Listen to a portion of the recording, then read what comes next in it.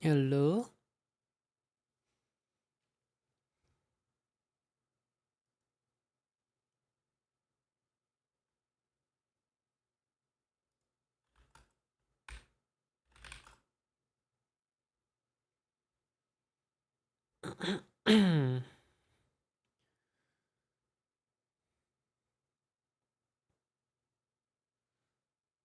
Completes all.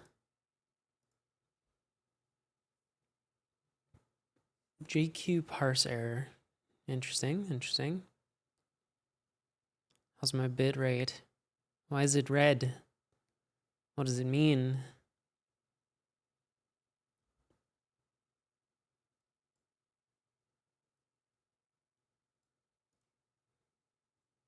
Hello. I'm live at unusual hour. Just gonna do some streaming things, I guess. At 3:45 p.m. Hey Penguin. Yeah, wait, what did I make the title? Did I save this? Learning Bash? Yeah, I figured we'd just learn Bash today. Since we've been using it for so long, like, it's probably a good idea if I actually learn it. So that's sort of the plan. My friend Dave just released this complete Bash scripting course, full-length guide to learning the Bash shell. And this seems like a good way for us to learn Bash. So I figure we could just learn some Bash. Because me personally, like, I don't really use Bash. I use Z shell, but I do have Bash installed, and my config is kind of fucked up. I should probably fix that or something. Maybe I'll learn how to fix it from this this video. So I figure, yeah, let's do like a little bit of reacting. I haven't watched any of this yet. I saw that it was being premiered the other day, and I saw maybe like a minute in the middle somewhere. I think it was like near the end, actually. Yeah, like here. So I'm excited to finally learn this Bash thing.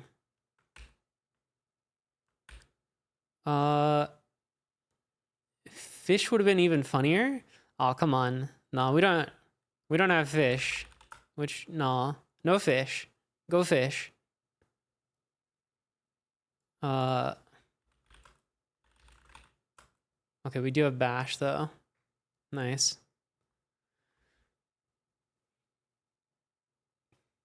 So yeah, I don't know. I figure I'm gonna learn everything I need to know right now. I don't know.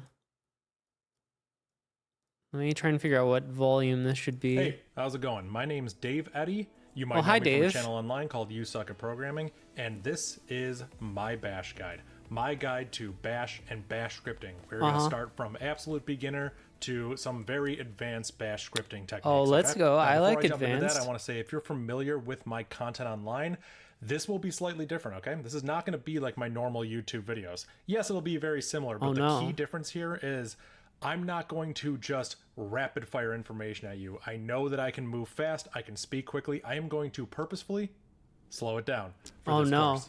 Now, should I speed him up if he's slowing it down? I feel like I might need to speed him up because this is 7.5 hours. I want this course to be useful to as many people as possible. That's difficult because everyone's going to be at a different place when it comes to how much Bash knowledge they have, computer science, I'm a complete beginner, stuff like that. So I'm trying to make it as approachable as possible, but I do want to dive into some very advanced I really need topics, to not pause during this and we're going to work our way if we want to really make it through. Topics. Because of that, I'm going to assume you know some things. So the prereqs for this are that you have a computer, you're comfortable on a computer, got the computer. Clicking double clicking. Ooh, clicking? I don't know. Hard drive. Like, I only have the keyboard. About a computer, and that you have opened a terminal before. Yes. This is Bash, so a lot of people associate that with Got Linux. the terminal you don't necessarily right here. need to have Linux. In fact, for this course, I'm recording it on my Mac. I will log into some Linux systems to explain some of the differences between the operating systems. I'll let you know when I do that during the course. But the point is, Bash just needs to run on any sort of Unix or Unix-like operating system. So if you have FreeBSD, if you have Mac OS, if you have Linux, then hey, you're good to go. I do have Linux. You might be able to do this on Windows. I know some people talk about Git Bash. I don't have any experience with that. Linux. Your mileage may vary if you choose to do that. But the prereqs here is that you need to have some sort of terminal. Why are you learning Bash? Because I don't know. I feel like I should know Bash by now. So today I'm just gonna learn. You know? I've been putting it off for too long. Yeah, for Advent of Code. I'm getting ready for next year for Advent of Code. Because once I know Bash, then I'll be able to do Advent of Code in Bash. It's like me learning Python. Wait, I thought you knew Bash? No, look. I only know Z shell. It's different. So yeah, we're gonna learn Bash. Apparently they're different things. I never knew.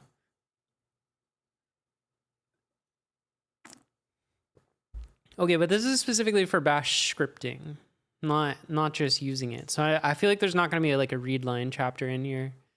Unfortunate.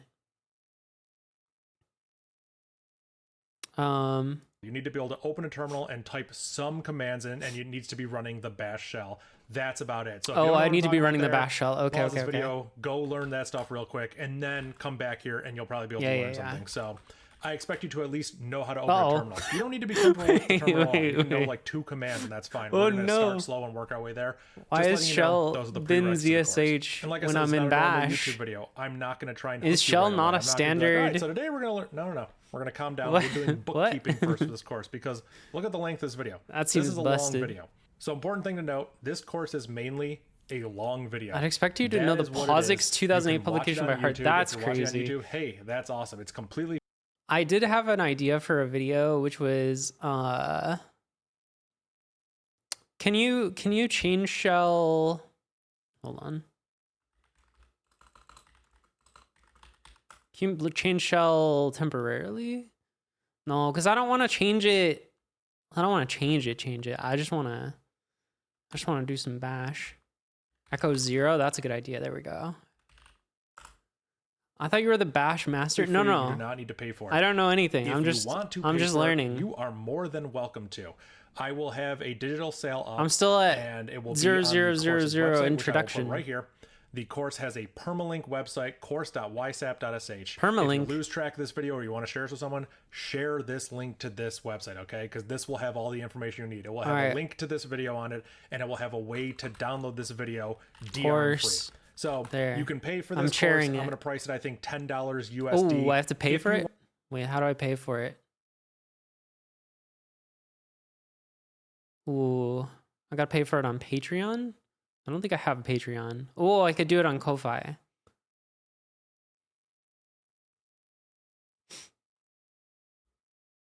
For whatever price I want. We'll see. We'll see if it's worth... We'll see how much it's worth. You don't have to pay for it? That's for downloading the MP4? What if I want the MP4?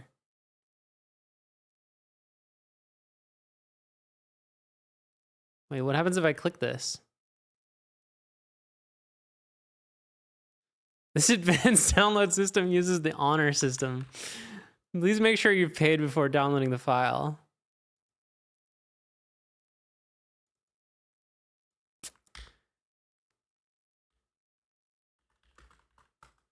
Oh, I W-gitted twice. Hold on.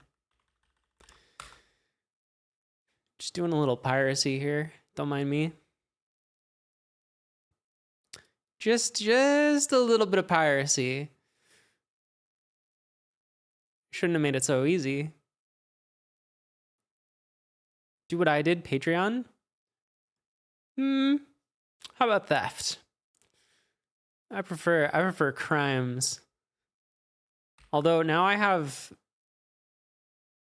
it twice. I accidentally.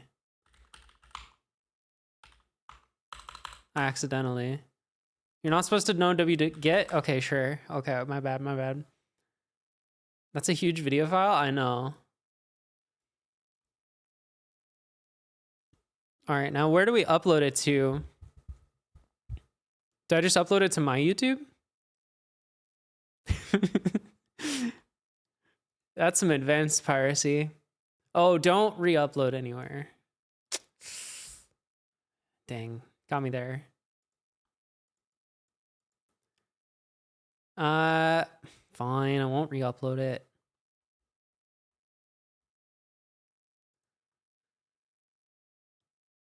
Want to, you will get. All right, we need to stop pausing. We're only 3 minutes in. This is bad. You can do whatever you want with it on your own personal This is machines. not you can copy a sustainable as many machines you want. You can play it rate. back on whatever you want. You don't have to worry about any sort of ads and stuff. You can pay for it if you want to. You don't have to. The only thing I ask is that if you pay for it, I'll outline this all on the website, but I want to go over here.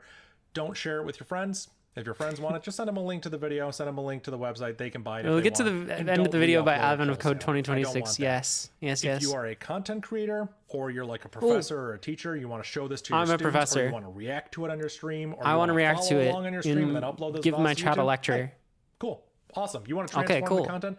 I love it. I think that's great. Please just don't re-upload that. That's the only thing I ask. So yes, if you want to pay for it with a one-time fee, you can. Wait, go don't to the re-upload? I also do have a Patreon, which is a recurring monthly subscription. That sucks. I know recurring subscriptions are not. I feel like he said that wrong. Not the best thing in the world, and everyone hates them. That's not what the website said. I'm just going to let you know that if you are one of my Patreon subscribers, you will get access to the DRM free download. Yeah, I can do this. This is allowed. Part of your subscription. So yeah, if you want to pay money for it, that's awesome. If you don't want to, the best thing you can do, subscribe. Just hit that subscribe button on You YouTube. just noticed their channel name? Really big. It's really fun watching that go up. It's a very nice. You suck at programming. For me. Like the video, share it with your friends, share it wherever. Let people know. He explains it a number of times, just in case I didn't watch it all the way through. And finally, if you want support during this course, I have a Discord server. What? You can go ahead and sign up. I'll put the link link up here. I am subscribed. I have multiple accounts. On the Discord server, a lot of really cool people. Listen. Listen. I'm going to create a dedicated channel specifically for this. I'm going to call it the Bash course, and it'll be up by the time this video goes up. I have multiple accounts. You can ask questions. You can get support. You can talk to other people that are hopefully going through this course. So yeah, I think that's it. I think that's it for the housekeeping stuff. It's over. I'm canceled. Like I said with the prereqs, you got to be comfortable with the computer and at least know how to open a terminal, and we'll go from there. Dave's never going to talk to me again. I will talk about the OS specific things. We will do some examples on Linux. We will mostly be working on my Mac, but the cool thing is Bash. We're going to be working on his Mac. That's pretty fun. When it's OS specific, I will let you know. So yeah, I think with that, Bash. Let's go ahead and jump in.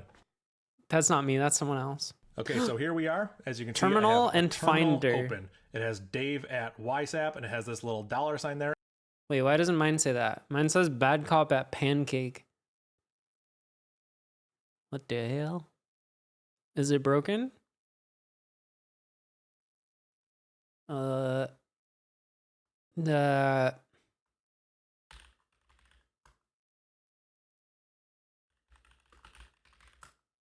not working.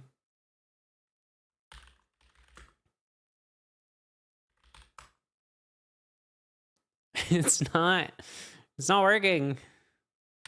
How do I become Dave? Can we do env? No. Are you not allowed to override user?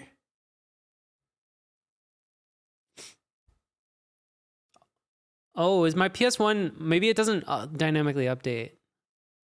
Ew. Yeah. I forgot that's my ZSH thing that does that.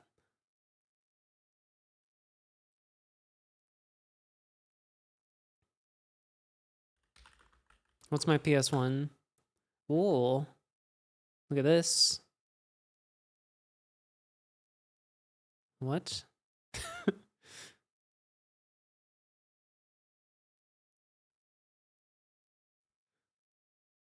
That all looks fine to me.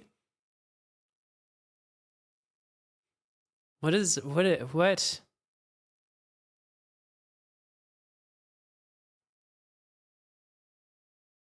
What's Debian Troot?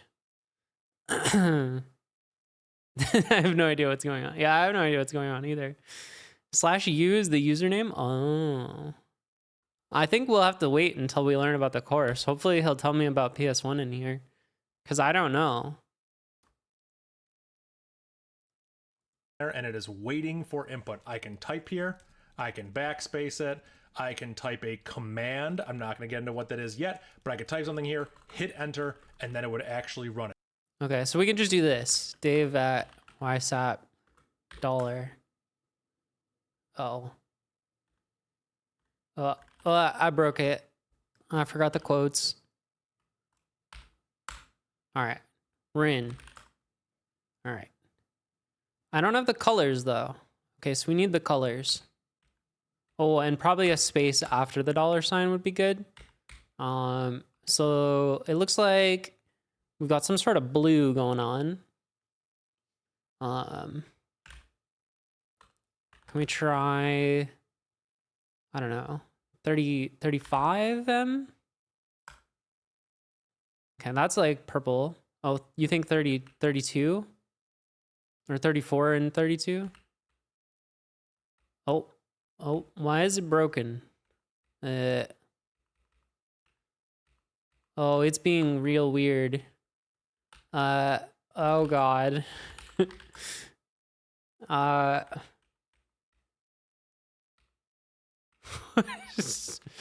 is readline so fucky? What's happening? All right, we're going this style. Escape the colors at the end of the export. What is it like? It's like 1 for reset or something.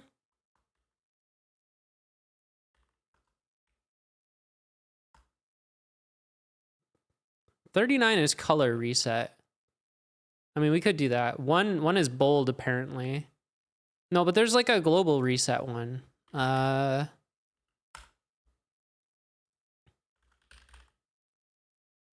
Oh, 0? Yeah, that's what I meant. Sorry, Lua brain. All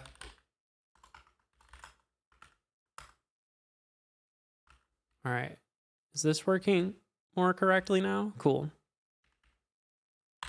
34.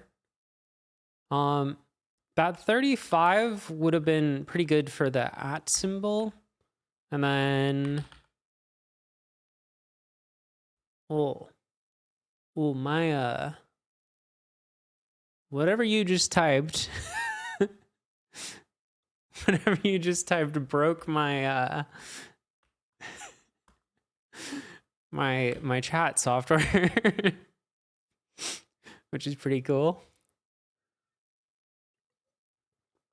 So don't type that.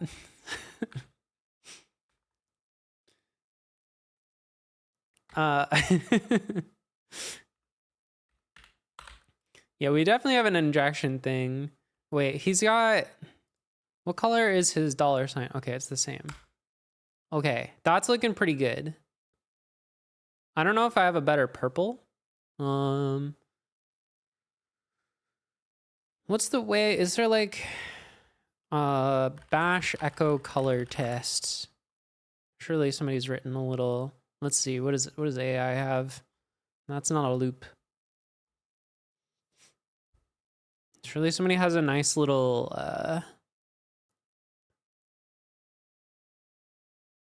black background. You're right. You're so right.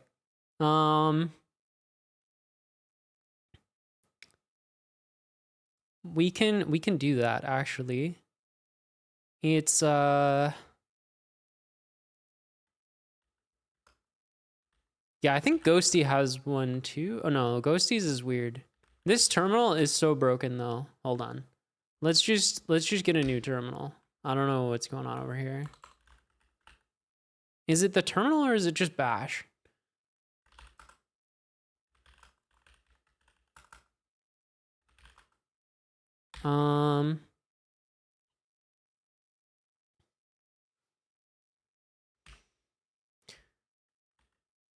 What the heck is this? Things are happening.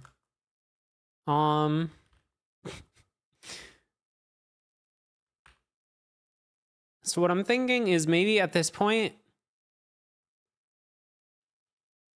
it's a 7-hour stream. It's going to take you 10 hours. No, it's going to take more than that.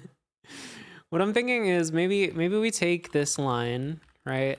This thing.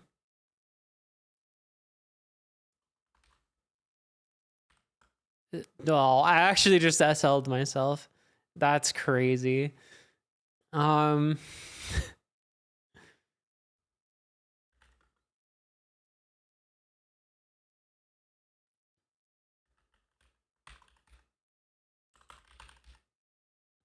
Let's make this its own thing. Let's wait for the train. 24-day stream? Yeah, it's gonna take a bit. Also, I think I fixed the fishing. Did I fix the fishing? Oh my god, look, we have fish again. Holy. We're so back.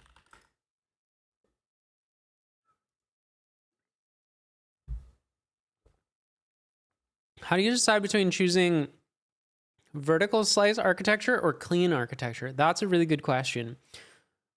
It's actually very easy for me to decide because I don't know the difference. So I just don't think about that, and then it's kind of solved.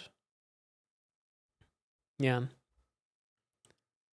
My advice for architecture in general is like, you don't really got to worry about that too much. Just kind of, you'll get a feel for it. Just write a lot of code until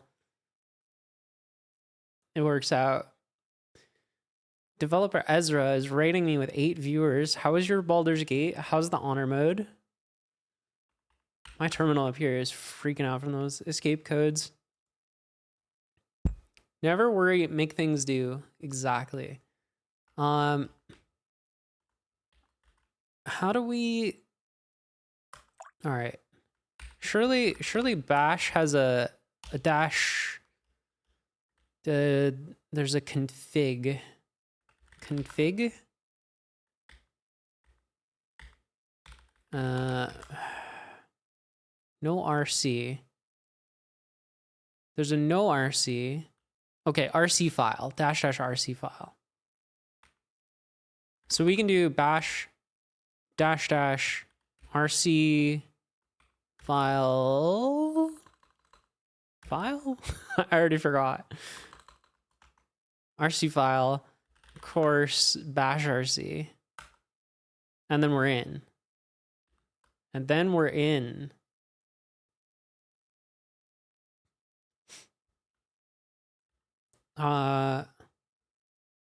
White equals all, yes.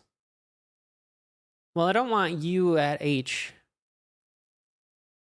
I want to be Dave at YSAP. Because that's very important. That's what the course says I have to do. But what we're gonna need, if we take a look at banner, what we're gonna want is one of these guys. One of these guys in our bash RC. Did I see the safe sleep thing? I did. Course bash RC, right? We just do a little printf there, and then we should be good if we just, yeah, here we go. We got the black background. We're good. Is this stream clickbait? No. We're learning bash. I'm just following the directions as they go. We've got, I mean, I feel like our blue and our purple are not quite right, but, and our green.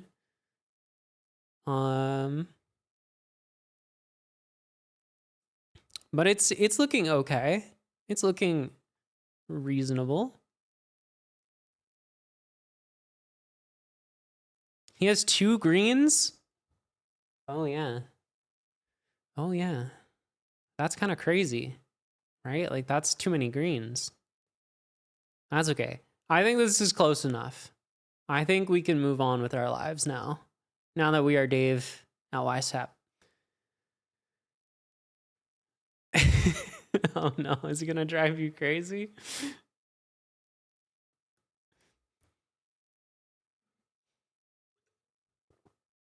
Do you want me to set this one to blink? Maybe you unlock more greens as you progress through the course. I hope so. This is the terminal. Before I can even talk about scripting, we got to get some of this stuff out of the way.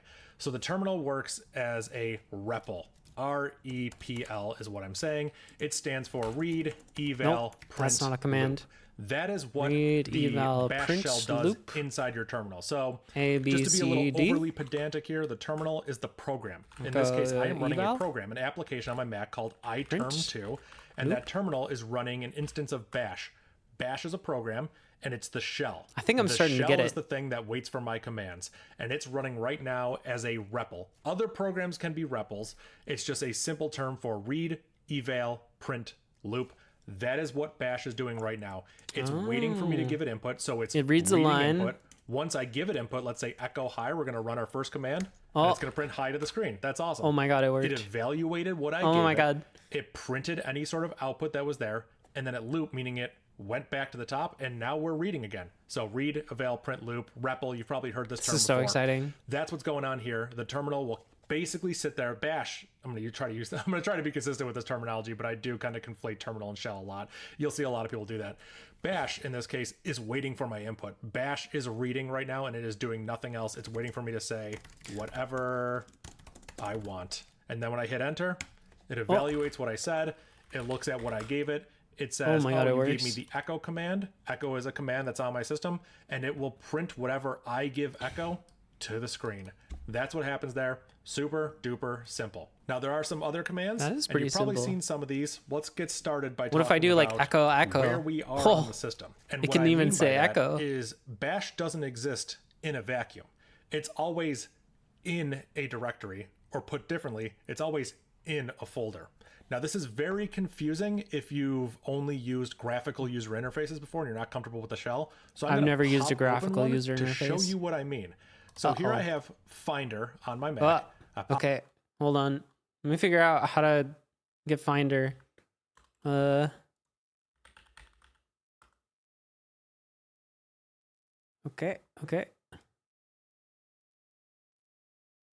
All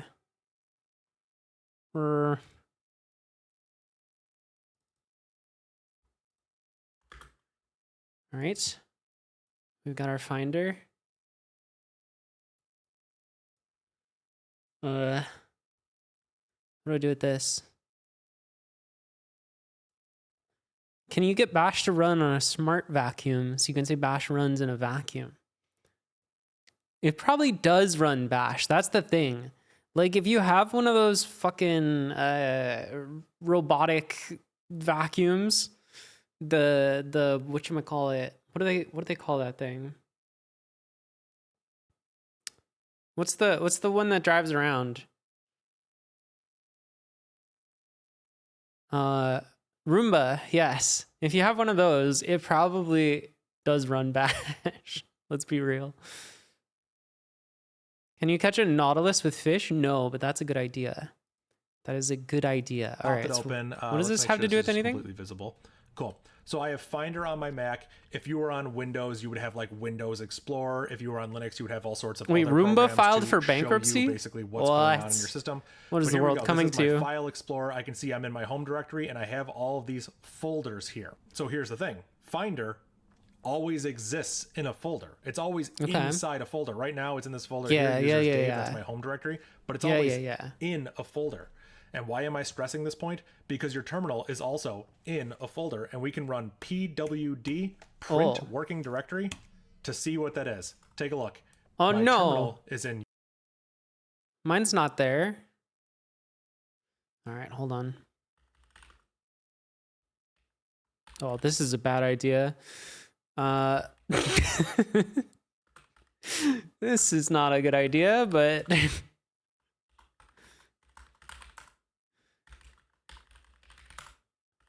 all right, we're there. Okay. And users Dave. Bash is in users Dave. So is Finder. Isn't that interesting? If we listed the files on our terminal, do you think we'd see what Finder shows us? Let's go ahead and do that. I'm going to shrink this down a little bit to kind of There we go. We don't have to deal with any word wrapping here. Let's go ahead and run ls. Here's the next command we're going to learn. Oh, this is going to hurt. This will list all the files that. Oh, this hurts. All right. Make dir applications, documents, music, temp, bin, downloads, pictures, desktop, library, public, dev, movies, sync. Permission denied. Throw a little sudo on there. All right. I SL'd myself. Okay. Now, this looks close, but something about his ls is configured differently. So we're gonna have to configure our ls, I think. I wish he would go over these things in the course because, yeah, they're not purple. Yeah, so how do we fix that? We're gonna have to learn how to use ls, I think. Because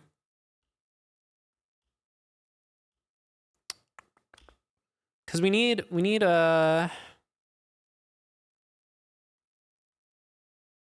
I don't know what that command does. Oh, you want to change my home directory to be users Dave? I could chown this this folder at least.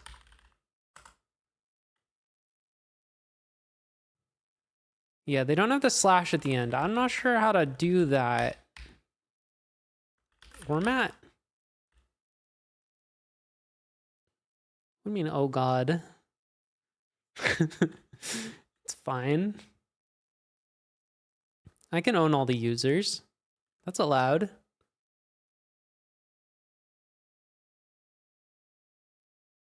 I don't like this color on black.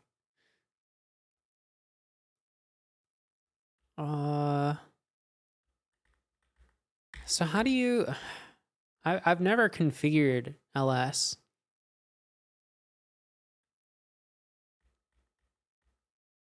He just expects us to know this stuff? Just user add Dave and log in as Dave? Yeah, but it's not going to be in the users folder because... Why would it be in the users folder? -F for what? I'm not going to do the user mod thing.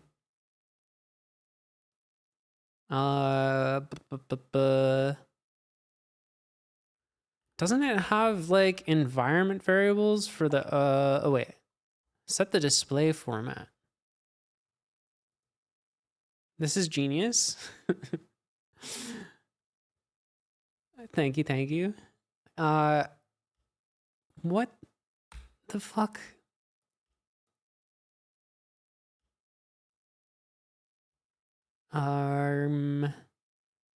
If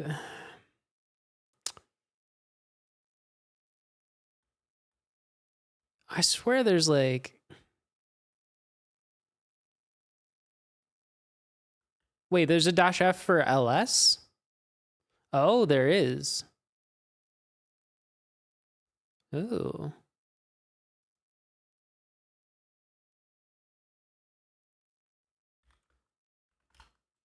Oh. Okay.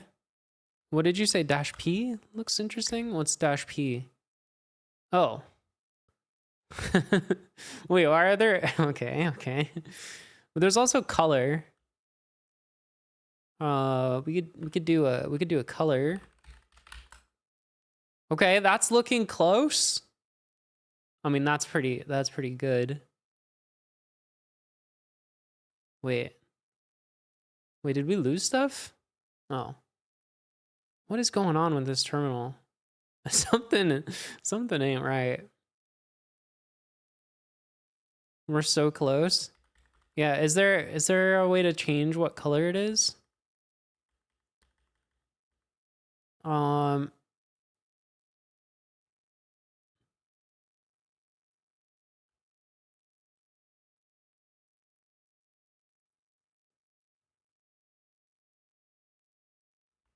Wait, a lot of things are not right? What's not right?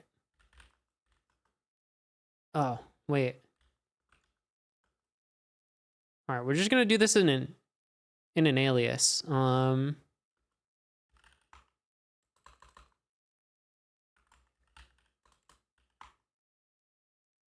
Yeah, ls colors, but I don't see how to use it. Let's just do ls equals ls dash f. Well, that's not good. Dash dash colors. And then we'll get out of here and we can start our shell over. Ooh. There's dash dash color, not dash dash colors. That's an important distinction.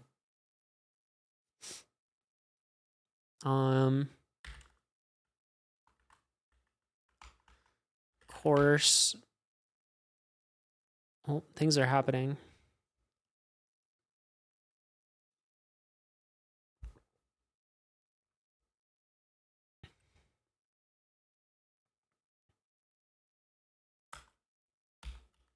How's say MIA right now? It is. Thank you for the raid, Finn. How was your stream? What were you up to? Right now we're learning bash. Oh shit. All right, hold on. Vim here, cd users Dave.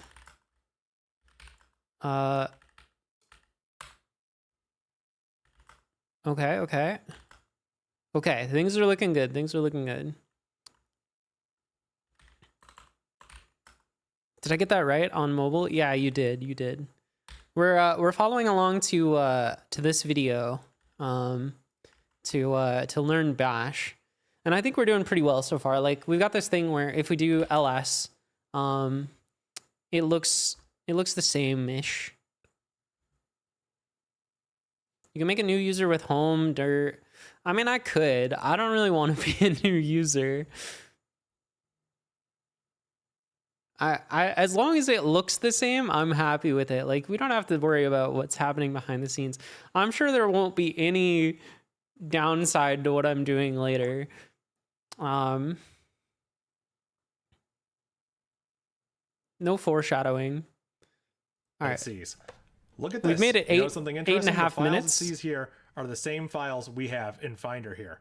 Okay, we're not going to compare to the Finder. That I had learned. I'm showing you guys something that I wish I had. Well, actually, I can just to combine these two things together in your head is super valuable. If you already know this stuff, like, Dave, this is super obvious. It wasn't obvious to me when I was learning this stuff, so I'm trying to give you what I didn't have. So my terminal exists, my bash process exists. It does look the same. Users Dave, and if I ls it, here is all the stuff we see in here, the same stuff we see in Finder. Wait, there's a difference. You have a lowercase at the end. He has case insensitive.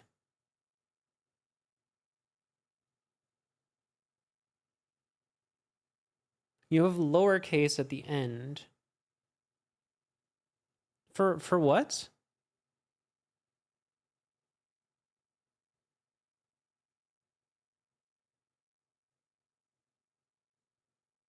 Doesn't look the same because you're in light mode. I actually don't know how to change that. That's an ongoing issue in my life that I need to figure out.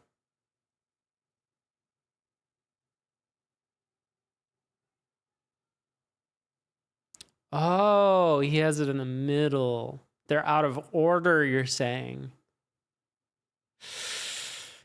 That's gonna be a tricky one. That one will be tricky to fix. That's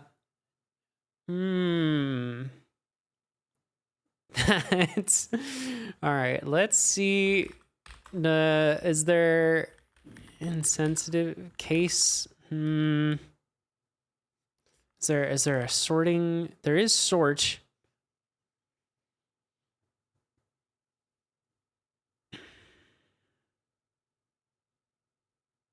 We could do no sorting.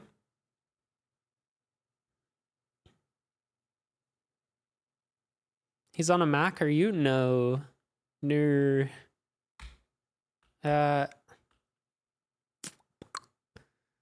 Yeah, that one's gonna be tricky to fix, I'll be honest. I don't know if I'm gonna fix that one.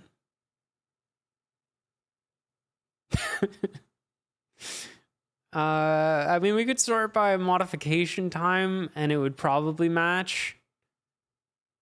But also probably fine. So I'll show you another command. I won't get too crazy with it. I'm just going to show you a quick little command.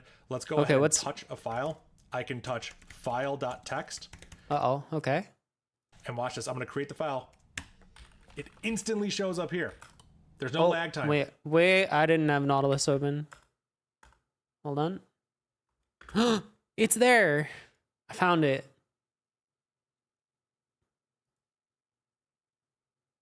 You need some locale stuff. Yeah, I mean, it's going to be hard because like Mac just has a case insensitive file system and I do not. LC collates? Do you know what I would set it to? Is there a man page for this?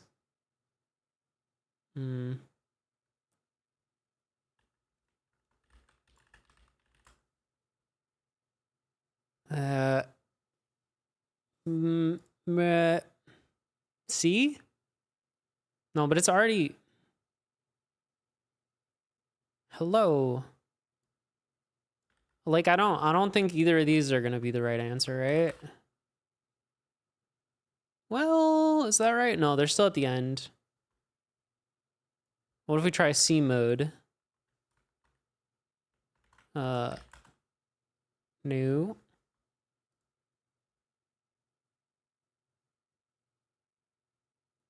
Yeah, I think it's just because my file system is case sensitive and his is not. I think that's kind of just a fact of life that we gotta live with. Anyone else been using Jira for well over 10 years and still don't understand how to find shit in this garbage software? Yes. So, I mean, I haven't worked anywhere that uses Jira in a long time now, but I do have, back when I did, this was my UI for Jira. It was just this little bash script that I wrote, just a little one, because I also didn't understand how to use Jira and I refused to learn because it seemed bad. So I just used their API instead. This is probably not what you want, but yeah, I wouldn't. This is very weird workflow specific, and unexplained. You just tried that one. Are you on a Mac?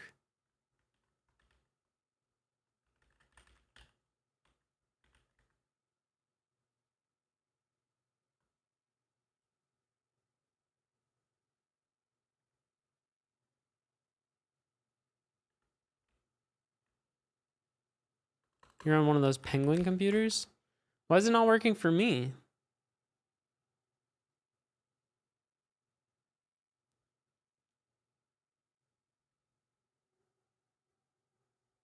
No dash? Same order.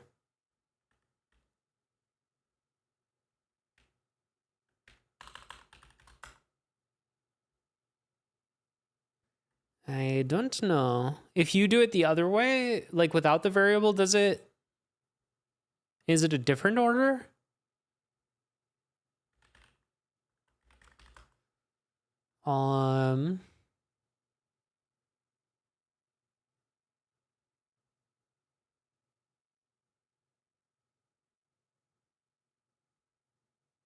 Yeah, I don't know.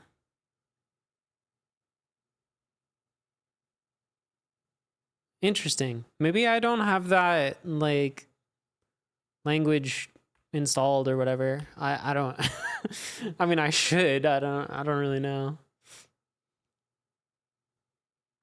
Locale-A. I mean, I see it. It's lowercase like this. It doesn't matter.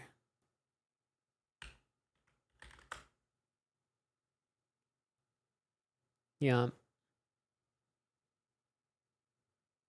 Interestingly, in Nautilus, they are sorted this way.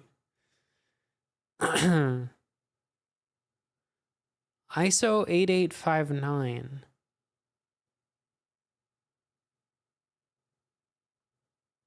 Okay, okay. What is that one?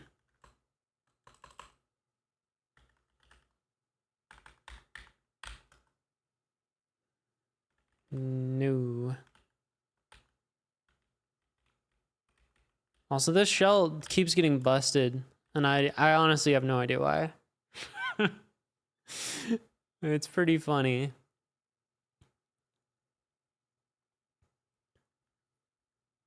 Like, if I go to the start of the line, it goes to here. Like, what? That's not the start of the line.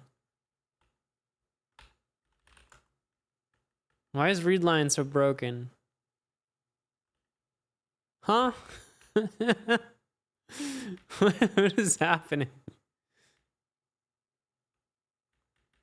How's my cursor over here?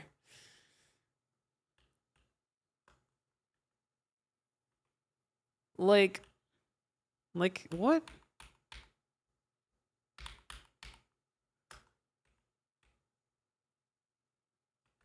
Something ain't right in here. Why not just sort later? Sorting the ls output isn't really reasonable because it like puts it into columns and stuff. You think the what is dash a l h f? I don't want dash l.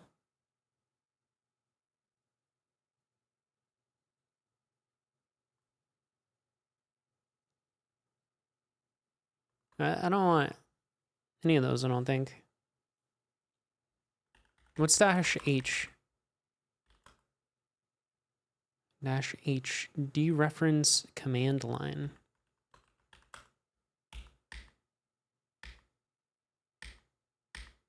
Eh?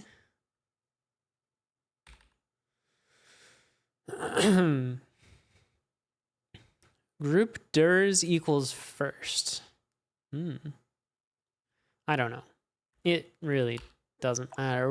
We're how cool is that? We're so stuck you can get a 9 minutes in. Sense of what you're doing. When I ls it again, you can see file.txt. Oh, lowercase h. That's awesome. It also shows up here.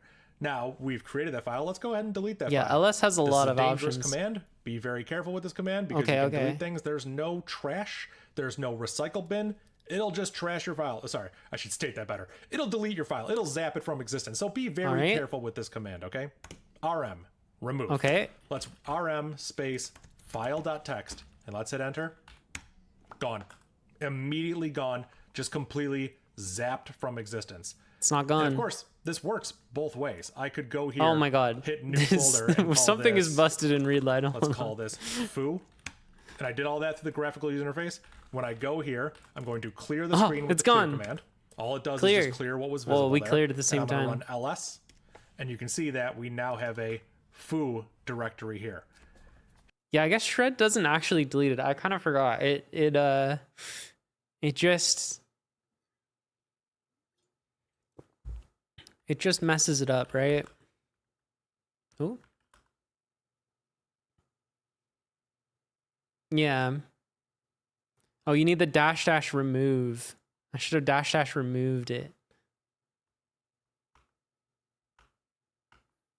Oh, these files are way too rounded.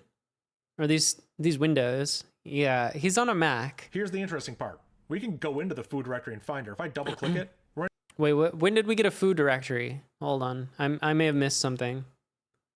Go here. I'm going to clear the screen with the clear command. All it does is just clear what was visible there. And I'm going to run ls. And you can see that we now have a foo directory. What? Oh, he made it in... Okay, I have to make it manually. New folder, foo. Okay, I've got foo. Nice. Oh, here. Misclick. Here's the interesting part. We can go into the foo directory in Finder. If I double click it, we're inside the foo folder. There's nothing there. But if we go to our terminal, we can cd change directory into compact disk. Foo. Hit enter. And now if we run pwd, we are inside the same directory. Oh, Pause we're in right there. here. Oh, I am going to use... I paused. Wait, now what? I feel like now that I paused, I'm not going to be able to hear what he's about to say. Am I missing something? Blu-ray command. That would be good. That's the future. Okay, I'm going to unpause. I don't know. I don't really understand what I was supposed to do there. Use the terms directory and folder interchangeably. They are the same thing. I will tell you on a personal note, I associate the word directory more with the terminal, more with the command line interface, and I associate the word folder more with the GUI interface, the graphical user interface, but I will use them interchangeably. So typically if I'm over here, I'll say folder. Just noticed this is 7 hours long. Directory. But they're the same thing. I won't be consistent. I'll mess them up sometimes. Just letting you know that when I say directory and when I say folder, it's the same thing. So now that we're in foo, I can clear the terminal again. I can ls. There is nothing in there. That's awesome. So we could touch it's empty. New file.txt, and look, it shows up immediately there. I'm pointing to my immediately. Screen. You guys can see it. Yeah, as you can see, it I don't have a good place right to put here. this window. It's too big. Of course, if we were to delete this, let's say I were to right click, or you know what, actually command delete. I'm going to do it right from my keyboard. Gone. It's gone now. Okay. If I ls, nothing's there. So there's no like having to synchronize between the two. They are both in sync because they're both showing you the same underlying data structure. This part's very important. The file system is the file system. Whether I'm looking at it through Finder or I'm looking at it through the terminal, I'm looking at a source of truth, which is the underlying file system. So Finder doesn't need to sync with the terminal or anything like that. No, they're both asking the 35 hours of content. Yeah, I'm milking this one. So they can both touch the same files. They can both modify the same files. You can get into some weird situations with that. But yeah, so hopefully that kind of demystifies this a little bit. Okay, right, so here we go. Some basic file manipulation. Oh, we're gonna do ed. So what I mean by that is we are still in the same directory as we were before. We are in the foo directory in my home directory. We can touch, let's say, lesson1.txt. We're just making new files. They're blank, but we're creating brand new files. Touch lesson2.txt. I feel like I should make this a little wider. Lesson3. Oh my god. Text. Hold on. Oh my god. Why does this terminal keep messing up? I actually am kind of annoyed. Let me re-up that one and see if it fixes it. Something was not right. Okay. So let me see. We're touching lesson 1 to 3. Yeah. .txt. All right. Oh no, I was in the wrong folder. No. All right, we're back. Sorry, I had to speedrun that. We're trying to catch up here. This is obvious what I'm doing. I'm just creating 3 blank files, and we can see them right here. That's all well and good. But let's say we want to make a 4th one, right? Touch lesson 4. Oh my god. Uh-oh. What? I made a typo. That's I meant 44. To say lesson 4.txt. I put lesson 44. Now, obviously, we could go over here.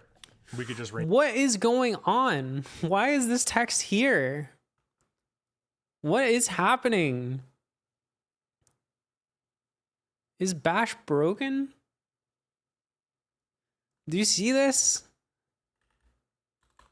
If I touch lesson 44, it's it's wrapping so early. Did you put something weird in the prompt? I must have. I don't understand.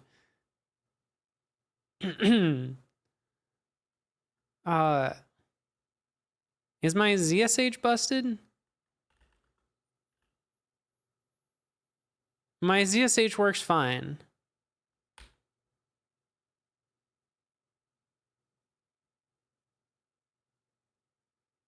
I've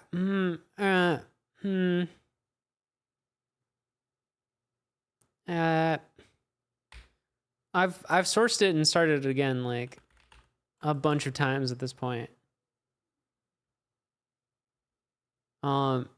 Let's go over this course bashrc guy.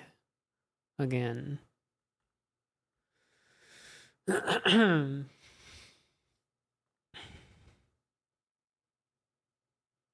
Like, this looks pretty reasonable to me.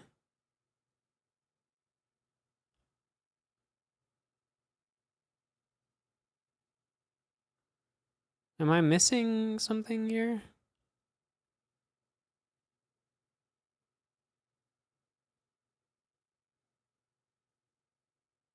Hold on. Let's get rid of these, and then we can diagnose.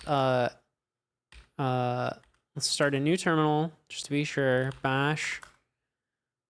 Okay. This is gonna be wide though. Let's put it back over here.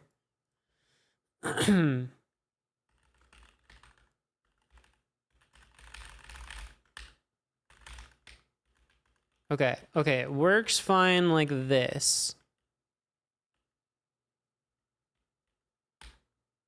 So something is weird about the PS1. Because I don't think it's the printf thing. I think this one's probably not what's causing it. Yeah, still fine.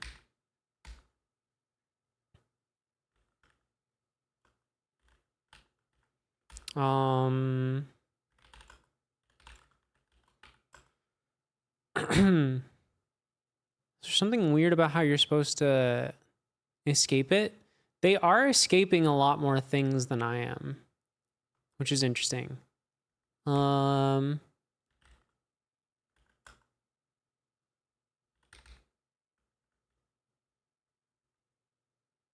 Like, they're escaping this character.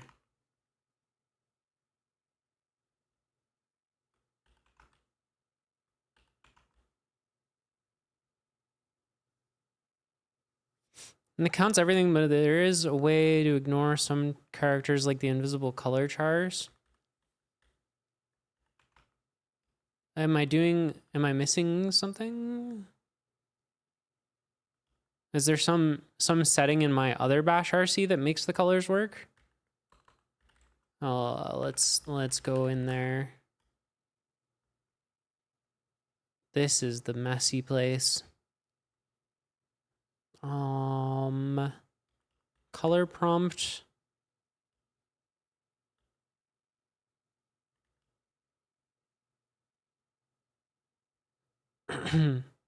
Missing a square bracket on your colors? The closing one? You don't need that. Why is that there? We can try with that.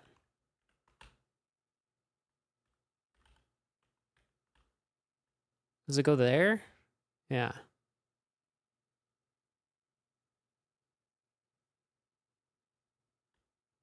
I've never seen the closing one before. That's a...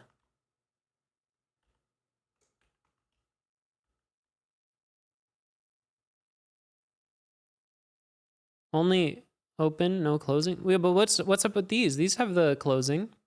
Look.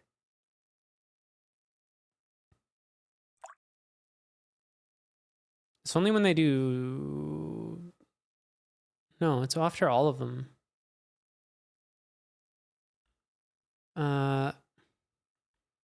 Also, they do 0, 0. I don't know if that matters.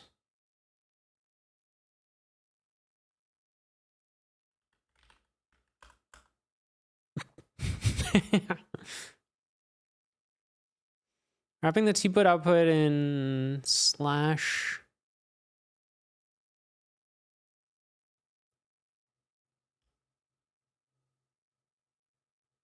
Hold on. Let's go back to the bash RC here. Okay, they're also doing single quotes. And I'm not.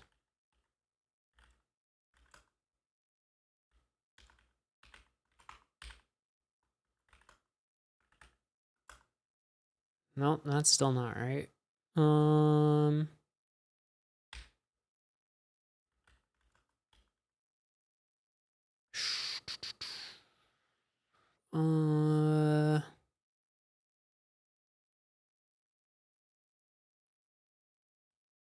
Is there anything else with the PS1 in here?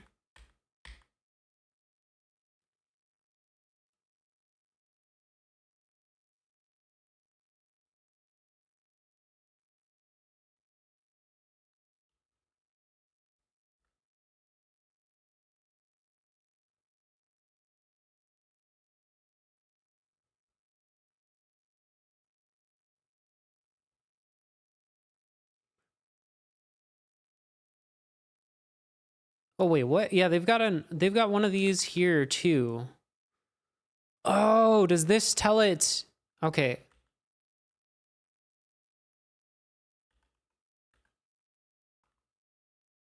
I think maybe it's this.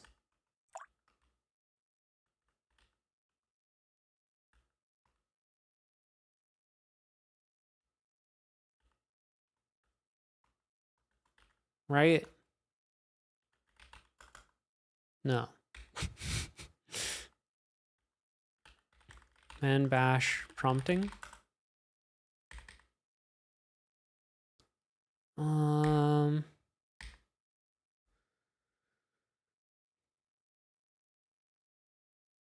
Is there something about colors? Begin a sequence of non-printing characters which could be used to embed a terminal control sequence. End a sequence of non-printing characters. Right, I see.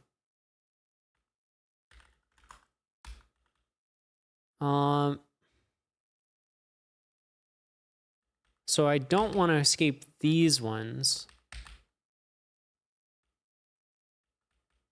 These ones are my actual ANSI ones. All right. I think we fixed it. Thank you for the tip.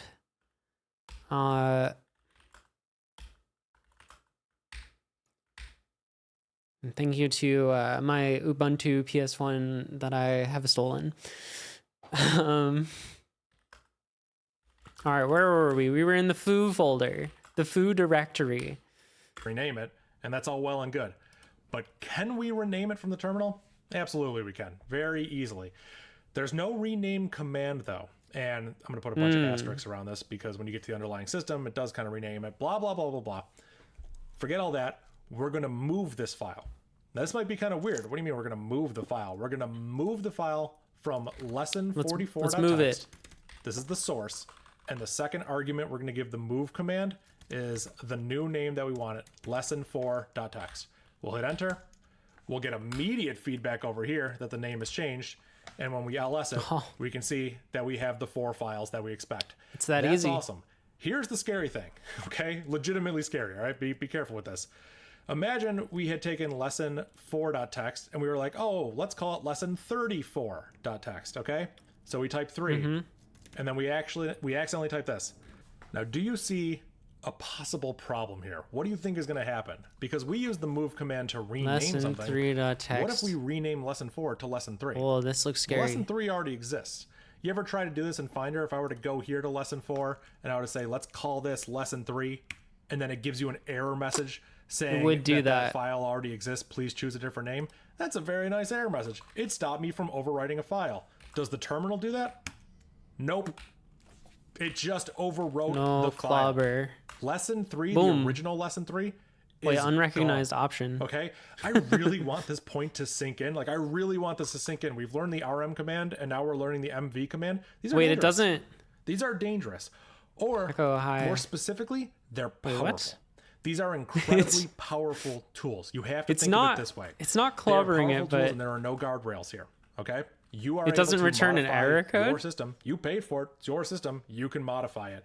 You can also shoot yourself in the foot. So be very careful with this, all right? Like I said, there's no trash. I can't go and get lesson3.txt, the original one, back. It's gone. Now, terminals suck. What you're referring to as a terminal is actually a terminal emulator. Make sure you have backups, all that stuff. But I'm just trying to say, and what I'm trying to stress here is be careful. It is surprisingly easy to overwrite files in the terminal, okay?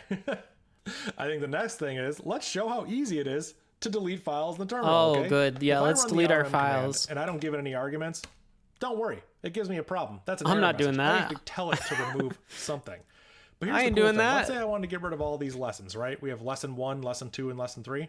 Yeah, RM star. Lesson star dot text, and they're all gone. All 3 of them gone. They're just completely gone. This is called a glob. This is a wildcard. I will talk about this more in the future. I'm just letting you know and showing you how powerful this can actually be, okay? It's kind of wild. Here's the fun thing. RM, depending on your version of RM, though I think most versions of RM support this, RM has an optional flag called -I, and I will show you what that does. So let's go ahead and recreate those files. I'm going to clear the screen. I'm going to spell clear correctly, and we're going to touch lesson 1.txt, touch lesson 2.txt, and touch lesson 3.txt. Now let's go ahead and use RM-I lesson star. I don't have to say .text. I can just say lesson star, and it will match anything that starts regular with empty file lesson 1. Look at this. -I means interactive. -I will prompt you to confirm that you actually want to do this. So I could say N here for no. I could say Y for yes, and I could say N for no. And we are left with, as you can already see on the Finder, we're left with 1 and 3 because we specified no for both of them. But we did specify yes for 2, so that's why 2 is gone. We could do this again. Actually, I should show you what I just showed you right now. Up and down, pressing up and down your keyboard, super useful. I should have I won't lie, I have been doing this one. When you press up on your keyboard, you go backwards to the history of commands may have already you've been ran. doing When this you press one. down, you go forwards to the history of commands you've ran. So if I want to rerun the last Multiple command, I can touch? hit up, and I can hit enter. I can hit I up, know. That's why I did this and I can one. get to the command above it, hit up, I'll get A little bit touch of lesson 3. If I cheating. press up again, we'll get lesson 2. If I hit up again, lesson 1. So up and down is a I ain't great typing on way that. of going through your history. So if we ran this again, we can see that want to remove lesson 1? Sure. Want to remove lesson 3? Sure. We could totally do this. And now, let's talk about the last thing here. Clearly working ahead of the class. Wouldn't it be nice if this was the default behavior, right?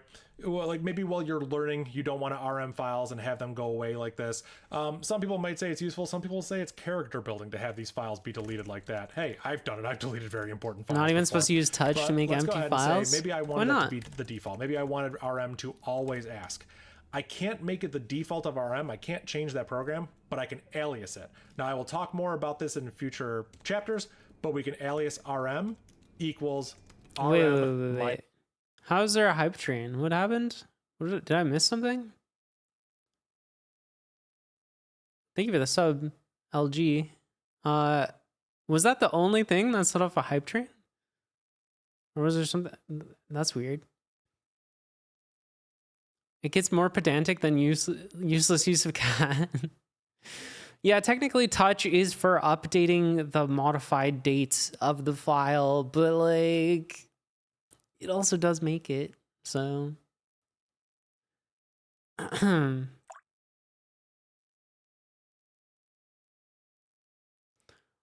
oh, Kevin RPB is continuing the gifts. Whoa. I've never seen that message. That's a new message for me. Continuing a gift sub. Very cool. Thank you for the subs. Okay, we're doing an alias here. Look at the syntax, kind of study what's going on here. When I run this, now when I run the RM command, the -I will be there implicitly. So we run RM lesson star, and look, it prompts me to actually do it. I don't have any because lessons. it is using the alias. Touch. How do I know that it's aliased? Well, I can run alias RM, and it will let me know if it was aliased or not. If I run alias MV, we can see that there is no alias for MV found. We didn't create one. That's true. I'm throwing a lot at you. Don't worry. All this stuff will be explained in later chapters. We're going to go deep into every single topic that we've discussed. How far in are we? Almost 20 minutes. Wrap up here, I want to show We've almost made it 20 minutes. Command to you that is going to be super useful. We cleared the screen. Actually, I should teach you that one too. Control L. Depending on the terminal you're on, will let you clear the screen. It's like the equivalent of running it clears the screen. Command. So I unfortunately in the habit of pressing Control L a lot. It's super useful for teaching, but now that I'm trying to teach the basics of the terminal, I have to like remind myself. So hopefully I'm not jumping over too many of the shortcuts I do. I have future chapters dedicated to these shortcuts, so don't worry. I'll try to go over as much of it as I can. He's running an OS that's Unix certified and you're not. So you can use touch outside. It's Unix philosophy and he can't. But let's say, you know, we can use up and down to look through our history of commands. We also have the history command. If we run history, it prints I'm scared to run that. And you can see, I'm scared to run that, Dave. Here. We have almost like 5,000 some commands. Dave, I don't know about that one. In my history, you can scroll through, you can see. Let me just make sure that's how safe is that? Yeah, that should be fine. We've done enough things to to fill that up. There's a command to check history. There sure is. The history command. See all of them. This is super convenient. This is super useful. If you log into a machine, you run a bunch of stuff, you disconnect, you log in a week later, your history's there. You can remind yourself what you were working on and what you were doing. History. Where's that history stored, Dave? This is just a great tool to have. This is just something to keep in your back pocket, something to have in your toolbox. Super useful, super awesome. Hidden files. Okay, so one thing I want to touch on real quick is the concept of hidden files. Okay, so okay. if we touch file.txt here, no, not Etsy Shadow. Just fine. If we ls, it shows up there.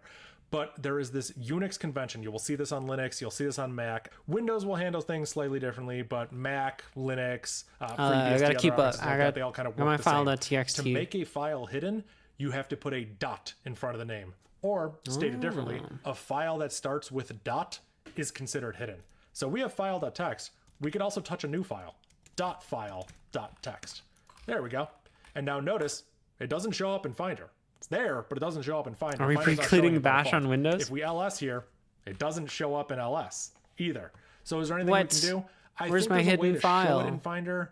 Okay, I actually can't find out how to show it in Finder, so you have to take my word that it's there. But okay, glad I don't have to figure that one out. I'm way more comfortable on the terminal, so don't worry. A lot of the future lessons are just going to be terminal only. But when we're here, we can list hidden files with -a. When you give -a to ls, it tells it to show all files. So we can run -a, and we can see that there's actually no, hold on. Hold on. I don't have that file. Oh, it's not a directory. It's just a file.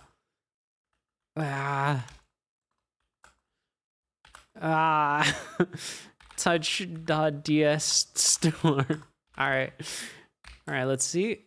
ls -a. There we go. Somebody actually build a bash-based web framework? I have so many questions. Yeah, there's a few of those around. That's one of them. That's my one of them. No idea what's going on here. We're learning bash. I'm following along with this video. Teaches me bash.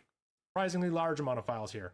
We have dot and we have dot. Talk about those more later. We RMRF have .ds store. This is a Mac specific file that you'll see show up. It's super annoying that it shows up. We have .file.txt and we have file.txt. Nice. So real quick, dot and dot. These are built in to every directory. Every single directory will have these automatically. You can't create these and you can't actually remove them. They are there. Your file system provides these. Dot is a shortcut that always means your current directory. So when I am in, where am I? Foo. Who drinking hot sauce? Yeah. CD into dot, I'm still in foo. Dot is always your current directory. Dot, by contrast, is the directory one above. It is up one level. If you've ever seen a little up arrow on like the Finder or whatever, that's what it is. So in this case, we are in users Dave Foo. How are you learning bash and you built some web framework in bash? I don't know. Yeah, it's kind of confusing. Yeah. It's about the journey, not the framework. It's more like bash stack was kind of written in like a fugue state kind of thing where I just like no, it wasn't vibe coded because it predates vibe coding. Actually, I'm kind of proud of that. I feel like any software you put out now, it's like, especially if you do like meme software like I do, it's like a little bit sus, right? Like you don't know, are these handcrafted memes or are these like AI generated memes? Like it kind of sucks. So I'm glad that I got a bunch of memes done pre-AI so that you can just like, you can trust. Bash stack was just pure human slop. Hey, have you ever tried deleting dot? You can't. I didn't know that. I've never tried.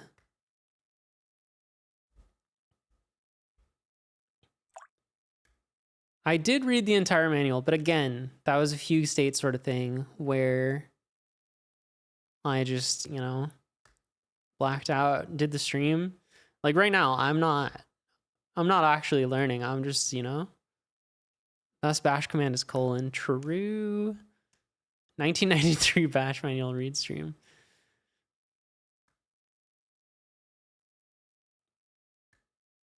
When I showed up, they didn't even look at it because of AI? Wait, what does that mean?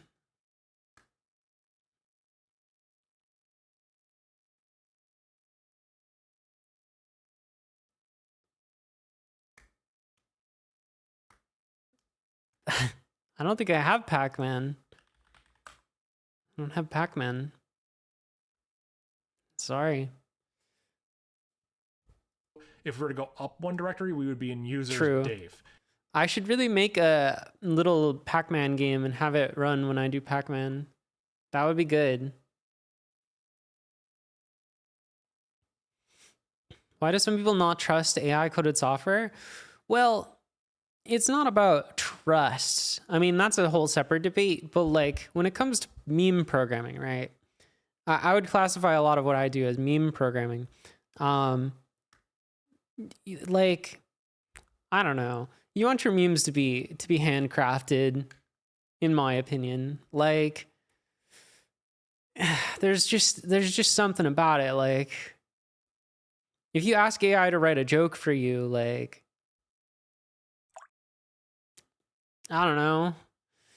Is that the same as coming up with a joke? I don't think so. I think there's a difference.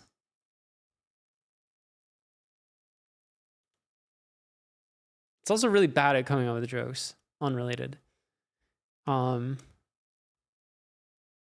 Just like, I think it's probably not very good at meme programming either. It's my niche.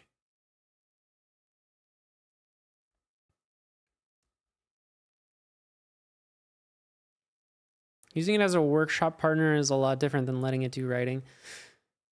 Yeah, I've tried a little bit of that, and it's mixed results. I mostly just, yeah, it ends up being a waste of time more often than not for me, for the things that I want to do. Plus I have mixed feelings about it, so I lean towards not using it.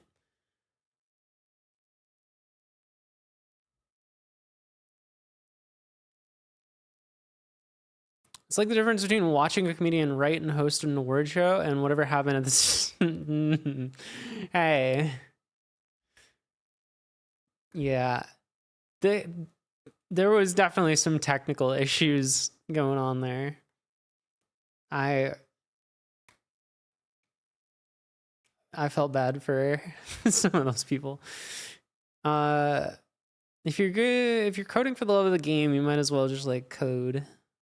Yeah. And okay, we're not making good time into here. Running pwd, and then you can see that we are in users Dave. Hey, that's great. Now I want to cd back into foo. I can run cd foo, right? Well, I can also run cd hyphen. Whoa. There we go. And this will bring me into the last directory I was in. So that's a cool little shortcut, something that Bash has, super useful. I used it a lot. CD hyphen to go to the last directory you're in, as long as you were in a previous directory. Like if you just fired up Bash, I don't know.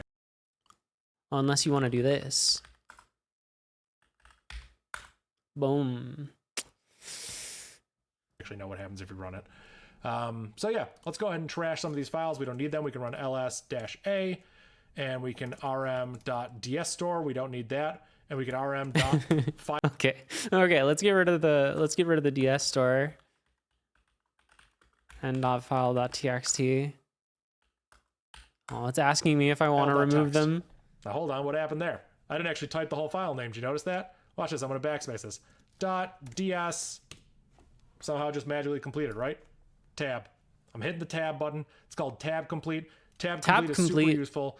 If I type .f for file, display all 2,640 possibilities. No, thank you. So we can RM that. We can RM that. And now we run this. We can see that we only have file.txt. Nice. Now be careful, because if I had foo.txt as well, now we have 2 files here.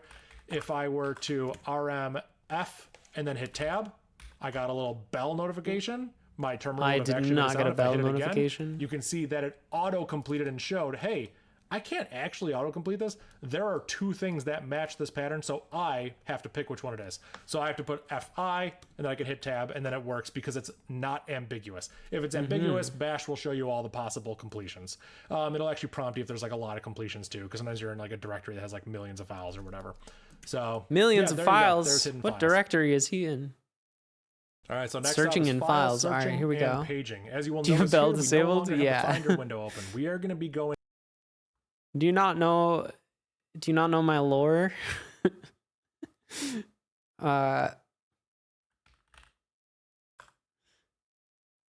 Hold on. I gotta pull up the clip.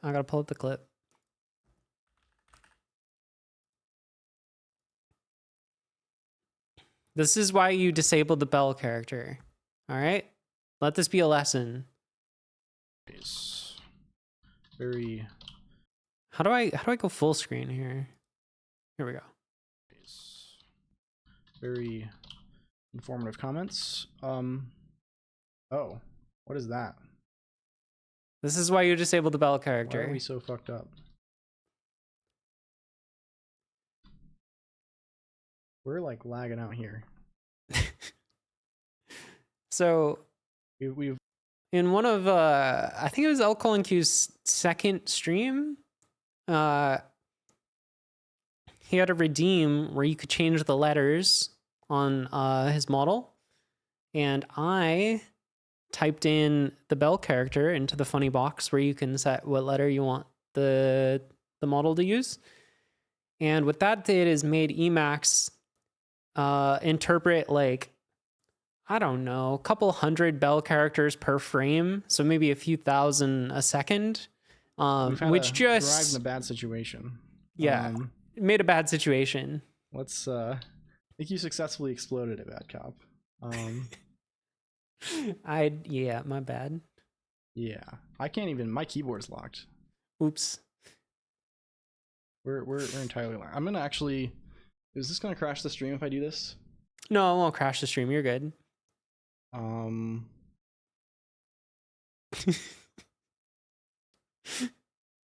Did that crash the stream? No, you're good. Are we still here? Yeah, he had to switch TTYs to fix that one. Which surprisingly didn't end the stream. That was kind of cool.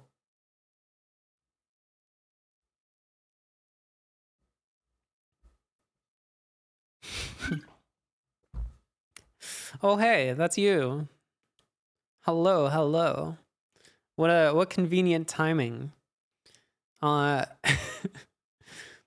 Someone was asking me why I had the bell character disabled in my terminal, and I had to show them why it's a bad idea to have the bell character enabled around these parts on the twitch.tv. Yeah, you gotta turn that shit off. Unsafe.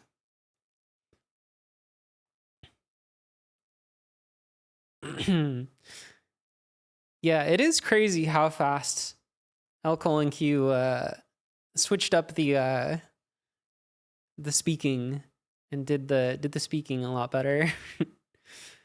My fork of ST turns off all the weird guys now. Oh, I remember the days when I used to run a fork of ST. Used to have the patch that lets you scroll up, but then I got rid of that and just started using Tmux. Unnecessary bloat to be able to scroll your terminal, in my opinion, and the opinion of some others.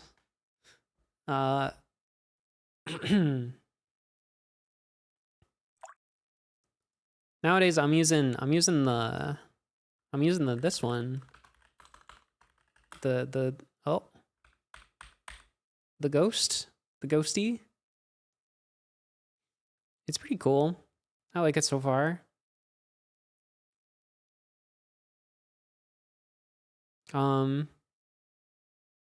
It seems to do the thing that it says it does well, which is like rendering really fast. I mean, honestly, I haven't noticed too much of a difference in performance between like this and Alacrity, but I wanted to try it out. But yeah, today we're learning some Bash.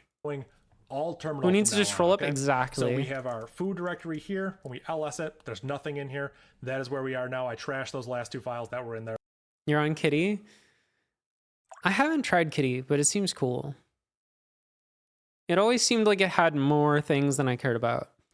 Like, I actually already think that Ghosty has more things than I care about. Like, it has like splits and tabs and windows and stuff, and I don't really need all that. Like, Alacrity kind of draws the line at exactly where I want it to draw the line, which is just like you open one window, it's one terminal, and then that's it. Do you know that TTYs support console IOCTL's like graphics mode ones?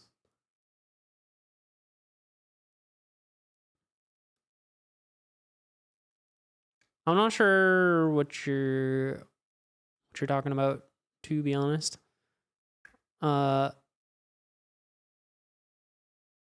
PTYs do not. Right. The pseudo terminal. The pseudo. What is the TY part? Terminal emulator. And we're going to jump off from here. So another command I'm going to teach you guys about today is cat. So if we touch file.txt, we've created an empty file. We can cat file.txt. Cat file.txt will open the file and show us what's inside it. It will print the contents of the file to the screen. There's nothing in my file. There's nothing in the file. It's an empty file. So it's not super useful right now. But there is a file on my system that we can cat that has a lot of useful stuff in it. And I will show you what that is.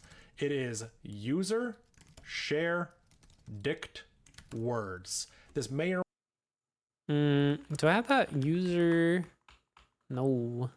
Oh wait, maybe dict words. I got all the words. I have the words. may not be on your system. It's going to be there if you have a Mac. I'm going to run this, and there's going to be a lot of output here. So I'm going to hit Control-L. We're going to clear the screen, and we're going to run this. There we go. A lot of output. But if I scroll, take a look at this. There is a lot of stuff here. There are a lot of words here. So this is basically a word dictionary. It just has a ton of words in it, which are going to be useful for me to kind of show some of these concepts. So let's go ahead and do this. So now that we have cat user share dict words, what can we do with it? Well, the first thing we can do is we can search for it. You know, we have like find, like if I go to this, I can hit Control F and I can start typing something in here. So I could search for I like can't do Dave, that. and it will find every instance of definitely Dave. Don't have That's awesome. Command that's F. Terminal. That's iTerm2 doing that. I would like to be able to do that from Bash. Is that possible? Of course it's possible. I'm going to introduce you to a lot of concepts here, but let's start slow. Instead of using cat, we can use something else. So I'm going to go all the way here. I'm going to go to the beginning of the line. We're going to swap this out for grep. Grep is a program to search a file or an input stream for some sort of pattern. So grep, the pattern we're looking for is Dave, and the file we're trying to read from is user share dict word. So when I run this, cadaver, we get the file output, but it's been filtered. Oh no, we have different results. Oh, this is gonna be a hard one to fix. Oh no. How do we fix that? Oh no.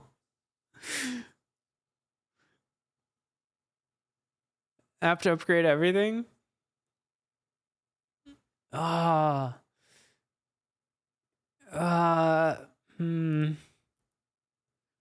think we don't fix that one.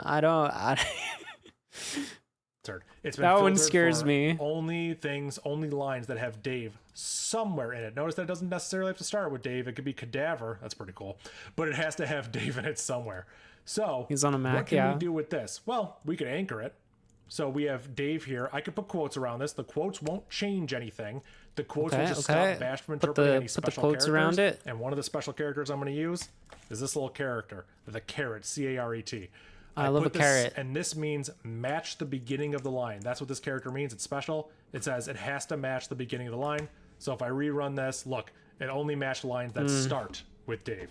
So that's cool. And of course, there are other patterns. You changed your prompt? Yeah, I had to. Instead of checking that follow it starts the video. with Dave, we could check that it ends with Dave. You can use a $sign. $sign signifies the end of the line. Dave money. Nothing matched. That was a failure because nothing ends with Dave. Oh, no. That. But something has to end with, I don't know, ly. I'm sure we'll get a lot of words like that. Hey, here we go. All the Here's all the LYs. words that end in ly. That's kind of cute. That's kind of woolly. neat. Cool. So now that we Wizardly. have a little bit of grep under our belt, we don't have all the patterns there yet, but we can work our way up to it. Let's show what we can do with it, okay? Here's some quick little examples. We can make our own file. So we've done this a million times. Touch file.txt, and there we go. Now we have a blank file named file.txt. You know how we can echo? We can say echo hello, and there shows up hello. I know about echo hello. Nice. We can redirect it. And I'll talk more about this later, but for now, we can do this. So what's going to happen is Bash is going to run this command, and instead of printing it to the screen, it's going to go there. So greater than means to overwrite. So it'll overwrite whatever's in file.txt. There's nothing there, so don't worry about it. We're going to overwrite the contents of file.txt with what the echo command printed, which was hello. So now if we cat file.txt, we get hello. Hey, that's awesome. That's how we can write to files very simply with Bash. Hello. And then using that, we can put more in there. So we echoed hello. What if we echoed, I don't know, let's do like the letter A, and we put it into file.txt. Well, if we cat file.txt, now it just has the letter A. Oh my God, it's got the letter A. Overwrote some data. So that's not great. Let's go ahead. Let's press up. Let's get back here. Let's write hello into file.txt. So hello. if we cat file.txt, we get this. Let's echo A into file.txt, but let's use this notation. The double greater than notation. This means append. So it will create the file if it doesn't exist, and it will basically put data in the file even if the file doesn't exist. But Hello, in the case A. that the file exists, it will append it to the file. So if I run this, and then we cat file.txt, we can see that we have hello, and then we have A underneath it. That's super cool. That's super awesome. So now we could do something like, let's echo B into file.txt. Let's echo C into file.txt.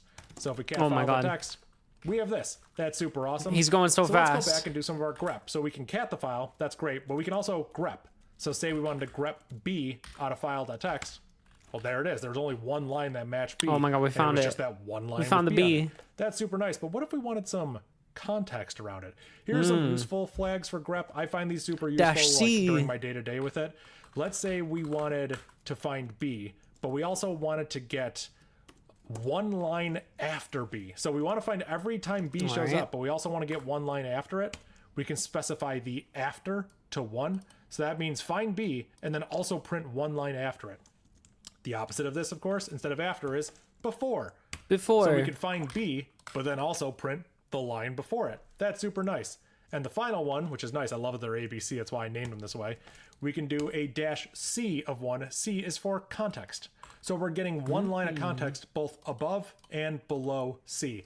This is super useful when you're searching through files because sometimes you might know you're looking for a keyword, but what you actually want is like 3 lines below it. I can specify, hey, I want the after of 3, and then I'm good to go. Super useful. Love it. I think it's great. All right, so let's go ahead and put some more data in that file. We can echo Dave into file.txt. Notice the tab complete works for the name of the file. Super convenient. We could also echo all caps Dave into file.txt. Uppercase Dave. And now let's search for it. Let's grep for Dave in file.txt. Okay, we only found one line. That makes sense, right? Let's You want a little -I action. sensitively with -I for Dave. And now we found There both you go. lines. So -I, super useful to grep. Basically says case insensitive. Super, super useful. Thank you for the raid. How was your Zig? I was watching a little bit earlier.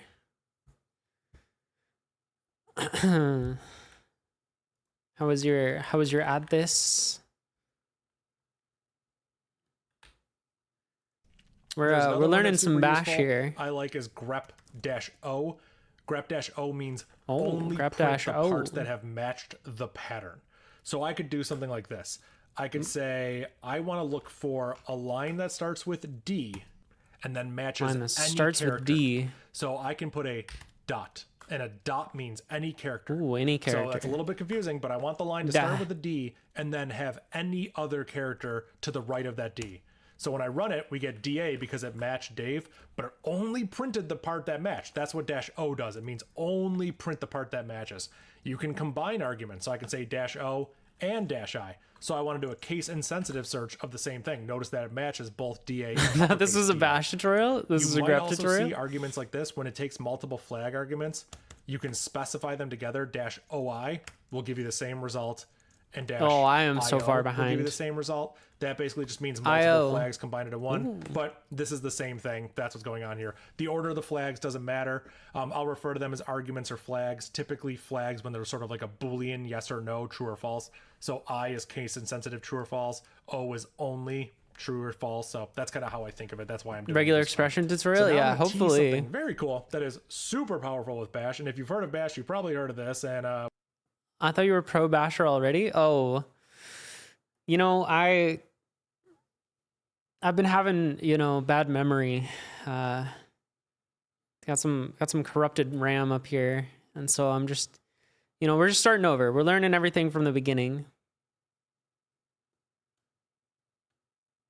Why is it taking me so long to get there? We're building our way up. Don't worry. We're going to talk about pipelines. I would replace the RAM, but it's like, it's just so expensive right now. So you just kind of got to deal with it. Yeah, exactly. RAM corruption in this economy. Yeah, I don't know Bash. I just know core utils. That's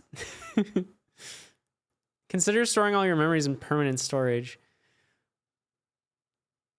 Yeah, I actually mounted my RAM, part of it, as a file system.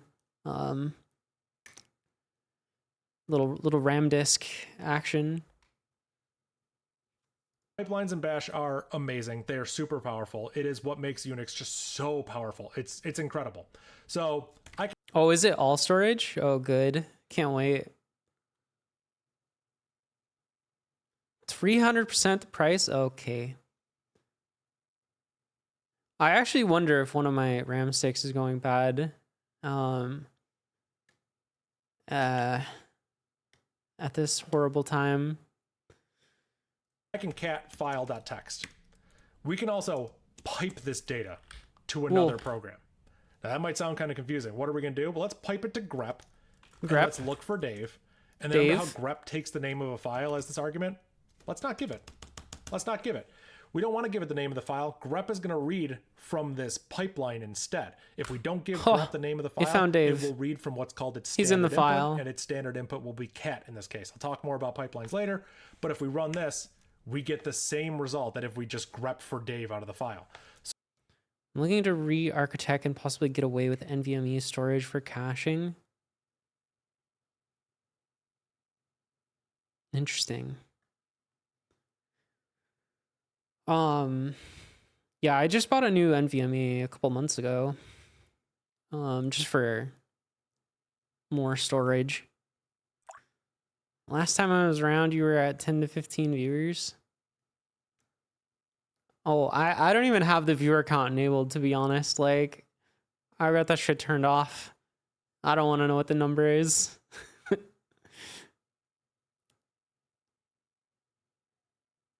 For all I know, there's 3 people here. No. You're good. You're good. I figured it was somewhere around there, but it's 3 right now? No, it's 5:23. Look at this.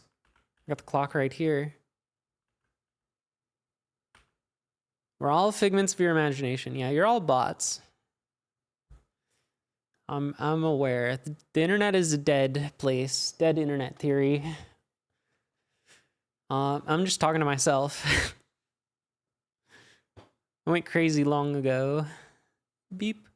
So this is super useful because we can start taking data from the left that's large and distilling it into smaller data. So if you remember, we had user share dict words. Oh, except Shreyas. Shreyas is not a bot. That's very clear. Shreyas is the one true viewer. Like, if you've ever seen Matrix, or The Matrix, Shreyas is like Neo. But what he doesn't know is that I am actually a bot. I'm a large language model programmed to stream weird programming things specifically tailored to Shreyas's interests. Twitch.tv is not even a real website. It's just generated specifically for Shreyas to watch. The rest of us are AI, especially me.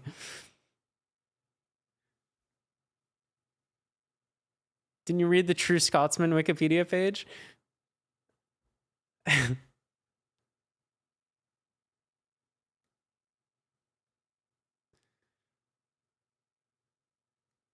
Nobody here but us bots. File. Let's grep for Dave. Insensitively. There we go. Here are all the ones I'm behind. that match Dave. Okay, User that's share awesome. Dick's I words. care about the ones that Grep maybe I have Dave. LY Okay. in it. Okay, only one Grep matched. LY. What about ones that just have the letter A in it? Well, no, they all A. have the letter A because of Dave. Uh. What about the ones that have the letter I in it? I. There you go.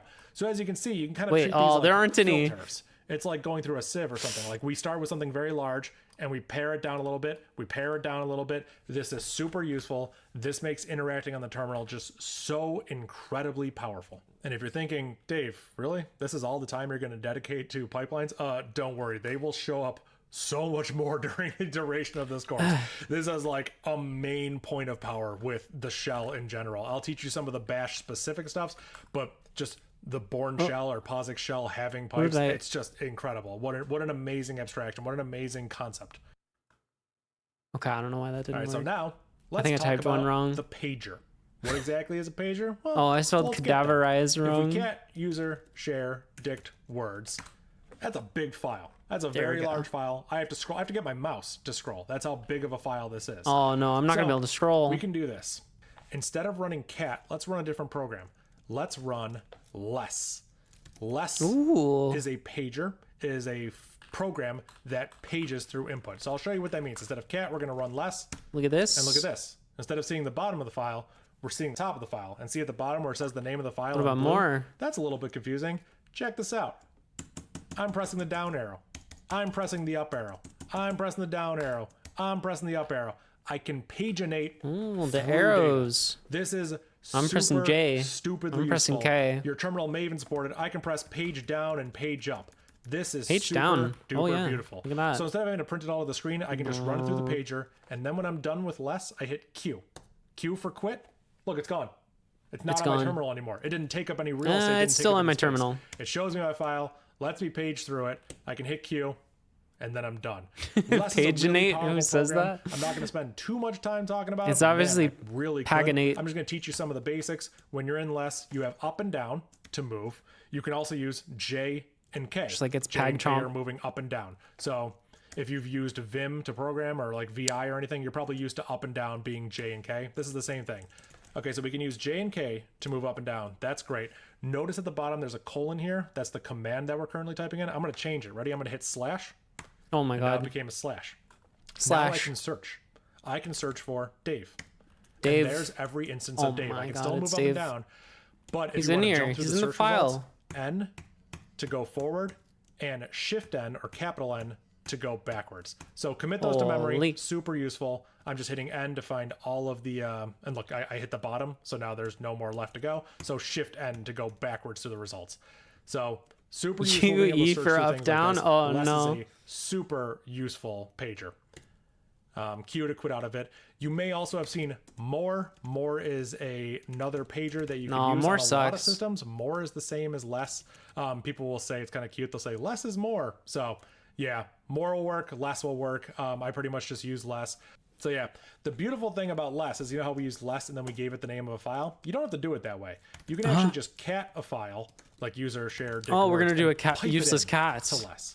So it's the same thing. Less, the only difference is it doesn't show the name of the file at the bottom. It doesn't know the name of the file. It just got its data from standard input. But we can still use less all the same here. That's great. That's awesome. Why is this powerful? Because it's in a pipeline. Again, I could grep for Dave and then pipe that to less. So now we are just paginating through the results that have data. Wow. Obviously, there's not enough to fill up a whole screen of content. That's great. But you can kind of see the power. I can pipe things almost infinitely. So I can do all sorts of filtering, all sorts of modification, pipe it to a pager, and then I don't have to fill up my terminal with unnecessary data. I can just kind of see it, hit Q, and then it's gone. Super useful, super awesome. Now, if you want to learn more about less is an external command that lives on your system. We need to talk about man pages, okay? Oh, man no. is short for manual. These are the manuals. These are not going to render well. Most of the commands you're going to deal with will come my with terminal. a man page. I've been seeing some newer commands not ship with man pages. Hey, come on, guys. Make man pages for your program. But we can use man. So man will give us the documentation. So we can say man ls, and this will give you the documentation for ls. Yep, looks great. Now, the reason I taught you less is because this opened in Oh my some god, sort of A, pager, B, and C, in this F, case, it opened G, in less. H. It's So just a whole you already know how to alphabet. use less. You know how to use There's up and down, and move up and down, and Q to quit. Mine doesn't Now have you that know how many to look at letters, man does pages. it? So if we man ls, we can see, hey, here are all the options to ls. There's a ton of options to ls. I don't expect anyone to memorize all these. But if we go down, we can see there's all sorts of stuff here. If I search, I could search for -a, and look, there's the -a argument. Include directory entries whose name begin with a dot. Hey, we used that earlier in this lesson, or previous lesson. So that's how you would find the options in the man page. The cool thing is, less, of course, comes with a man page. How So much is less he going will to talk tell you about it's a man program pages? similar to more, but it has many more features. Commands are based on both more and VI, so we have J and K to move up and down. And there are other letters, and it's all Need you to described speed here up, in the manual. Dave. So I won't go over all the options here. I just want to empower you all watching to be able to go look through the man pages. Go find information about the commands you're using. If you get confused, go look at the man page. Go start reading some documentation. I want you to leave this course knowing bash. I feel like I need to talk super fast when he's talking really fast because otherwise it's it's a huge source of knowledge here. it's just Of course, weird. The funny one, man. You can get man page Man. on the man page command, which makes perfect sense. If I type man, and then I can just read all the man pages of the man command, and then I can just see all the flags that it can do. You'll feel comfortable with it. All right, so let's dive into man page a little bit here. Man will show you more than just commands. Man is great for showing commands. If I man mv, remember the command to move or rename a file, we can see mv, move files. In its first form, the utility renames the file by the source operator, the destination path, blah, blah, blah, blah. You can get all the information you want on the mv command here. That's great. But man also shows a little bit more than that, and I'll show you what I mean. If I man, you can see that there are sections. The first section of man is for commands. The second section is for system calls. This would be more kernel level. Now stuff. going back to normal speed is going to feel weird. It's probably a little bit scary. You don't have to learn too much about this. 3 is like library function calls. You can find a lot of C standard library stuff in here. And then as these sections go up, they're a little bit different. I think they change operating system, but in my experience, sections 1, 2, and 3 are almost universal across the different operating systems. But the beautiful thing here is that knowing that, we can also say man 1 CP. We don't have to do this. We can do this because 1 is the second right here. So the CP command is 1 meaning it's a command. It's so fast. System call and library functions. So certain things are not commands. They're just library functions. So if I run man, I won't go too far into this. Let's man printf as an example. As you can see, there's a printf command. But I didn't want that. I want to know the C standard library printf. So I'll have to run man 3 printf. And there we go. Now I have a different man page. And this shows me the C. Dare I go for? for? So this is how you know what section. If you pull me this section, man will go through it. Still check section numbers. Section 2, section 3, etc. If you exclusively this section number, we'll go to this section. So I'm going to mind I'm useful number. So these commands are like CP install program, MV install program, let's go ahead and do history, right? So let's go ahead and do man history, right? On man history, we get this. This is weird. Built-in one shell command, C built-in man history, shell manual page. That's interesting. So what it's telling me? It's telling me history. It's not a command. History is built-in in bash. So it's anything man. I should use the bash way of getting documentation. And this is key. A lot of people know this. A lot of people help is man for bash built-in. So we want help in the history. We can see there we go. There's no page like this. You can see that gives me all the options of the history command. History built-in shell, not shell command. So I'm telling you may be familiar with which command. So I say which ls, and it'll tell you where my system ls is. So I can run ls, and my shell find it. I can run bin ls, and it'll lose anything. That's all good. But if I run say which history, there's nothing. That's history. Like Type history. Oh, he leaked his ls. Is there a way to list all built-ins? There's built-in, which is a built-in.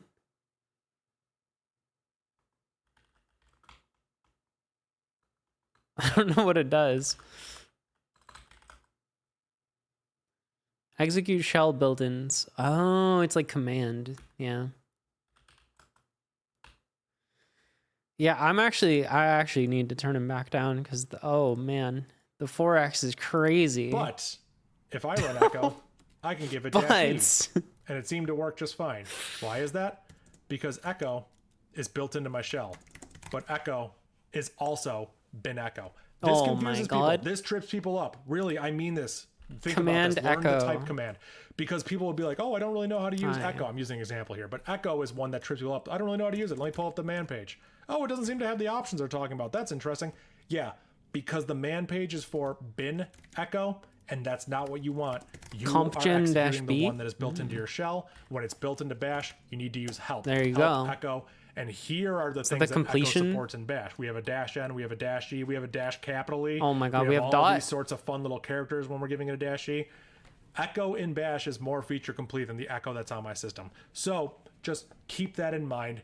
If you take What's nothing else from caller? this, please just take away type. Type is so useful. People Help caller. Return the context of the current subroutine call. Oh, subroutines. Or wait, subroutine? How did you do what? How did I do what now? Oh, compgen-b? Into less? Look at that. Yeah. It's a built-in as well. Do you know about EU yet? I actually know about all of these things, but I wanted to review Dave's course, so I'm just going through it. Type pipe? I don't think that's gonna work. Yeah, you can't do that. That's just a what's the word for that? That's just like a token. I don't know.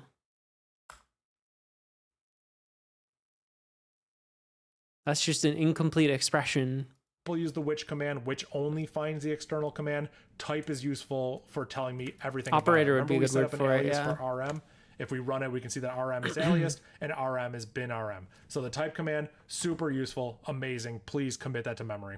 Of course, just like we can run man, we can run help, and we can get all the information God, the help on how to use the help command. So, yeah, I don't know. That's kind of fun. Help-m, display usage in pseudo man page format. I didn't even know this existed. What do you think that does? If you think that everything is just a hallucination and only visible for you, that means that you are also a hallucination and you mind which builds this giant hallucination. What?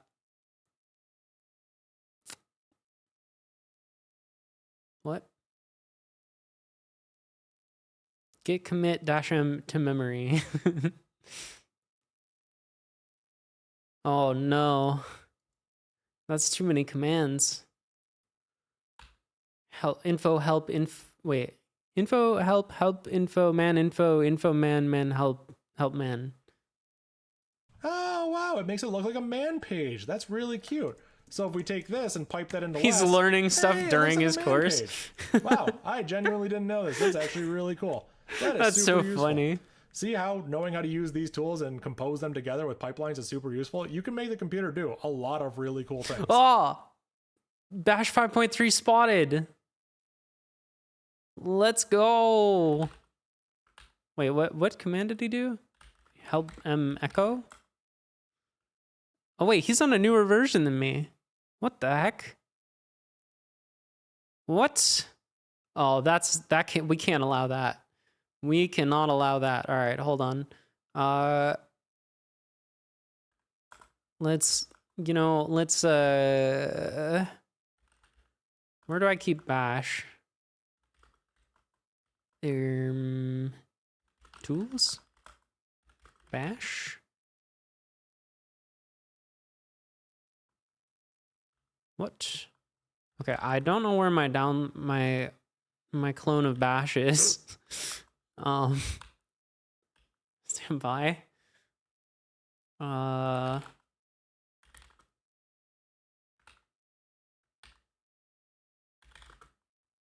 Find type D name bash.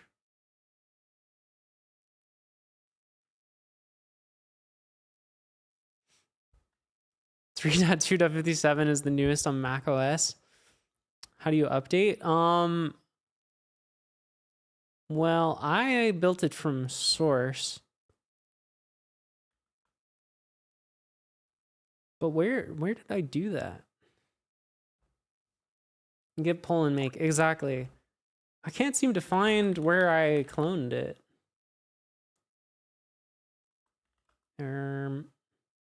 Oh, is it just in my downloads? Okay.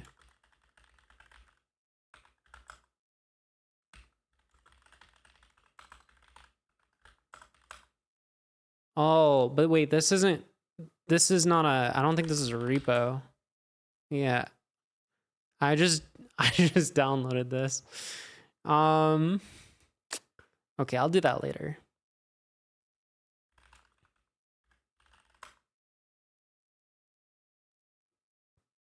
I'm on the release of 5.3.0.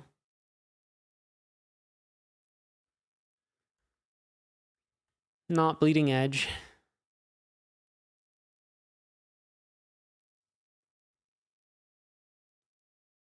You drink kombucha. I'm happy for you. So you might be wondering, okay, Dave, you showed me that echo's built in. You showed me that history is built in. What else is built in? Well, don't worry. We're going to use another built-in command. He's going to tell me about right now. It's for completion, but we're going to use oh my god. He's doing it. Into Bash. You're not going to have to use it much unless you're writing completions by hand. But compgen -b, this will list all of the built-ins. We were cheating. We did it too early. Super useful. I'll clear the screen and we'll run it. Here is a list of all the things that are built into Bash. So you could go through each one of these and learn about them if you want to.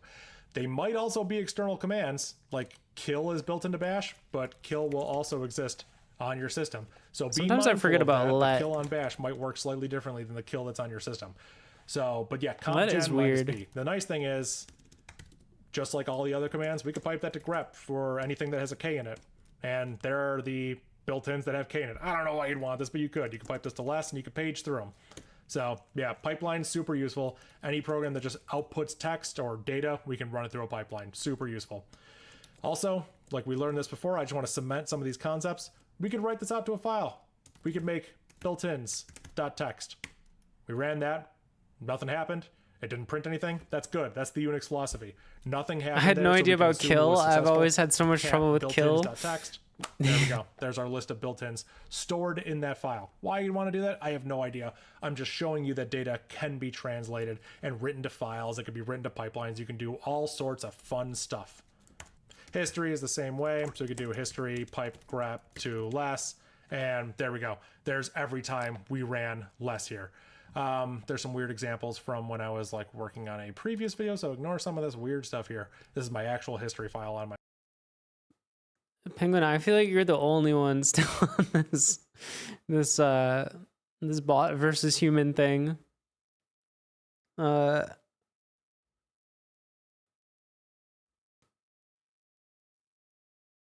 my machine. But yeah, as you can see, just because like they're pipelines, we can still pipe grep, we can pipe that to last, we can do all sorts of fun stuff. So yeah, neat.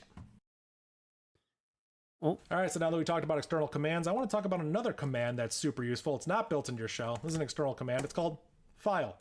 File will do its best to tell you what type of file something is. Very confusing. I use the word file a lot.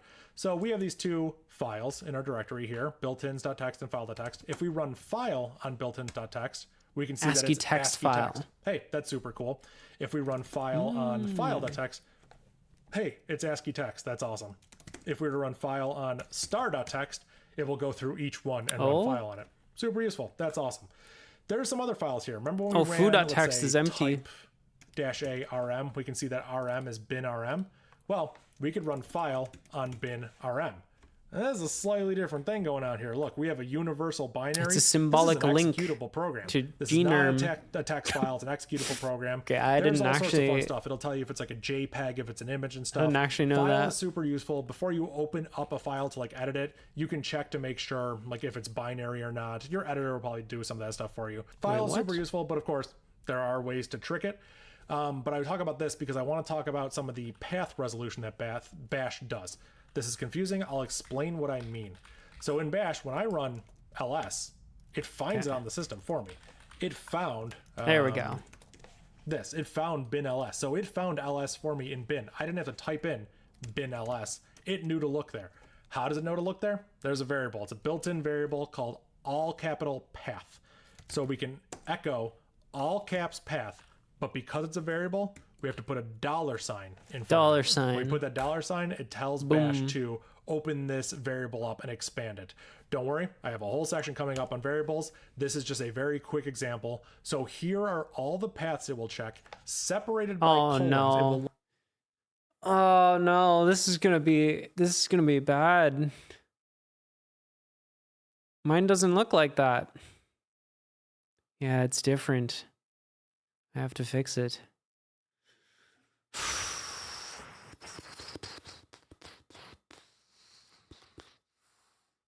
All right, get to work. All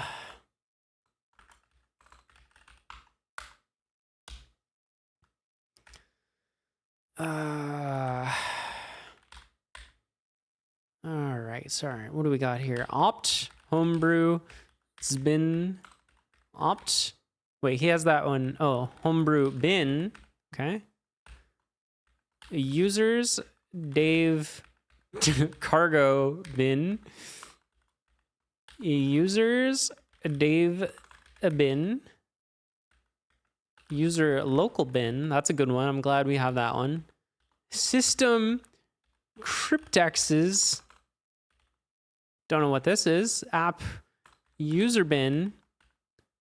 Just regular user bin. Bin. User S bin. Library. Frameworks. Mono.framework. Versions. Current commands. You're gonna run into a tiny issue. We're gonna figure it out. Applications, iterm.app/contents/resources/utilities. Opt homebrew lib ruby gems 2.7.0 bin users Dave local bin run tiny. All right, that ought to do it. Let's get out of there and then get back in there. All right. There we go. We've got our path. This is what happens when Advent of Code is only 12 days. Yeah, we start going a little bit crazy. I don't know if this is a good path to have, but it's the one I got. Let's get back into our foo directory. Also, we're missing this built-ins file. And we gotta get rid of foo. But then we should be in a good state here. Okay. Yeah, I mean, it looks good. It still works, surprisingly. Create a fake path and put all that junk in there, then alias it to path 2. I mean, it still works. Look in each one of these paths for an executable and execute the first one it sees. So first things first, we have to, they're all separated by colons. That's kind of annoying. Can we turn colons into new lines? It'd be a lot easier. Can we? Of course we can. Get ready for the TR command. Oh my God, the TR command. We're going to translate a colon into a new line. Now, because this backslash right, colon, is special, we do have to quote it. New line. Take a look at this. Let's go ahead. Let's run this. And there we go. Same output, nice. but the colon's been turned into a new line. So when it looks for ls, it'll check every single one of these directories. I have a lot. I'm on my Mac. I have all sorts of stuff installed. Run a witch now and see if you get errors. No, I mean, there were still like user bin and bin was in here. So we got, and user local bins. We got most of our things. I'm missing a lot of things, but like we've got the core stuff. I'm definitely missing things, and also a lot of these don't resolve anywhere. Like I definitely don't have Dave's cargo bin or whatever system cryptexes is. But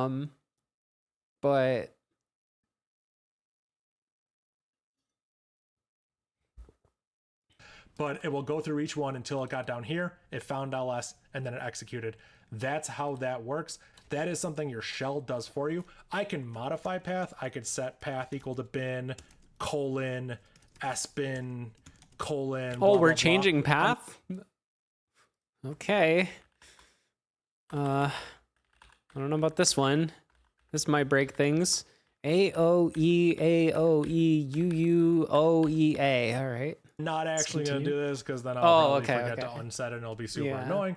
But this will get set probably for you automatically by your shell. But How did he do that?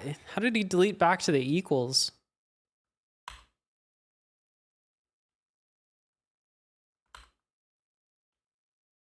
What? I don't know how he did that. No, it's not control backspace. Okay, wait. I actually want to learn whatever that was. I've never seen that move. But control B, no, control B is I don't think he uses Vim in Bash.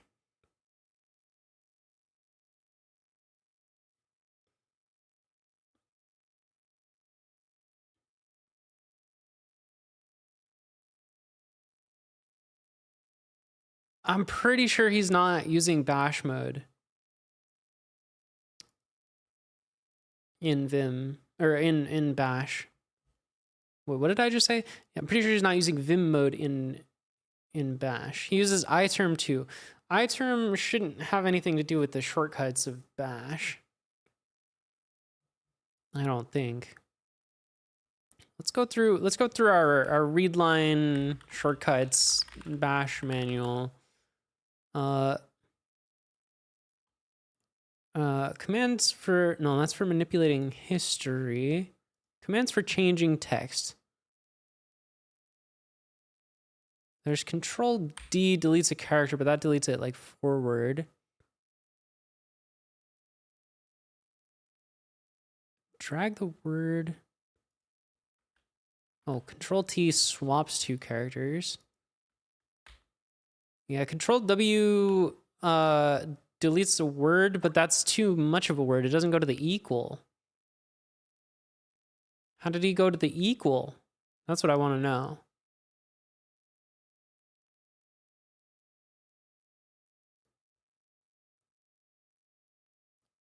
Multiple W? No, because that's just deleting the whole thing. Like he deleted backwards from here. Maybe alts or something? I don't know. Transpose words. I actually have no idea. Backward kill word? No, that doesn't work for me.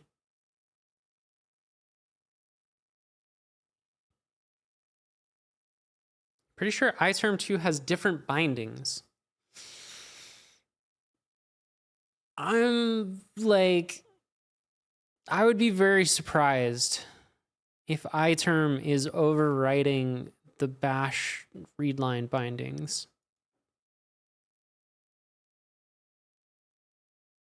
I would be iTerm keybinds.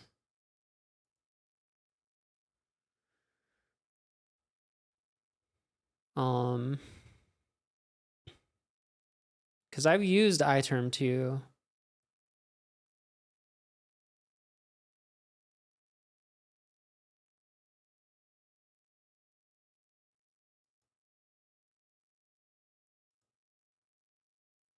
But that's Bash readline.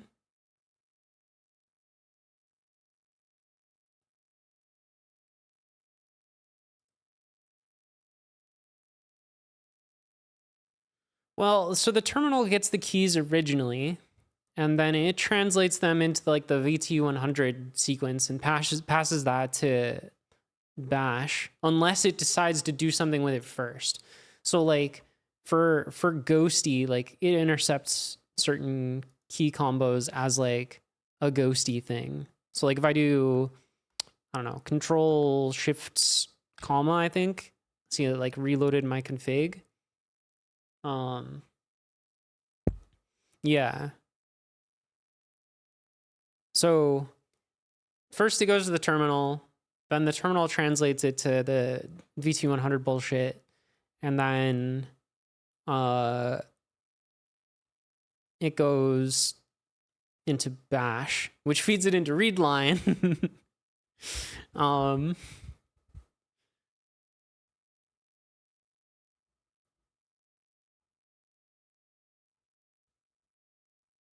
But yeah, I don't think, like, unless he just has a bind for something in here.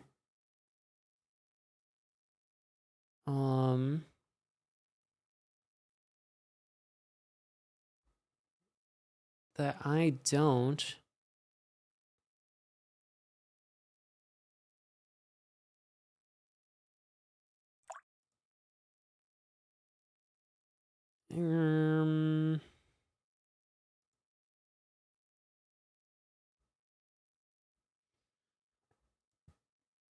Yeah, I don't know.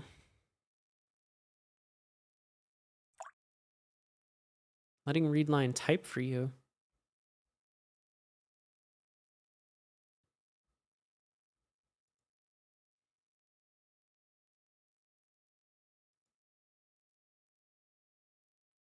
Bind-P.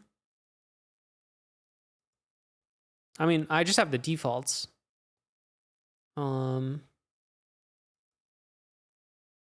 Should we try to find his dot files?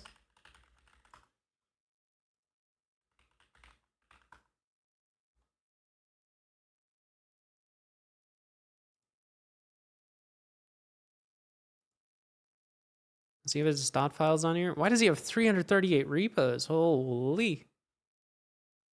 Dot files. Here we go.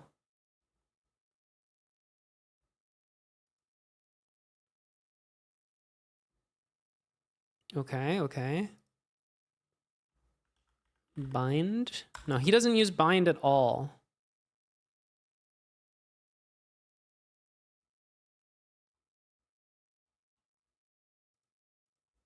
Bind.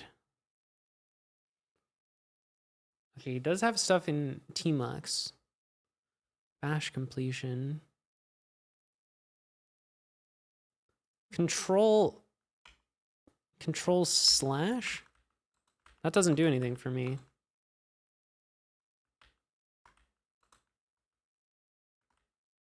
Control shift slash deletes one character.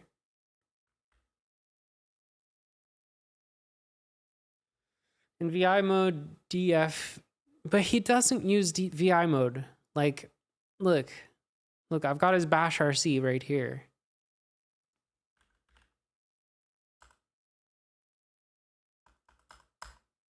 See? No VI. Only weirdos use VI mode in bash. I said it. I said what I said.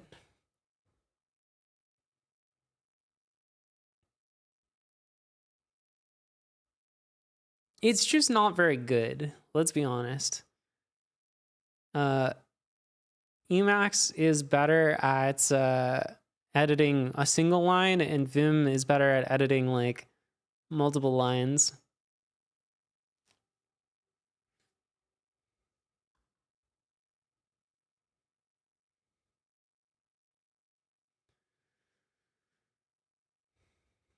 He does have this completion file, but like, he wouldn't put it in there. Control Alt, search backwards for a single character.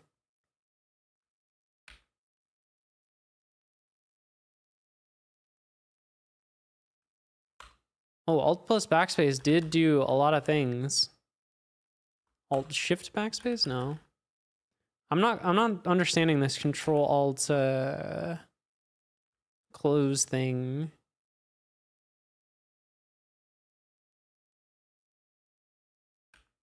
I don't have that.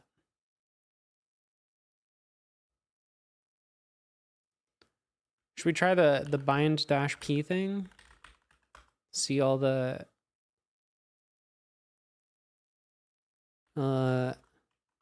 grep v not bound.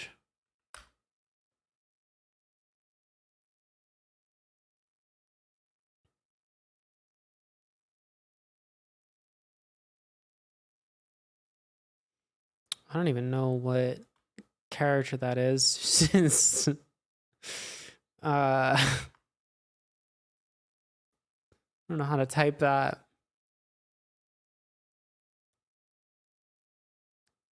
Huh.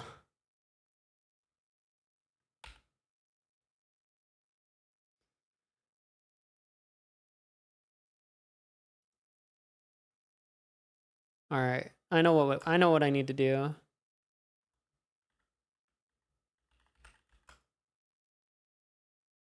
Oh god damn it. I have to update my Discord.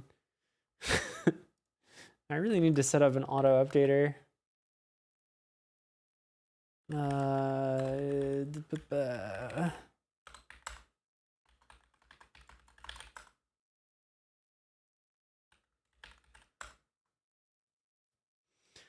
Control Alt that and then Control K.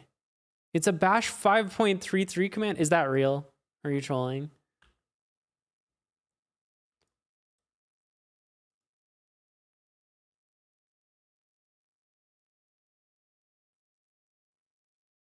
Alt plus backspace takes me to the colon. Control Alt this equals Control K. But I think he did it in one move. Let's go. Let's take it into the slow-mo.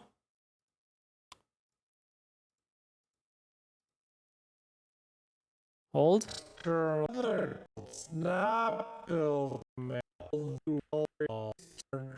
Hold on.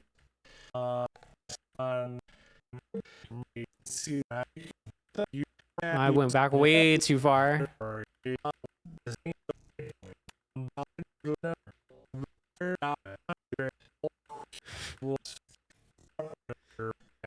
Oh, way too far.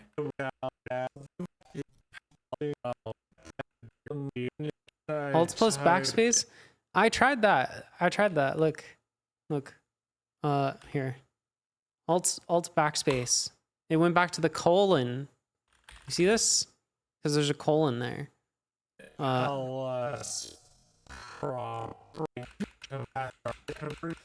on. Wait, was it right here? Oh, did I just pass it? Okay. Here it is. Blah blah blah. I'm not actually gonna do this. Hold. Because then I'll probably forget to unset it and it'll be super annoying. Yeah, it was definitely one press. Do you see that? You see that? Like one frame and it's all gone. One frame.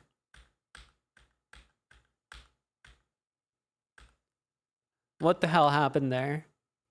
I'm on 5.3 and it works 3 times if you have 3 colon.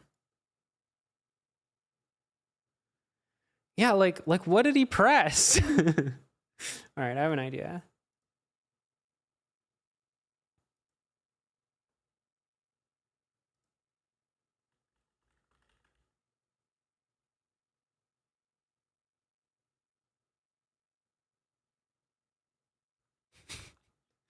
It's ringing. I'm calling him on Discord.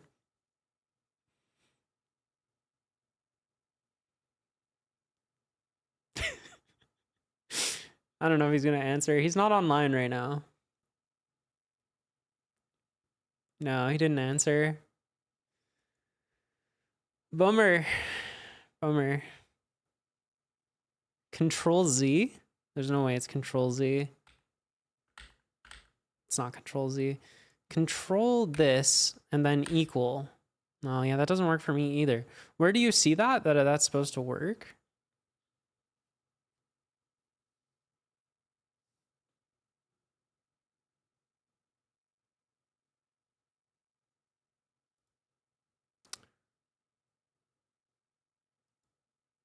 Oh, I see. You're asking the robots. He really doesn't have anything weird in here. Like I'm actually starting to believe whoever said it's a bash 5.33 thing. Cuz I'm not on bash 5.33.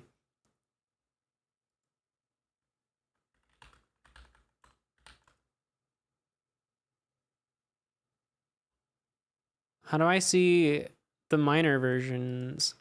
That's not even a minor version, right? Alt R? No. That got rid of everything. Oh. Oh, now we've done it. It was what? It was path equals I don't know. Stuff like this.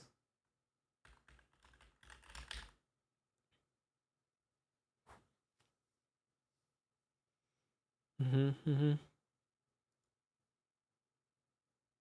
Mhm.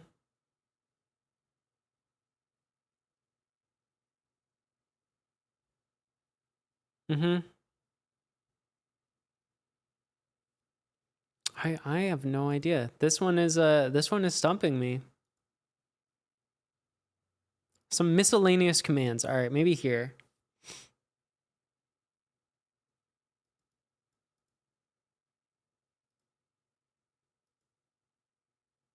Character search. Oh yeah, okay. A negative argument searches for previous occurrences. Okay. No.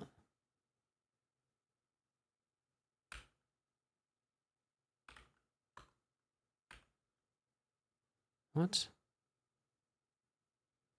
This doesn't seem to do anything for me.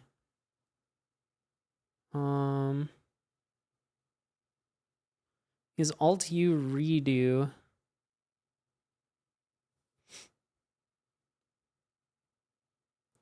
Spell correct word.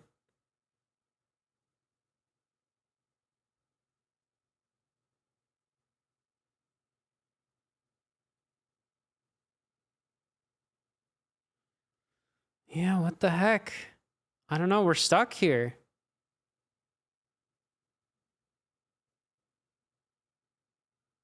Oh, yeah. Okay, okay. I see. Control meta this equals what?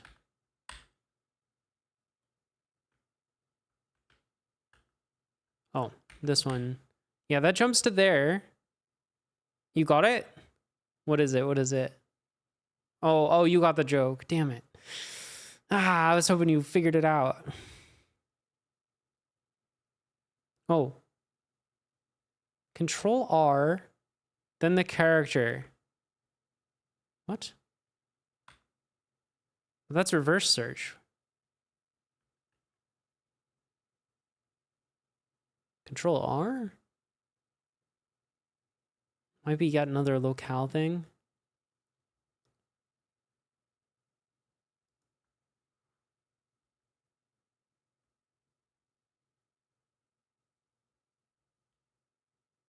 Control R equal. Yeah, but that's reverse search. That doesn't...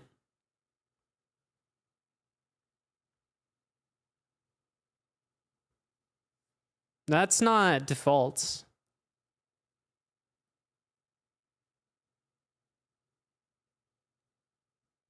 I don't think.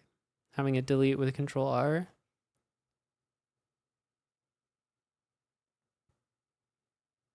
Hmm.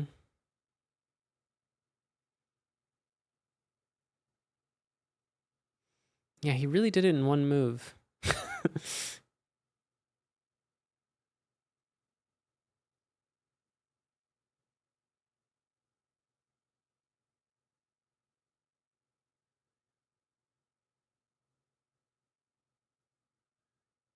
You're looking here and you can't find it.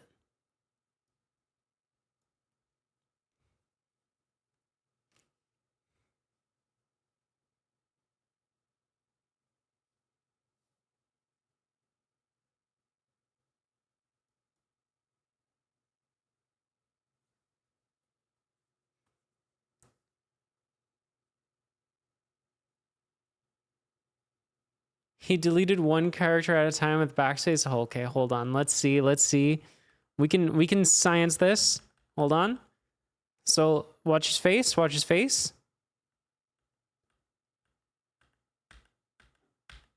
Frame by frame. I don't know. That doesn't look like a cut to me. That does not look like a cut to me.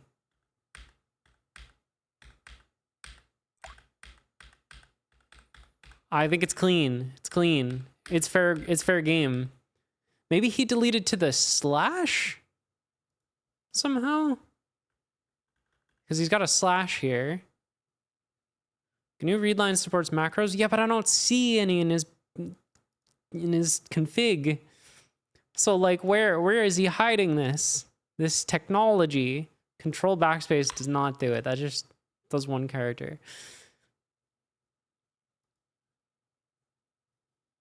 He has 2 slashes, so no. Oh, true. Good eye. We gotta go deeper. I can't move on until we figure out. He does have this, whatever this BICS plugin thing is. You think it's just the locale? Okay, maybe we can see his locale in here. Oh, we found his LS colors. That's good to know. Wait, I could just steal his whole life right now.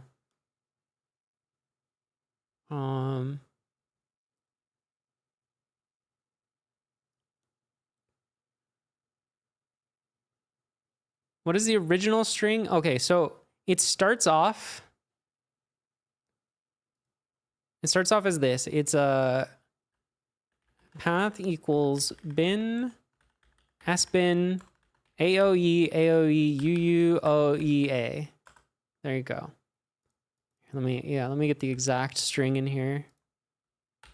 Yeah, if it's different in iTerm, that's crazy. That's actually insane.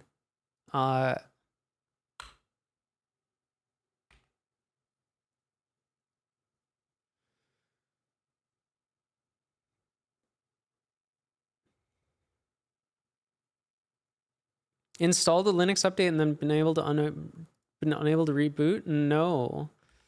His dot files are here. We're going deep on this. Stream doesn't end until we figure this out. Maybe he has some newer local settings. I doubt it.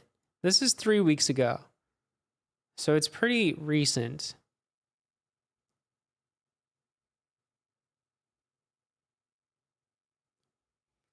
He does have whatever this BICS thing is. Oh, geez, what is this? What is this?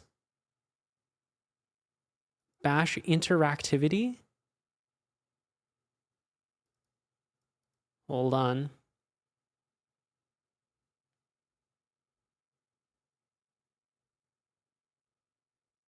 No, I don't think this is it. But I'm going to read it just to be sure.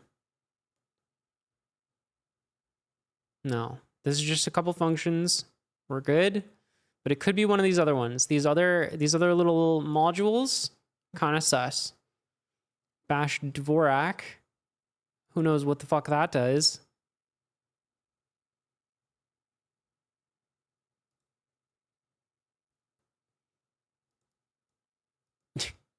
Okay, this switches him to QWERTY.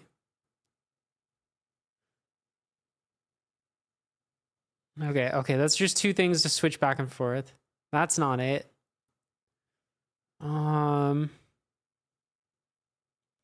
Analysis. Tab stop, also interesting.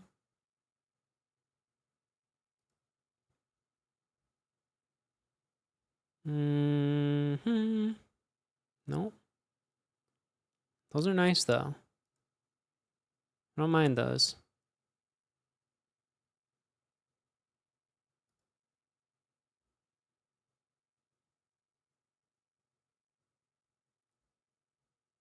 I'm not seeing any bind stuff in here. What is this one? Oh, weird.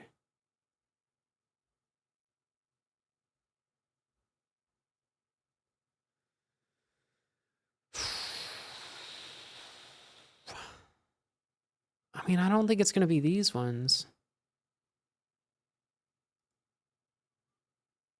Should I open an issue?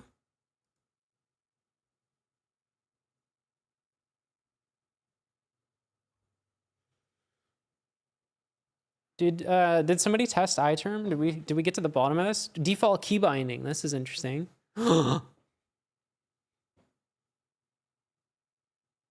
Hmm.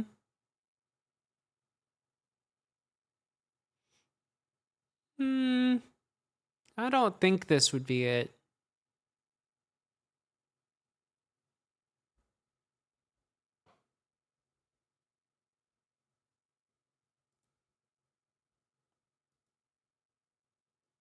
Something's going on here. Something's fishy.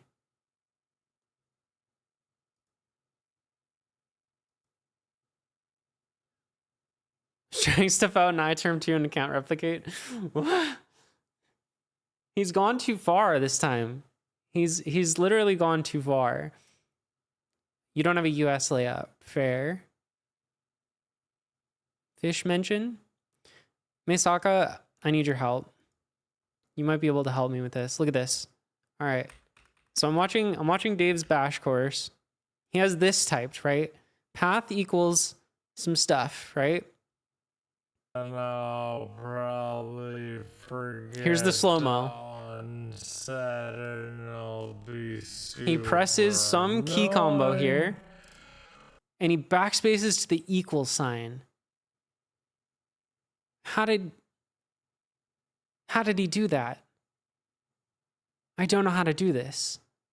We can't figure out how he did this.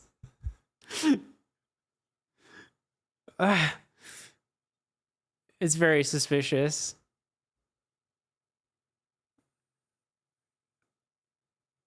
I'm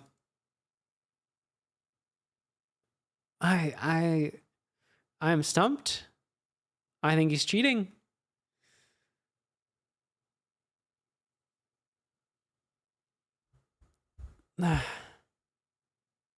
Changing texts.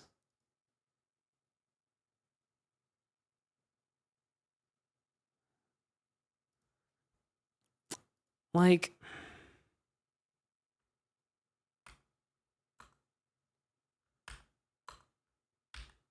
I have no idea.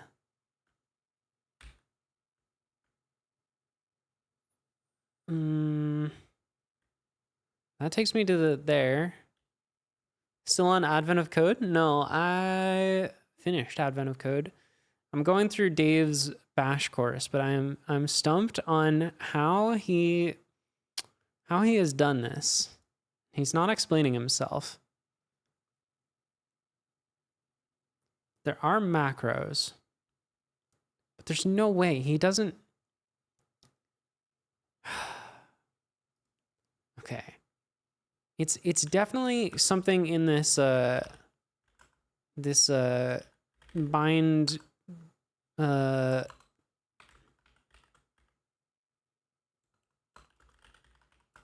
oh, it's still in the tags? I'll fix that. Does he have an input RC? No, I didn't see an input RC. I did look for that. It is possible that he has an input RC and it's not committed or something. That is possible.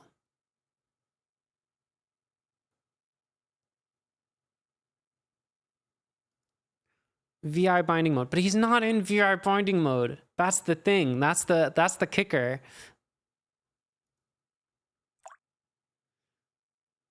If you really did just edit out like 2 frames of alt backspace, this whole quest will be funny as hell. Why would he have done that? For what reason would he have done that?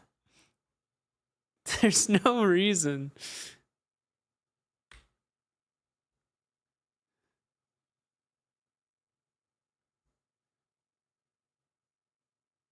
Yeah, he's definitely in Emacs mode because his config is not in Vim mode, and I've talked about it with him before. We both agree that Vim mode is kind of silly. Maybe he foresaw this exact stream. Oh, bind dash P. What am I doing? This one? Okay.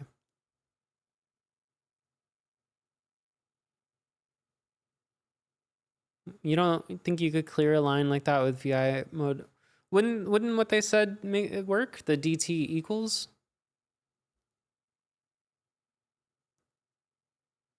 It seems like it would work. But it's gotta be like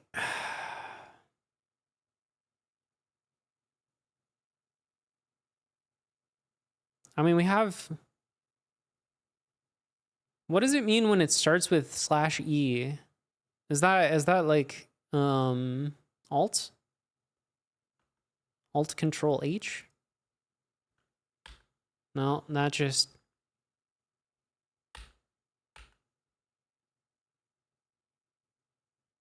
Doesn't Alt backspace do it? No, that takes me to the colon, so I would have to do it like a few more times.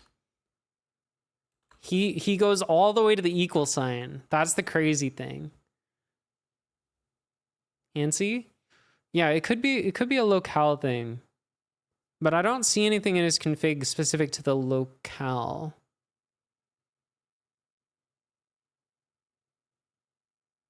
Where's his cursor before the deletion? Good question. I think it's at the end of the line. Let's double check. Let's get the frame by frame. Yeah, he's at the end of the line, and he goes right to there. Just straight up.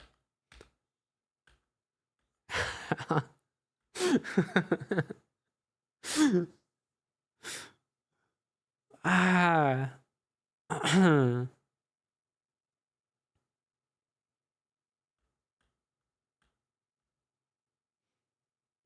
Might depend on the libc library used to compile bash for macOS.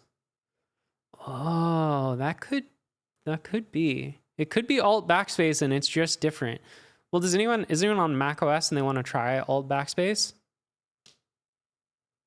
3 non-alphanumerics to do it in one go. Yeah. He didn't just go. I don't think so, because like that would be the previous command, right? Because the previous command was this. We can go back.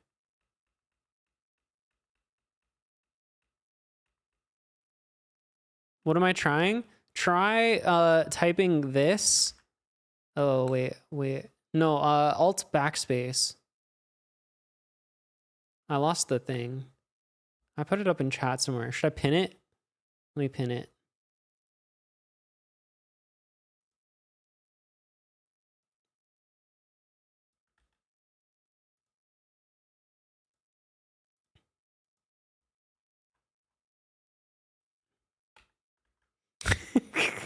I'm glad everyone is dedicated to the cause here. Yeah, no, because he runs this command. Alt backspace goes back one character. Oh, that's different than mine. Interesting. And you're in iTerm 2, right? Yeah, okay. The flight path, I could set path equal to bin colon Aspen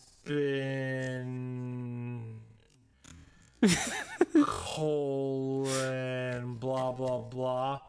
I'm not actually. Okay. I'm in the default shell though. I need to switch to bash. Oh yeah. Yeah.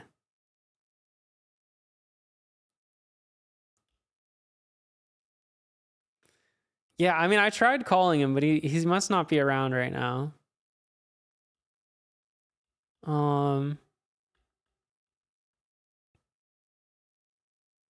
Insert comment. Okay.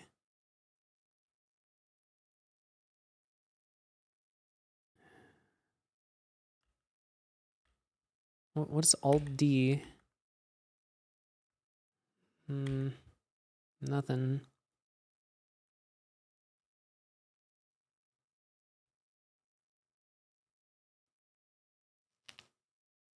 Oh, true. Yeah, you would have to be on the newer bash. Well, readline probably hasn't changed much.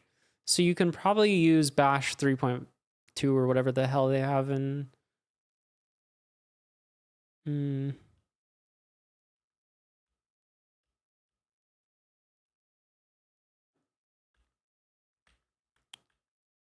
No.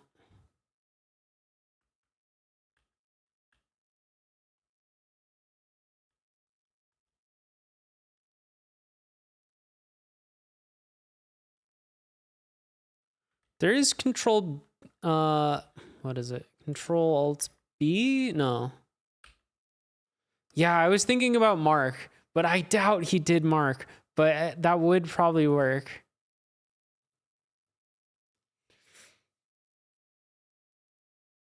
Alt delete? Yeah, Alt delete doesn't,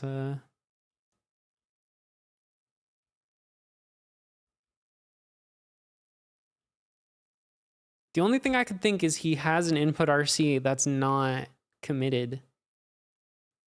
Wait, yank last arg. Could this be our mystery?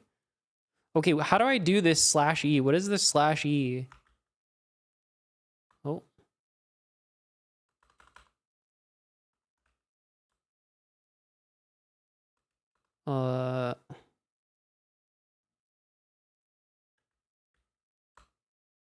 Okay. Interesting. That is not what I thought it would do.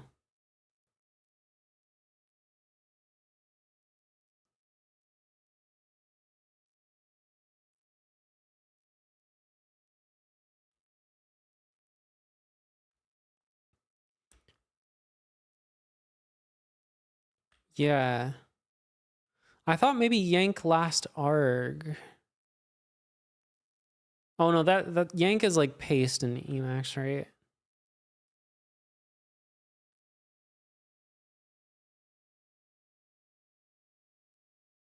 What about shell backwards word? No. What's expand line? No. Let's just try them all. No. No. Yank is copy in Vim, yeah. But kill is copy in Emacs.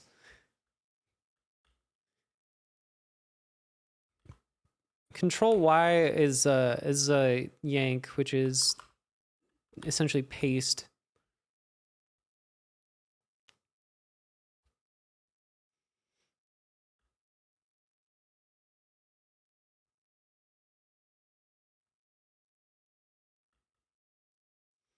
Unless he did like, what was it?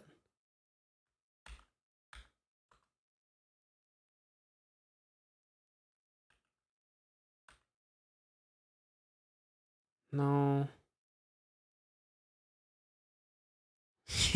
Bash 3.2. I feel like Bash 3.2 is gonna be the same though, if I'm honest. Cause like readline hasn't changed much.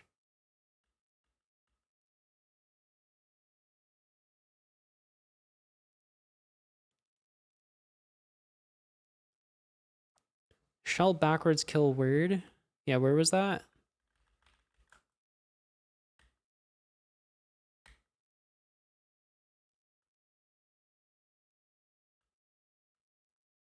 Backward delete char.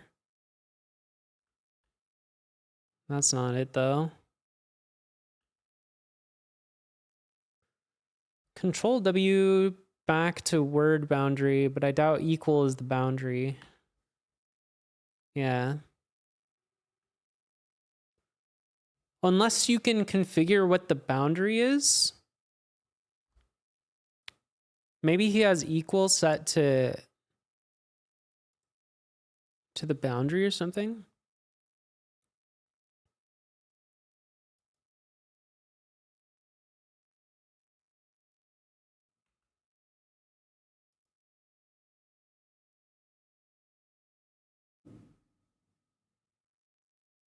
I didn't see anything in here though.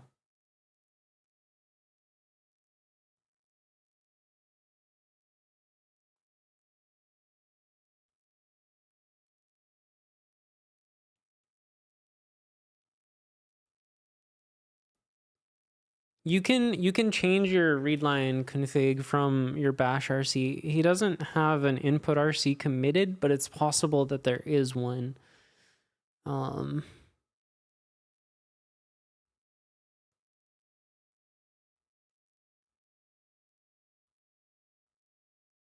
Unless he keeps it somewhere else. What if he keeps it somewhere else? What is this part? Bash rc.local. Suspicious. Can I global search his can we just search bind? Okay. This is gonna be a lot of crap.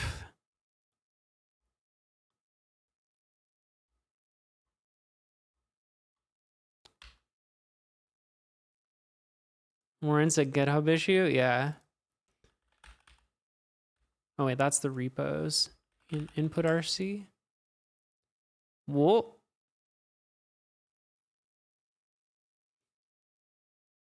What is this?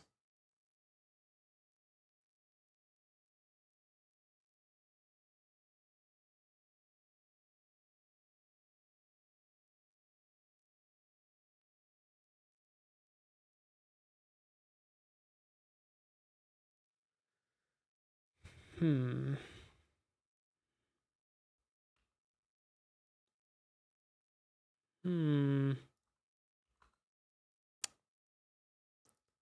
Can't believe this.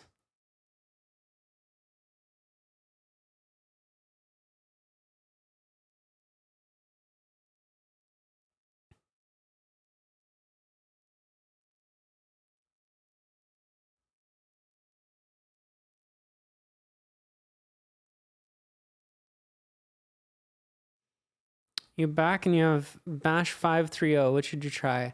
I don't know. That's the thing.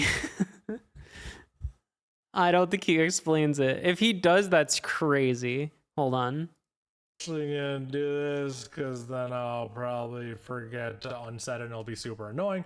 But this will get set probably for you automatically by your shell, but if it doesn't, you can modify it yourself. Super useful to know about, definitely something to be aware of. This can happen if you go to run a program like ls. Imagine I typed ls properly and see how I get command not found. If you're running a command you know that should be there, you're trying to ls something that says command not found, your path is probably messed up. You should start looking there next. All right, so can you believe it? We haven't even talked about scripting yet. We're getting there, I promise. Don't worry, I'm trying to go slow, and hopefully you're able to keep up with this. And again, if you're thinking this is too beginner for you, don't worry, there's gonna be timestamps you can jump ahead. It's not too beginner for me. I'm already lost, man.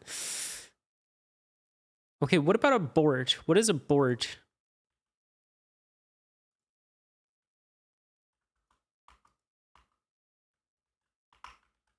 Okay, that doesn't seem to do anything.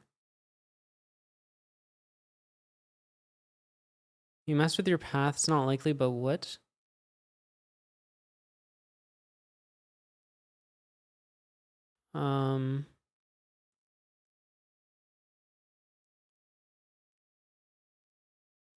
Yeah, I mean, I don't know.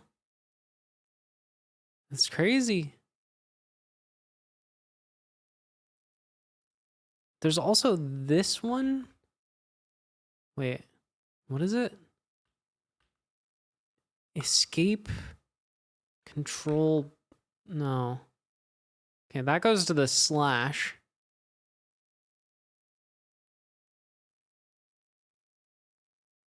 For backwards kill word.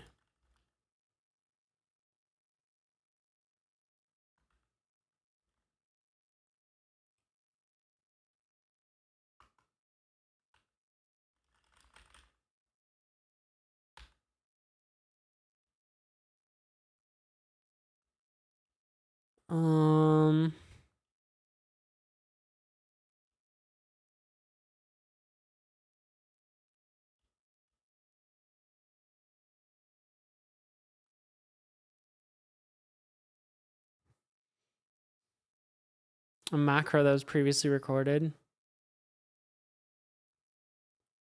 Yeah, it could be.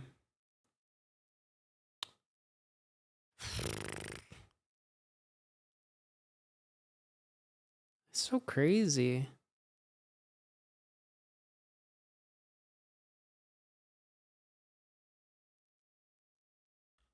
You got your alt delete working? Nice.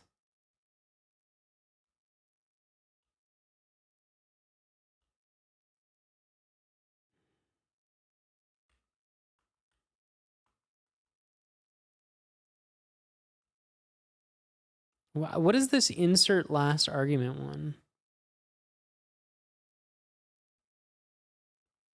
No, that wouldn't be it. Operate and get next. Okay, doesn't seem to do anything.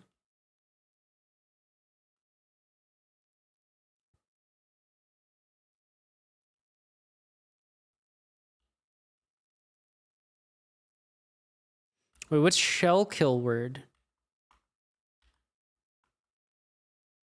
Was there shell? Wait, did we try this one? Wait, there's no shell kill backwards word?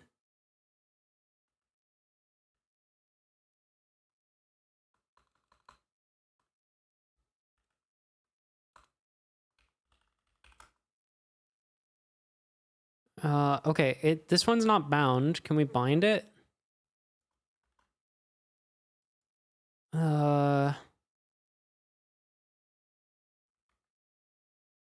How do I bind it to like this?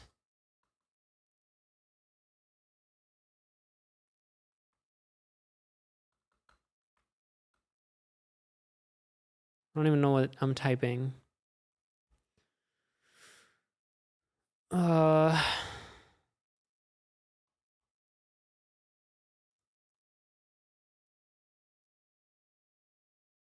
feel like it is this one. How do I bind one?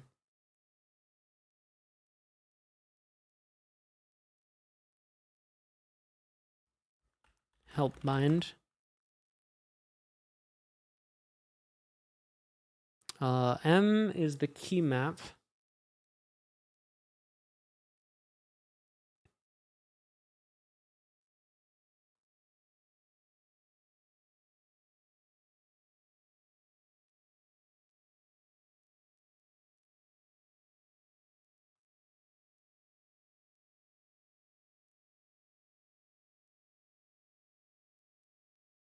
Oh, I see.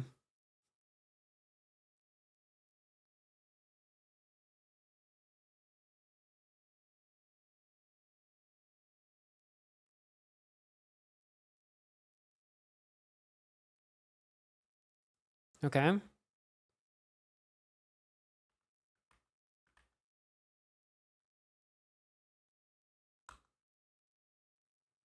How do I bind like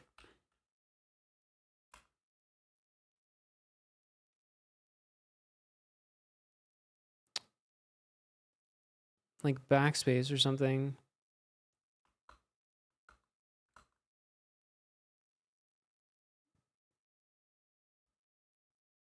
Um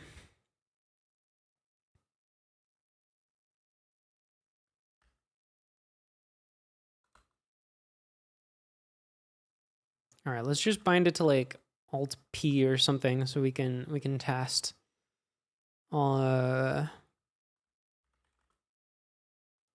Bind EP colon this thing. No key sequence terminator. Oh, okay. I see. Quotes around this whole thing. Okay. And then what's our magic phrase? This. And then we go Alt P. No, that deleted the whole thing. So it's not shell backwards kill word. Dang it.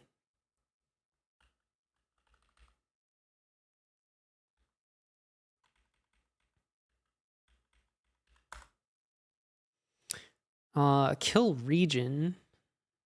Interesting.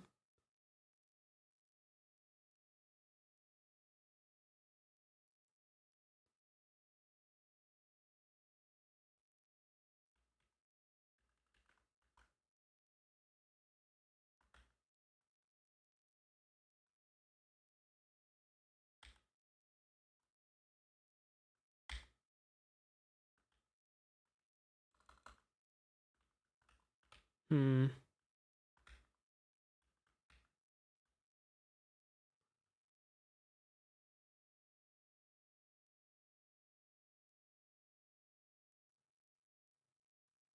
I don't know. I might have to give up on this one.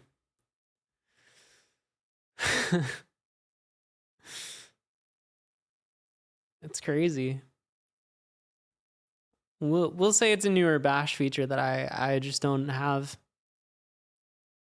Harder than Advent of Code, I know. He really cooked with this puzzle. Heck.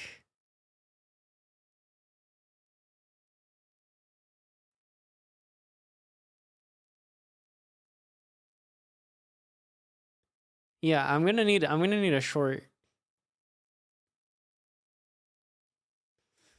Should I leave it as a comment on the video?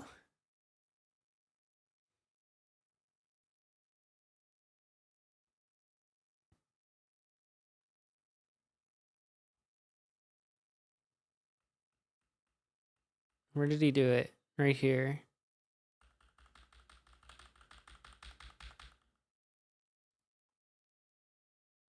Video URL at current time. Did someone else leave a comment? I doubt anyone else is stuck on this part. Hello, I am stuck on, wait, how do I do a timestamp? Do you just type it? Do you just say like 49:59? Oh, what the heck? 49:59? Yeah, but how do you like make a timestamp in YouTube comments? I don't know.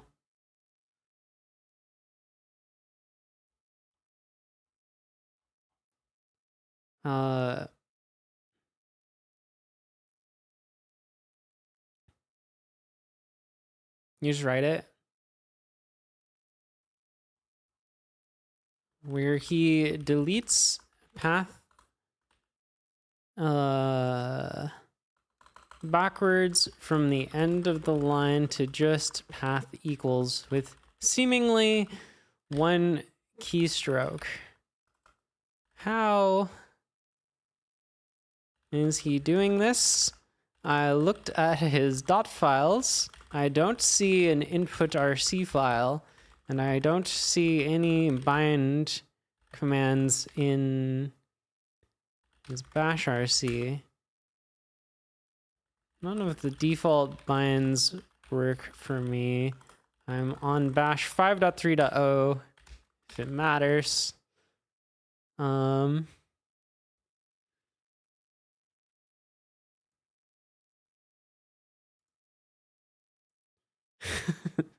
We'll see if anybody gets back to me.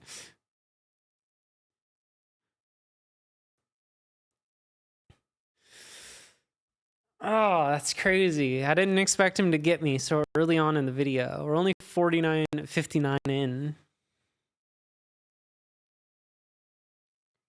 This is input RC and then alt backspace works for me.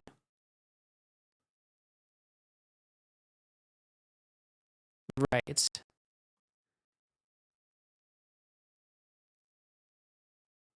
That makes sense.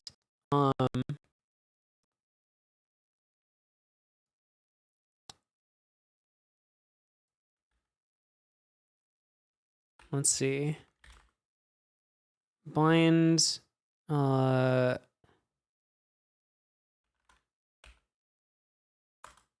then, let's grab this again. Nightshade, dude, do you see what we're stuck on? Okay, yeah, that does work.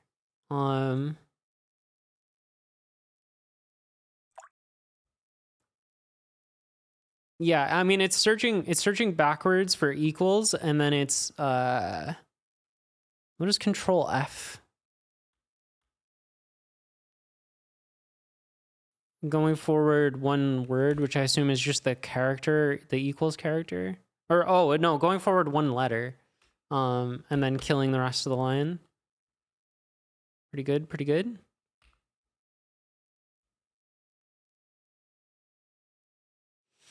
GPT doesn't know.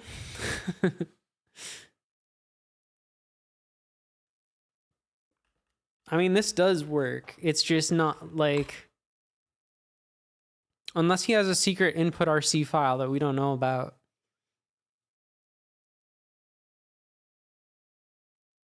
In which case, I think he's cheating, you know?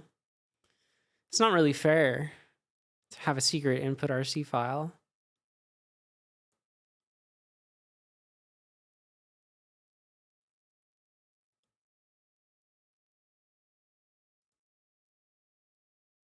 I have to go to the bathroom. I'll be right back. But first, I'm going to catch a fish.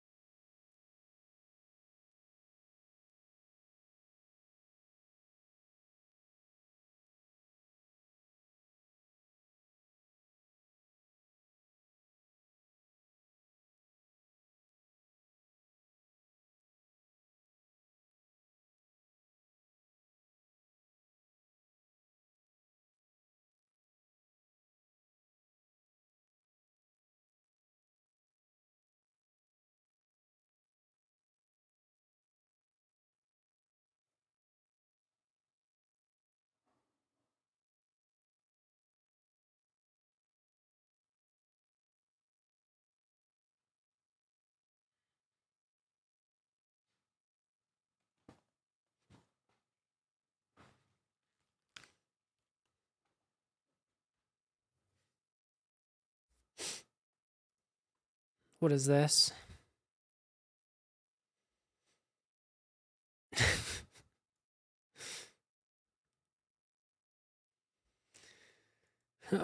What is it? I don't understand this frame.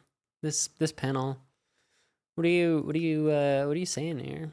You know?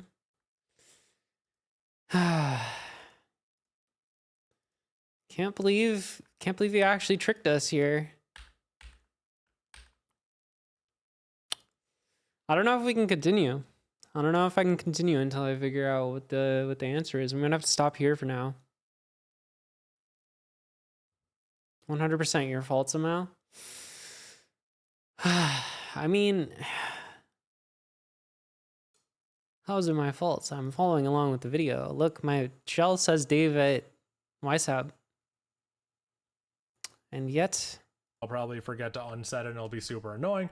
But this will get set probably for you automatically by your shell, but if it doesn't, you can modify it yourself. Super useful to know about, definitely something to be aware of. This can happen if you go to run a program like ls. Imagine I typed ls properly and see how I get command not found. If you're running a command you know that should be there, you're trying to ls something that says command not found, your path is probably messed up. You should start looking there next. All right, so can you believe it? We haven't even talked about scripting yet. We're getting there, I promise. Don't worry. we're gonna start scripting, and hopefully you're able to keep up with this. And again, if you're thinking this is too beginner for you, don't worry, there's gonna be timestamps so you can jump ahead.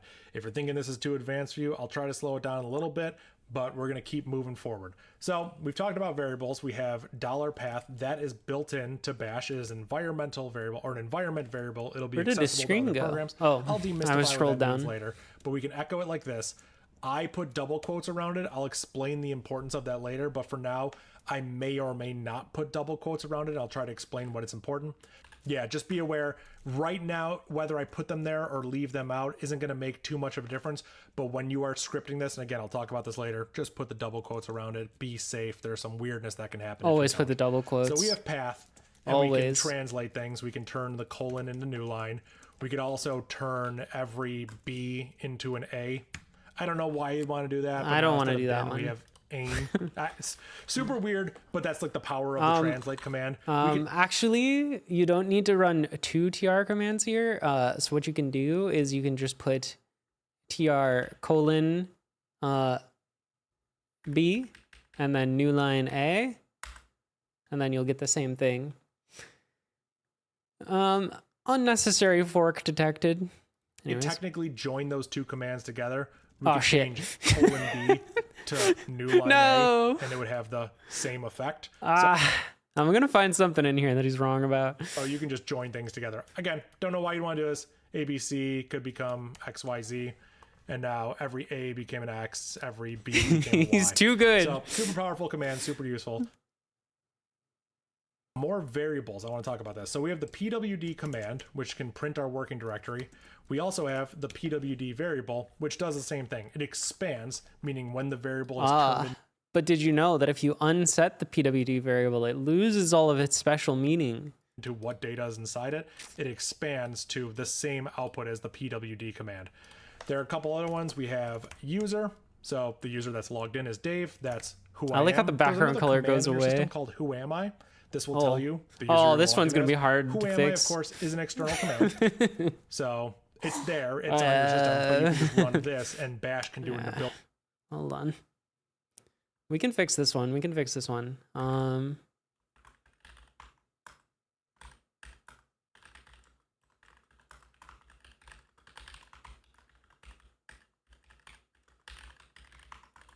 right. Who am I? All right, I'm Dave. Built-in way without having to fork an external command. We also have $shell. This will tell you what bash you're... Yeah, that one is going to be...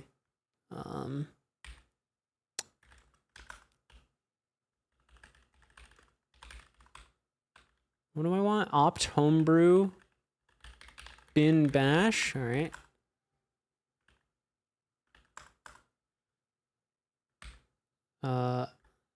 Echo shell. Yep. Got it. Running specifically, so what shell has been invoked. So I'm running a bash version that's out of homebrew, which is running on my Mac. We also have echo host name. So this is the host name. Knew he was gonna go somewhere else.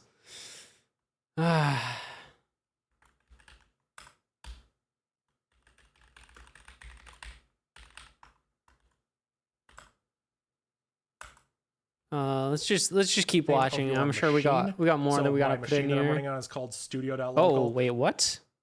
Studio.local. Okay, I didn't expect that. Oh, what happened here?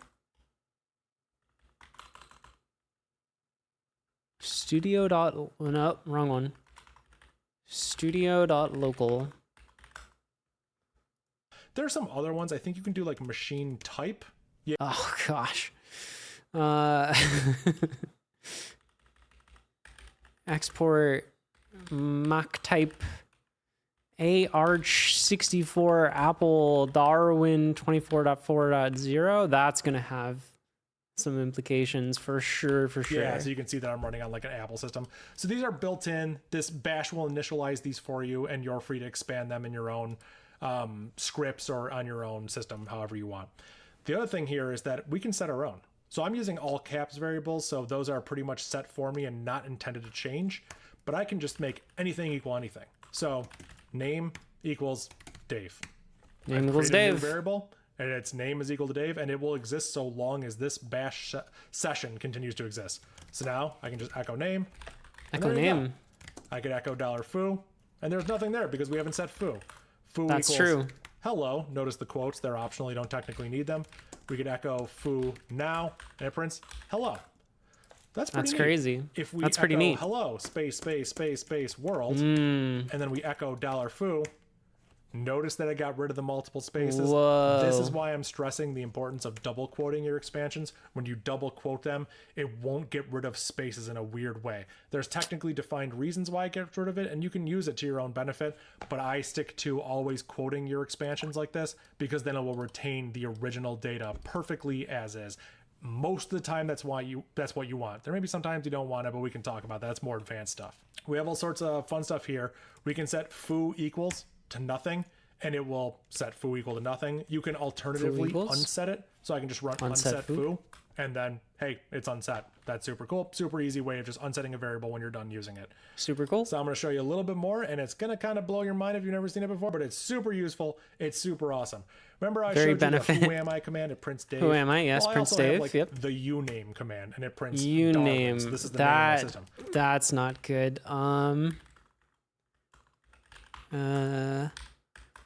Uname Darwin. All right, got it. Uname. All right, got it. I can run uname minus a. Ooh, shit. Sorry. Yep. Yeah, this one's gonna be trickier. Uname minus a. All right.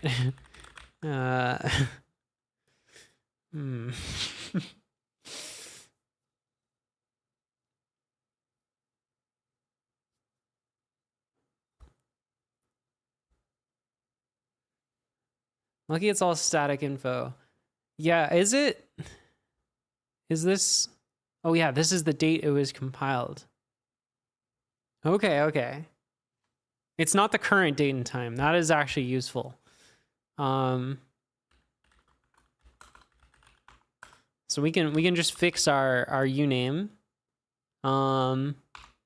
If yeah, let's see. If one. Thank you for the raid. How was your stream? How was Disco Elysium? We're doing a bit of we're learning Bash. What are you doing, Dave? We're doing a bit of Bash. We're following this course by Dave.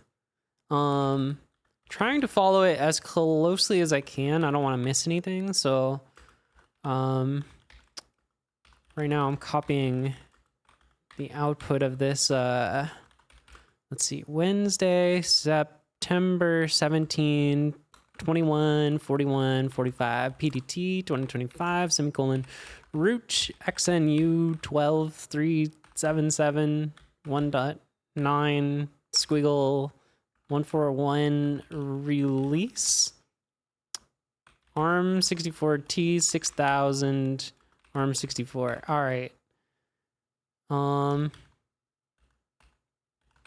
Surely that will go well.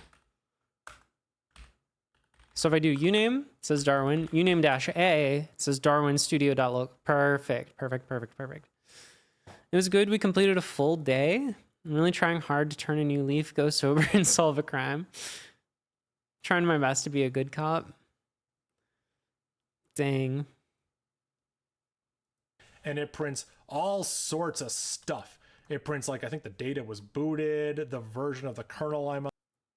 I gotta go food myself. Have a good meal. Hope stream is good. Yeah, it's been good so far. If anybody who's just joining us knows how to do this little maneuver in Bash, by the way, would love to know. Well, Bash. So there's some fuckery afoot. Dave typed something like this: path equals bin foo ASDF right? And somehow, you know, a maneuver or two in Bash. All right, well, get ready for this. Somehow he went from this state to here to just this in one keystroke, and we don't know how. So from this to just this part in one, well, not one key press per se, but like one motion. I don't know, one frame of the video. He deleted all of this part, and I don't know how. It's not Vim shit because he's not in Vim mode. It's some Emacs shit, and I can't figure it out. I think he cheated. I'm gonna just say it. Like, I think either he marked it because he's insane and he knew he was gonna delete it all, so he marked it for some reason. Yeah, Control E and Control A are good. We know how to get back there. Like if you do Control, what is it? We figured this out. Control Alt this equals, you can get to there, and then you could do this. But like how did he get there so fast? I don't know. Anyways, that's the thing we're stumped on right now. Come on, it prints all. Everything else has been going pretty well. Everything that's in uname. That's super cool. But remember how it's not Control W. It's not. Store this. Hold on, I'll demonstrate.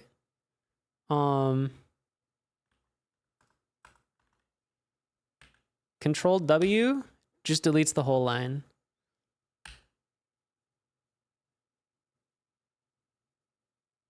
That's the boot time, not the compile time. Is it? Uname -A? Oh, well, hold on. Uname -A? Friday, November 14th? No, I don't think so. My computer's not been on that long.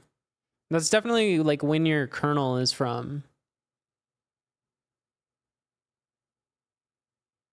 I'm pretty sure.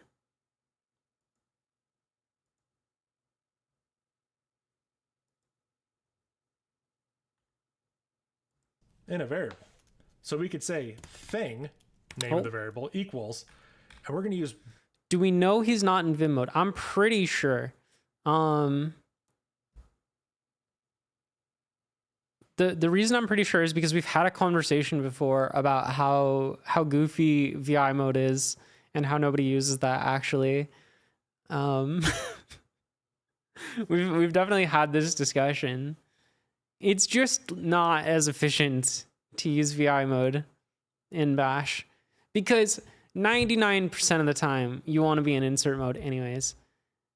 And so having to like press another key to like get out of insert, like it's just weird.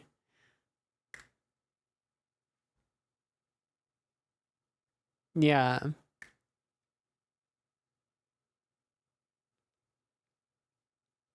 Plus, it's not in this config to switch to VI mode. Backticks or backticks grave marks or the grave thing all marks. The top left of your the thing all the way at the top left of my QWERTY keyboard. Specify uname equals A or uname minus A right there. Yep. And now we have a new variable. Oh God, I'm afraid mine's not going to be the thing. And there's the output of the uname. Oh, nice. Command. It's the thing. Let's go. That syntax is a little bit older, and for the most part, I would consider it legacy. I wrote a Python script that auto-generated 4K readline macros to get back my sweet Vim text objects and Vim surround. Well, that is something. I don't know. I personally find the Emacs keybinds to be more than enough. Although in this case, I don't know how to delete to the equal sign. I don't know how that happened.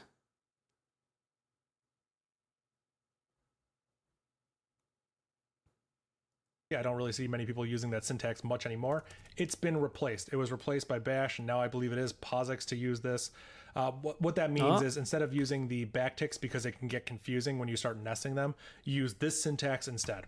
You $ open a parenthesis, and then you close a parenthesis. Anything that goes in here will get executed the same way. So uname A, we go ahead and echo thing, and it works just the same.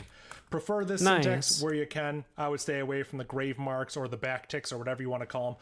I have a longer form video on my YouTube channel where I talk about the difference between the two and I kind of go into the specifics. I won't go into the specifics here. I'm just going to say for the sake of the course, we are just going to put that here. If I do mention other YouTube videos that I've made where I talk about some of this stuff more in depth, don't worry, I will put that on the course website. So go to the course permalink and you will have a list of all the references. Any video I talk about, any sort of document I talk about, I'll have a list there, a link with a list with a bunch of links so you can go find all that stuff so you don't have to write down stuff as you're following along with this course. Oh, I'm writing stuff down. Cool. Now we know some basics about variables and we know how to store. It's all going in my Bash history. Variables. Super useful.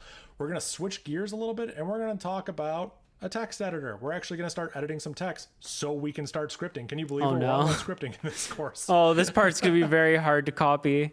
Oh, so, no. First things first, we are going to use Vim to script for this. Oh, no. Don't be scared.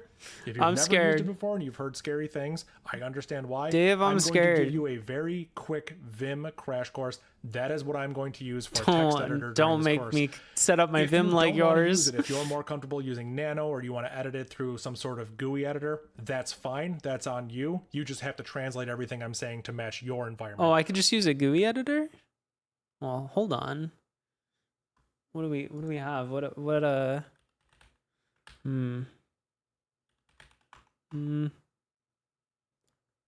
don't have any GUI editors installed.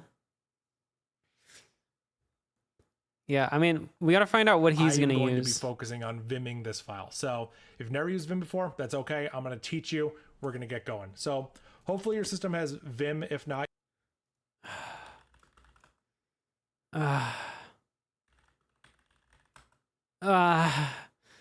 mine's NeoVim. you might have VI. I would recommend installing Vim. So if you're on like a Mac, I think you have Vim by default on Mac. If you're on a Linux system, you might have to apt install Vim or whatever your Linux system has to pull in Vim. So do I have how do I see? Hold on. What is the, how do you list alternatives apt? What's the update alternatives can also display? Is that true? Alternatives display Vim.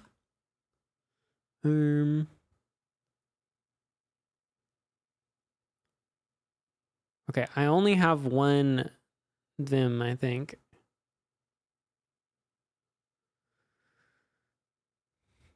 Query. I wonder if that just does the same thing. Oh, that's different. Neat. Yeah, he didn't even read the whole bash manual. How do I install Vim and not have it collide with my can I just download it? Is there a binary somewhere I can just get? Ugh. All right.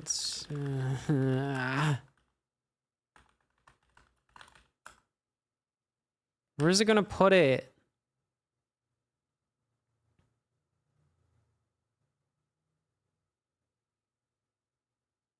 Alias that to Vim?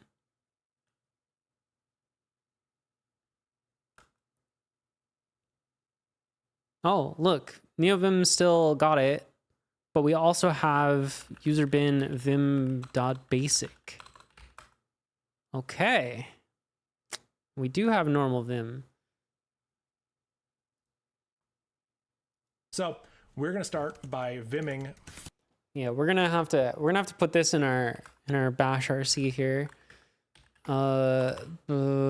Course. I guess we could just do Vim. This thing. Is vim.basic different? What does Dave use? I don't know. File.txt. His kind of okay, his looks different then. We need it. We need his vimrc. Theo's rating me. Hello everybody. How's it going? We're learning bash over here. We're following the complete bash scripting course, full length guide to learning the bash shell. Available now. Course.ysap.sh. What's bash? Is it kind of like Perl? It's kind of like it's a lot like the Bourne shell, if you've ever used that. It's pretty similar. It's got some new features on top of that, but it's backwards compatible. I don't know what Pearl is. I've never heard of that. Boring shell. It's Born Again. Yeah. It's okay. It is weird that it's called the Born Again shell. It is weird. Can we talk about that? Because the Born shell, right? Let's do a little history lesson. The Born shell, right? Written by Stephen Bourne. Makes sense. Bourne made Born shell. But then Bash is the Born Again shell. So you might think, oh, this is that Bourne guy again. But no, it's a different guy. It's Brian Fox. So why is it the Born Again shell if it's not Born Again? What? I feel like that's a little bit confusing. Like, I don't know. I think maybe we should rename it. Deception of the Century? Yeah. It's a Unix hacker pun based on born-again Christianity and religious wars over default shells. Is that true? Is that in here? Religious. That's not in the Wikipedia page. I'm gonna need a source. I mean, it's definitely a play on the word born. Yeah. But I still think for the joke to work, it should be... But it's true. All right, I believe you. Do I know C++? I know some C++. Turn on Wikipedia dark mode? I don't know how. Here. Okay, I figured it out. Am I old enough to stream on Twitch? Yes. Yes, I'm old enough to stream on Twitch. I'm actually older than Theo. Would you believe? Theo's just a little young guy.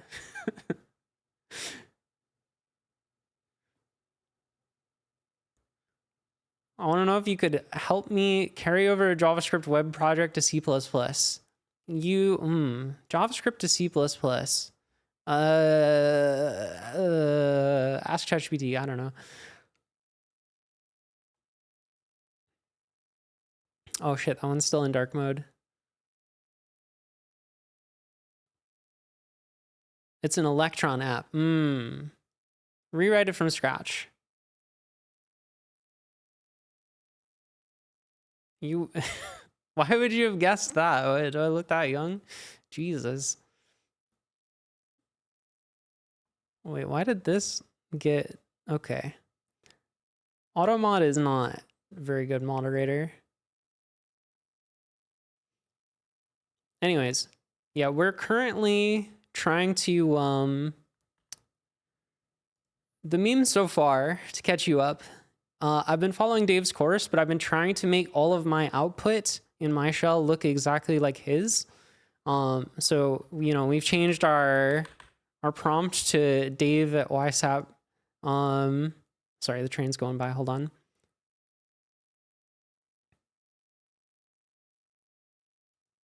True, you could rewrite the Electron app in Rust and then do Tari.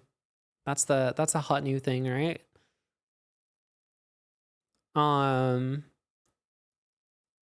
we're trying to make our output look like Dave's, but we ran into a bit of a snafu in that he has decided to do a crash course on Vim. So now I need to make my Vim look like his. Tori is banned in Theo's chat. What happened there?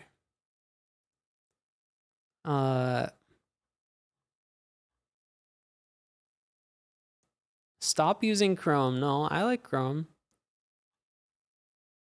I'm gonna steal his Vim config. I'm hoping it's just one file. God damn it, it's not just one file. Wait, what? He's using Vim plug? Bruh. Oh my god, he lives in the 2000s. I didn't know you could still use Vim plug.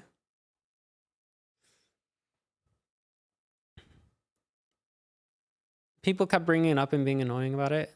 Use Zen. No, I'm good.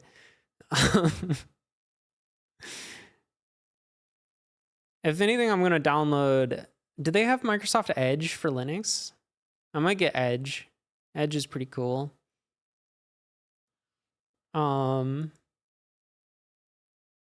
They do. I also want to try the I want to try PowerShell for Linux. That came out a while ago and I never got to try it. I'm very excited for PowerShell for Linux. I also, because I switched to Linux, I don't have my Atom installed anymore. I gotta re-download Atom. Is it just atom.io? Oh. What? Sunsetting? What do you mean sunsetting? How do I download? Download a previous version. There we go. It's not sunset. You can just download it. Yeah, let's do this one. Let me just download that real quick. Here's the browser Theo is using. It's a Bing link. That is a giant link. Did you not know Atom was sunset? No, you can't sunset Atom. Atom's forever. Dpackage I Atom AM. Okay. Let's see. It says it's installing. I assume it'll work fine. Like,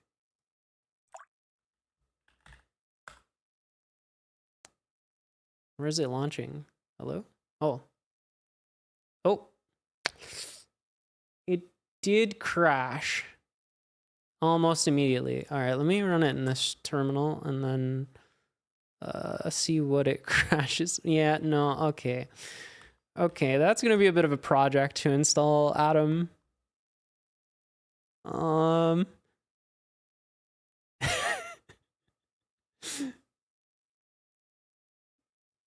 It's trying to download something from their website, but it's 301.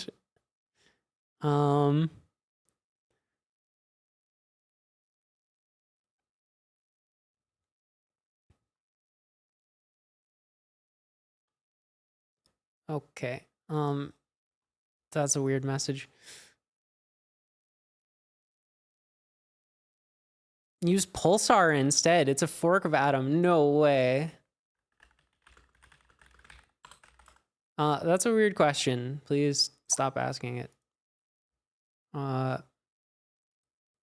Is there actually a fork of Atom? I've never seen this. Yo. Okay, we're definitely gonna use this at some point. That's cool. Is this still active? I mean, Atom is dead, yeah.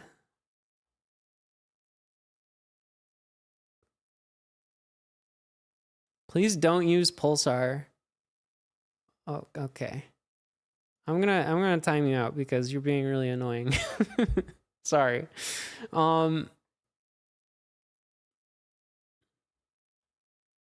Let's see. Where's the okay, here's the GitHub.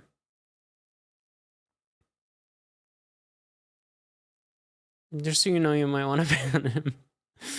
We'll see, we'll see.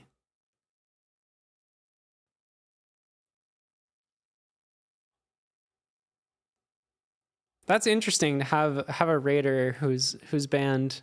I I don't know if I've seen that before. But yeah, this has active commits. Sort of a continuation of Atom's legacy. Very cool. I will check this out sometime. Here, let me bookmark. All right, what were we doing? All right. Oh, wow, this is not a very complicated vimrc. Wait. Source.vimrc. Okay, okay. Weird.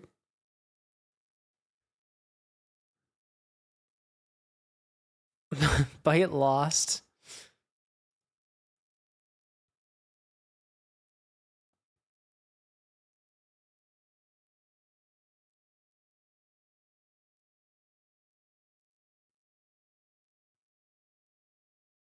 Anyone with appended underscore chat to their handle is treated as a serious. Oh,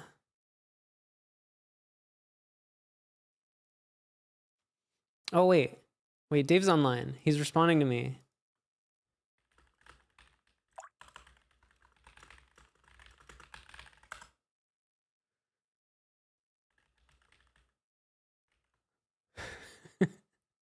Okay, I'm seeing if Dave's available for a quick call.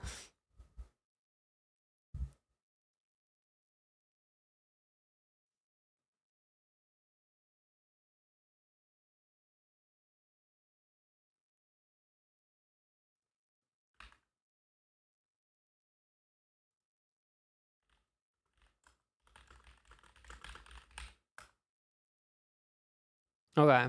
Okay, I think he's gonna call in a few.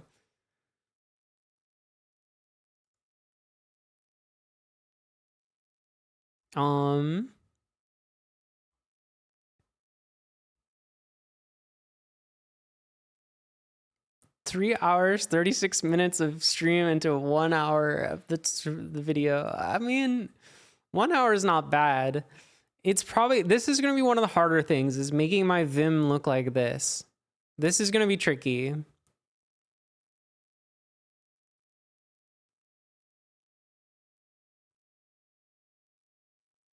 Computer focused niche content. I don't really, oh God, I clicked it.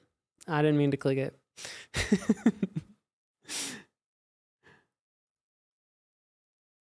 I don't like clicking links from people that I'm not super familiar with. Is there any reason that people use regular Vim over NeoVim? I don't know. I'll ask Dave in a second. I think he's just a boomer. Don't tell him I said that. It's a miracle you click on my links so readily. Yeah, I know.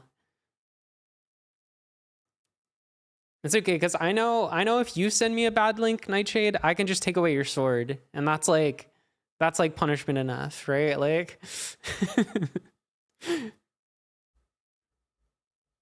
we've got a mutually assured destruction thing here. Yeah.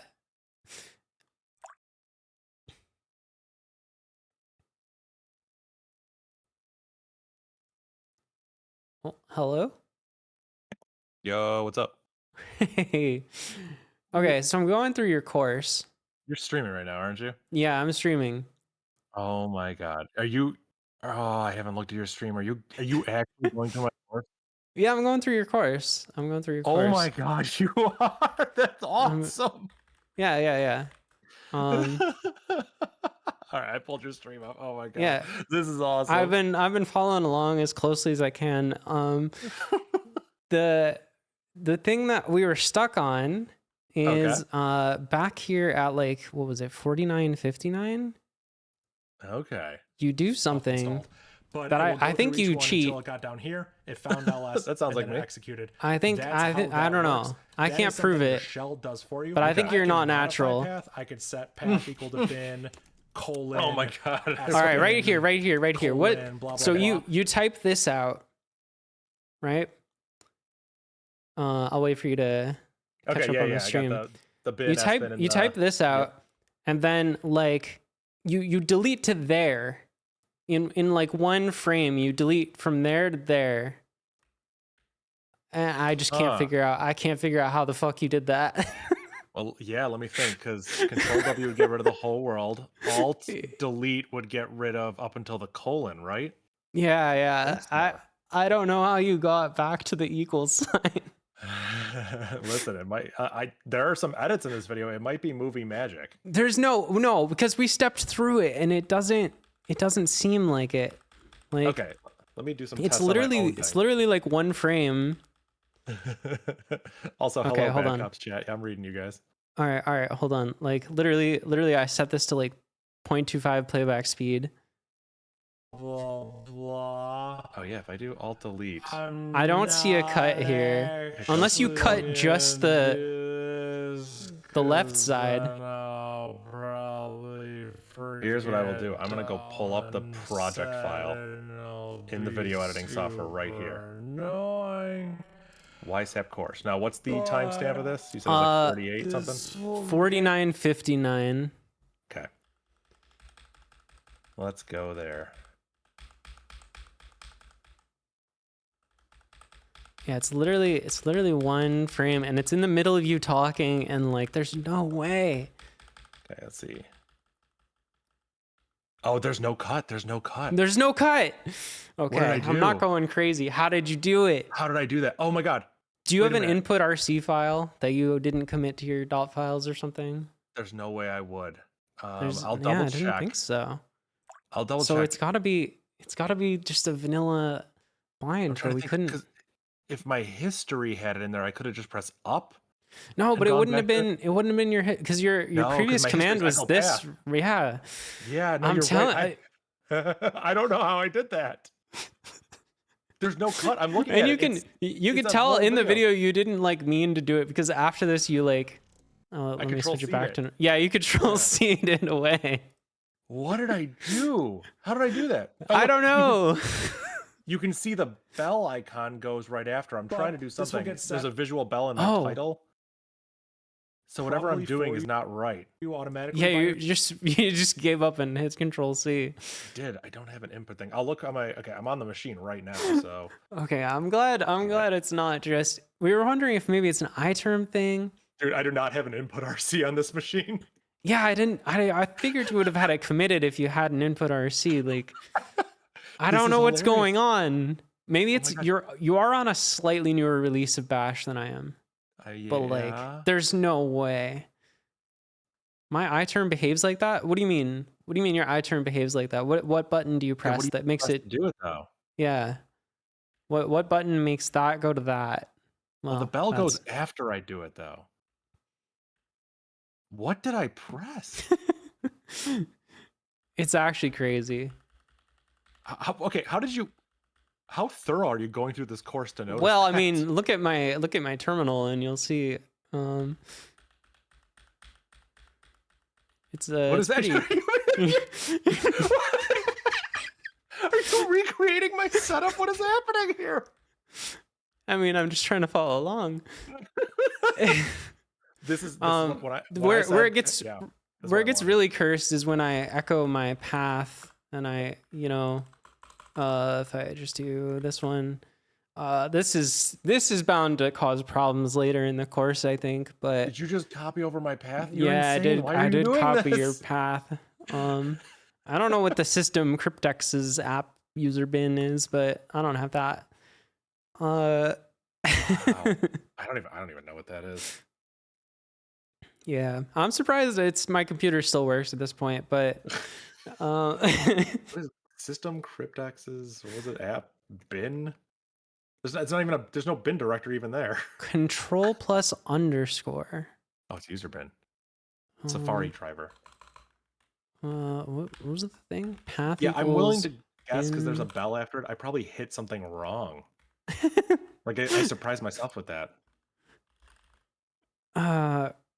What are we saying? Control plus. Whoa, control plus underscore takes me back to a weird place. It took me back beyond the colon. That's weird. Mine took me back to /bi. Okay, what is control plus underscore, craziest owl? I don't know. This is wild. It's literally undo somehow. That's What? undo. But how does it decide where to undo to? Yeah.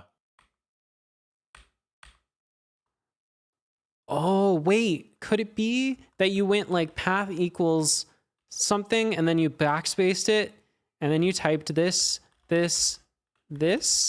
and then you did control unders? No.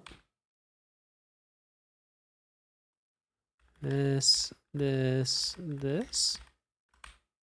That still didn't too.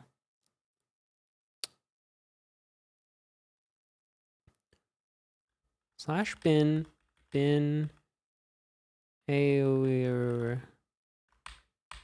I don't know why it's doing it in 2. I don't know what I did here. Not sure how it decides. Read iTerm docs. What's in the iTerm docs? But yeah, it could be that you hit undo. Yeah. It's a continuous video. There's no cuts. There's a bell right after. I do not know what I did there.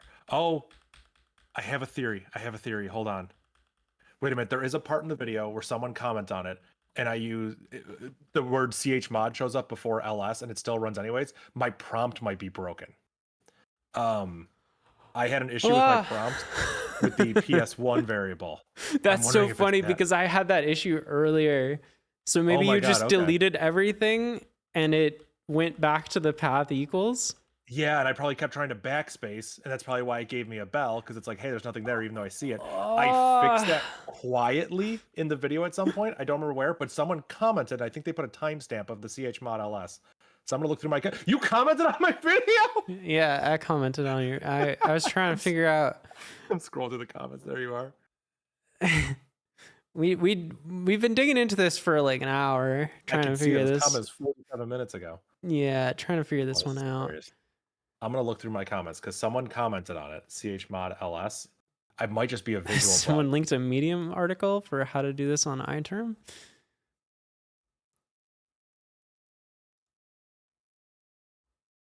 But the equals wouldn't be a word separator. That's the thing. Is like, I don't know.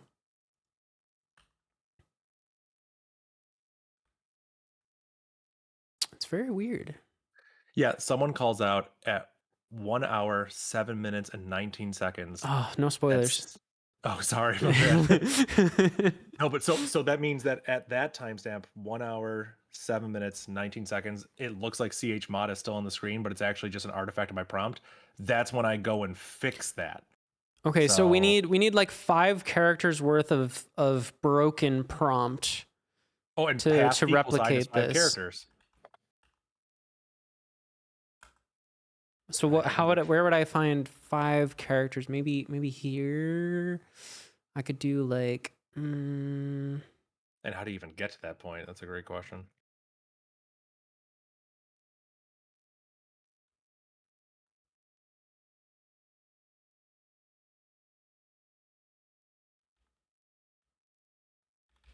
All right, let's just break our prompt a little bit.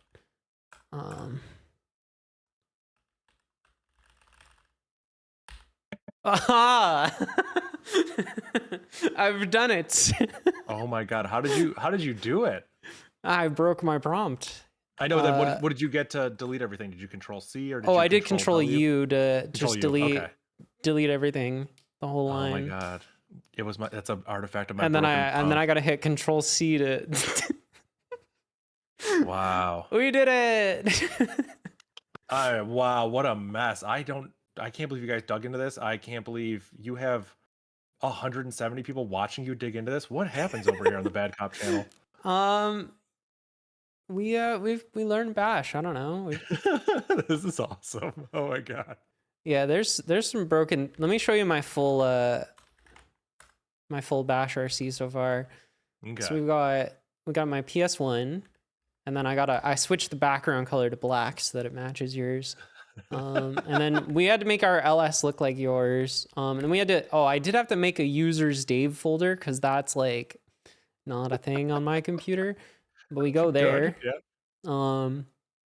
Then I set my path. I set my machine type, my shell, my host name, my user. Who am I? Just echoes the user. And then your name, you threw me for a little bit of a loop because we needed the flag. But now I'm kind of stumped on how I'm gonna get my Vim to look like yours. So I'm researching your Vim config. It's all up looks there, like it looks like I'm gonna need to install Vim plug. Yep. From the 90s. Oh my god. It's so funny because Vim plug feels like modern to me because I'm using a plugin. Like that's crazy that I'm using a plugin. Yeah, that is crazy. You've really moved into the modern age. I really be thankful I'm not using VI. All right. Last night on stream, I was talking about maybe turning off syntax highlighting. It's getting so annoying. Oh, well, that would actually make my life easier if you did that. That's less work. Why are you going through my course like this? This is crazy. I love it. Well, I just wanted to follow it along. I'm learning Bash. What do you mean? That's amazing. Incredible. I don't know how this started. It started with the prompt, really, with the PS1. I was like, how can I make mine look like Dave's? And then we just kind of carried along with this meme. That's so funny. ODAT nerd, thank you for the raid. Yeah, we're doing some learning. Yeah, have you learned anything new? Have I taught you anything through the course yet? Let me think. I mean, what you're like an what did hour in, I so we learned files. Probably not too much. There was something. There was at least something. What did you teach me? Paging files. No. I mean, I learned some stuff about LS and PS1 just from Just from doing this, debugging it. Yeah. I learned how to backspace, like if you have something like path equals this types and then you want to backspace to just the path equals, so I learned how to do that. Oh my God, it requires so having funny. a busted prompt that has exactly 5 non-printing characters that aren't escaped. Yes. That's not going to be annoying at all. Oh my God. Well, don't worry. That prompt gets fixed sometime transparently. Oh, thank God. I can't wait to fix it whenever you fix it. I don't show it in the video though, but it's probably going to be around that 1 hour mark, 1 hour, 7 minutes. I should upload the blooper somewhere. I have a whole bunch of them. Yeah, I'm getting a little scared. Like, without spoiling it, do you anticipate any problems with my approach of trying to get my output to look like yours? Do you No. anticipate any major blockers? Without spoiling it, there's going to be one chapter that I probably recommend you don't follow. You'll know when you get there. It's towards the end. Yeah, the Finder one was kind of tricky. I just I used Nautilus instead of Finder because I don't have Finder. Well, when you get to the the middle section, like basically where you are now, it should stop being it's way more terminal driven. Like I think you're actually gonna have a good time cruising through it. Yeah, once we get our Vim set up. Oh, I do log into a Linux machine sometimes. I'll tell you when I do it, but my prompt is I'll be able different. to log into a Linux machine. Yeah, it's very exciting. I've got some of those. But then I'm going to have to copy over my config. At the very end, we log into an Illumos machine, so good luck. Oh, that might be harder. Yeah, unless you like open SSH. I'll send you my public key. You just let me in. Oh my God, it's awesome. Just need to run a few commands. We got a BSD man in chat. More of a BSD man myself. I respect it. I mean, your Mac OS setup now has more in common with BSDs than it does with Linux. Yeah. I'm just amazed that copying your path didn't like break a lot of things. Yeah. I mean, as long as the basic, you got bin, you got sbin. Yeah, that's most of it. I think on Linux everything's in/bin, so you're probably good there. I thought it was gonna complain more about the paths that don't exist, but it just doesn't care. Oh no, it's not gonna complain. It just goes right through them. Yeah. It's awesome. I learned that. I didn't know. Oh yeah, because all it does, like it goes your operating system can do it, but the shell does it and caches it. So it just stats the file. It's not there. Move on to the next one. So it doesn't even. I don't even think your bash knows if that directory exists or if the executable in that directory exists. It's the same thing. It's just enolent or whatever the error is. Yeah. Yeah, I used to do fancy things. I used to be like, oh, if this path exists, then add it to my path. Then I was like, screw it. I also do that. Yeah. Yeah. But as a result, I have a giant gnarly path now. So there's that. I probably should have cleaned that out for the video. I do that at some point. No spoilers, but there's some files that are crazy on Mac. So I go to Linux. That's pretty much why I go to Linux to show it. Yeah, we did have one thing that we gave up on, which was my output of LS is slightly differently sorted than yours because I'm on a case sensitive file system.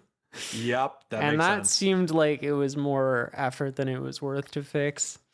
I am also using the Mac LS. It might be slightly different. I'm not calling GLS the GNU one, which is what you're going to be running.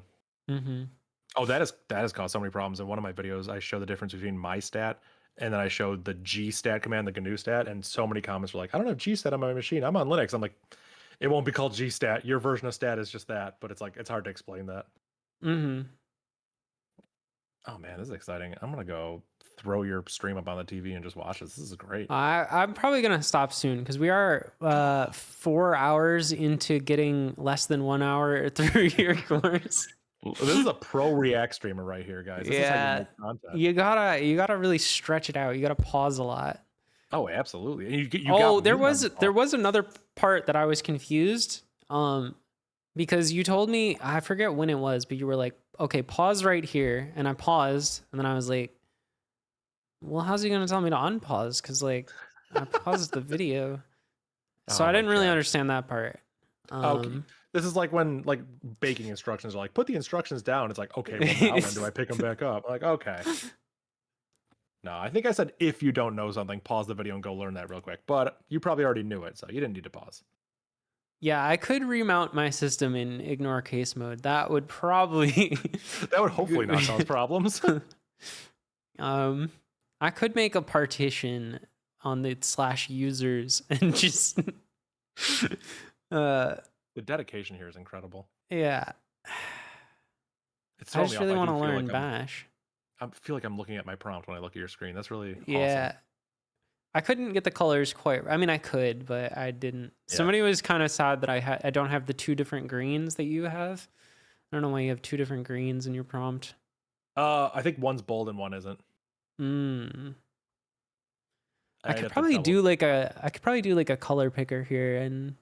Okay, so there's a little bit of cheating going on here. So the Bash RC that I've uploaded to the Bash course. Have you looked at the Bash course repository? Because in the Bash course repository, there is a Bash RC file that I'm using. It's slightly different than my normal Bash RC. Let me see if I can wait, how would I even if I do this and then what's my I've got like downloaded Pinta, which is a paint program. Let's just put this over here. All right. Maybe we can get I mean, it's kind of compressed to garbage. Could you send me a screenshot of your prompt if you got it up? I can. Maybe I can. Oh yeah, I literally have it pulled up right here. Yeah. Because then it won't have the compression artifacts. There are some things you should be mindful of, though. Like I said, the Bash RC that I'm using is in the Bash course repo, so you could pull it up. It's public. It's in the foo directory. I just want the screenshot so I can pull the literal colors off. Yep. But I just sent it to you on Discord. Here's the thing. Nice. You even zoomed it in. I did. What's the thing? The thing is, when I use OBS, the terminal gets a little bit dark. So what I see is different than what people watching me see. In OBS, I have a user script shader, and I use a shader to increase the brightness by 10%. Oh my god. Yep. All right. Well, we're not going to go to that level. Like if I curl my website, it actually looks kind of ugly when I'm sharing my scrreen because it's a little bit washed out. Yeah, this does look different. Okay, well, yeah. You said 10% brighter. I can do that. Hold on. Yeah. I can. You want me to I'll pull up OBS right now and I'll grab the user script for you. Actually, this doesn't have a way to change the. This is dedication right here. Can you take a screenshot of it through OBS? Oh yeah, I mean can you just screenshot through my video? Yeah, the problem is the video is just like compressed with YouTube stuff. Okay. Yeah, give me a second. I think OBS can OBS just output a screenshot? I think it can. Probably.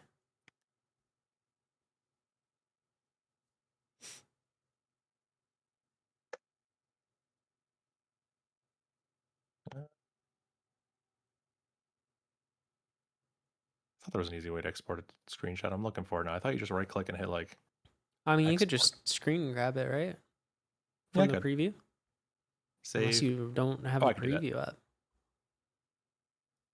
No, there's a save source screenshot thing in OBS. At least give it to me in the higher quality. Higher quality than a screenshot? What are you doing to your screenshots? Oh my god. Nothing actually. I guess you're saying like it's tiny in the preview. Yes. Yeah. So this gives me the full 1080p output. So yeah, here is. Let me get that for you 1 second. I have to look up the fancy sequence here. Foreground. Yeah. 38 is the one we want.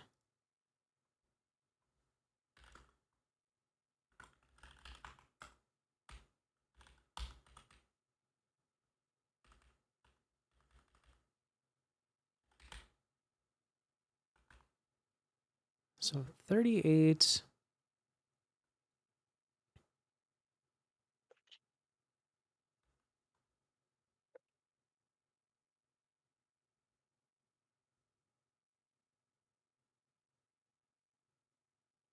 Two. And then I can do RGB.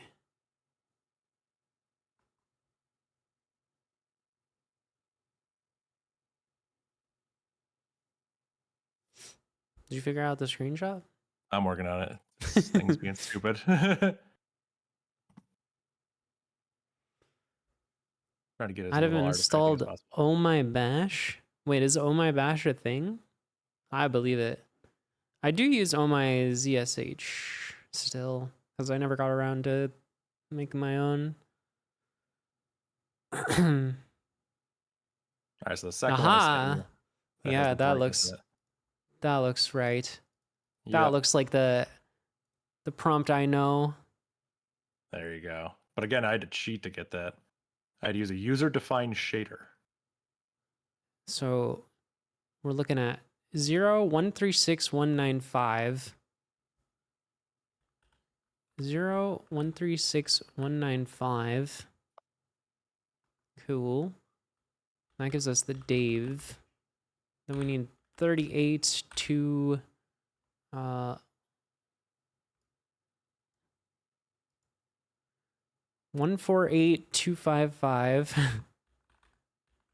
176 for the wait, was that the @ symbol or did I do?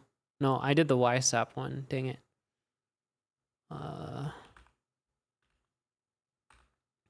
148255 176. And we'll go back up to this one. 147. 147. 0196. And then there's a different one right here. So I got to do another one of these things. And then you got to do 033. 38 to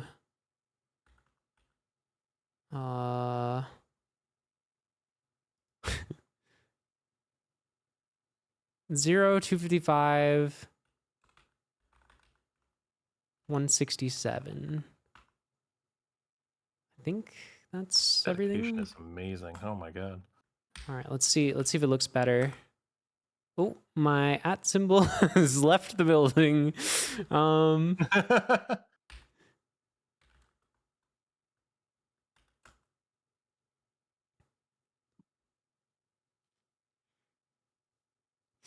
I customize nothing, everything out of the box if possible. That's the way to do it. What did I mess up for the @ symbol? Oh wait, what did I do here? I forgot the M. Oh yeah, I think the @ sign actually is a valid There we terminator, go. so it probably just terminated it. All right, that looks much more correct. Wait, what's your? Okay, now I got to figure out what your white color is. I mean, it's probably just full white, right? I think it is. I can't imagine I customized it. I'll pull up my iTerm too just to check.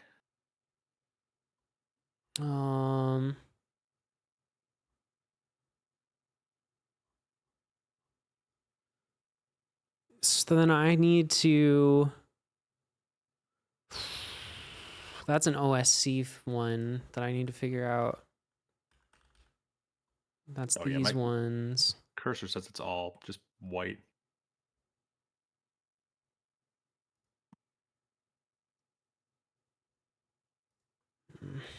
These ones are trickier to figure out. It's probably whichever ones of these are yellow, I want to make... Well, no, I wouldn't want to do all of them.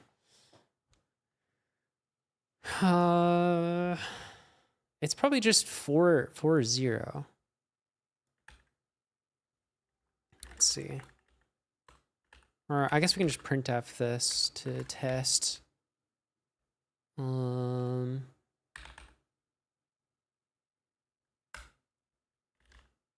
it wasn't that one. All right. Did I do that right? Let me check. Oh, my prompt is broken in the fun way. I'm doing X1B here. Oh, wait. No, that's right. X1B is the same. Yeah. It's all the escape Wait, sequence. did I forget the Terminator? No. It's just like that. Okay. All right, so if it's not 0, which one is it? Why can't I get that command back? Oh god, it's so broken. My prompt.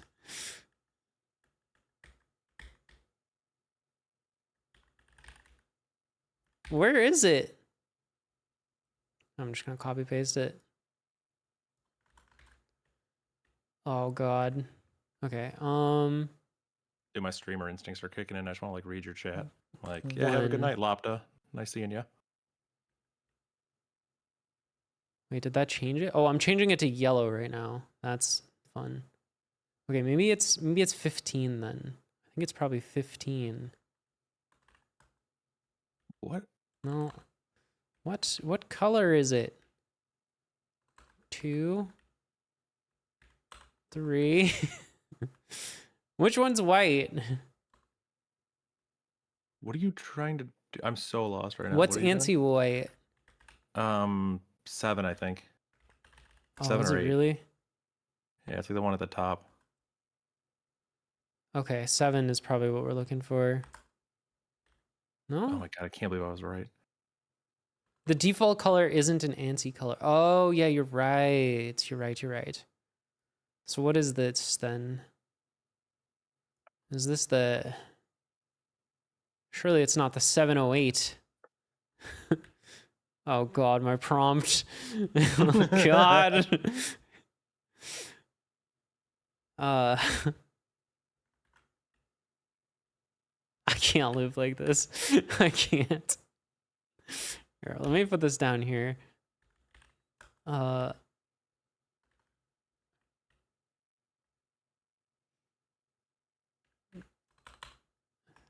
is 708? Nope. Oh god. Well, that's not helping. 256? No.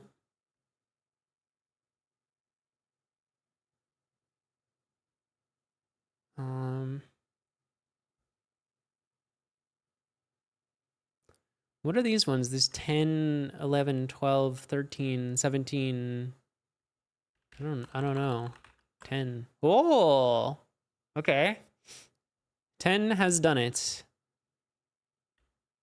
All right. So we actually want this to be just like full white, I think. Ah. I was going to copy that.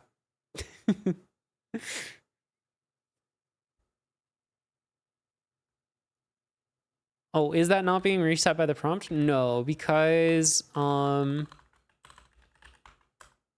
this is some magic. This changes your oh. Well, one of them was the selection color. Don't know which one was that, but yikes.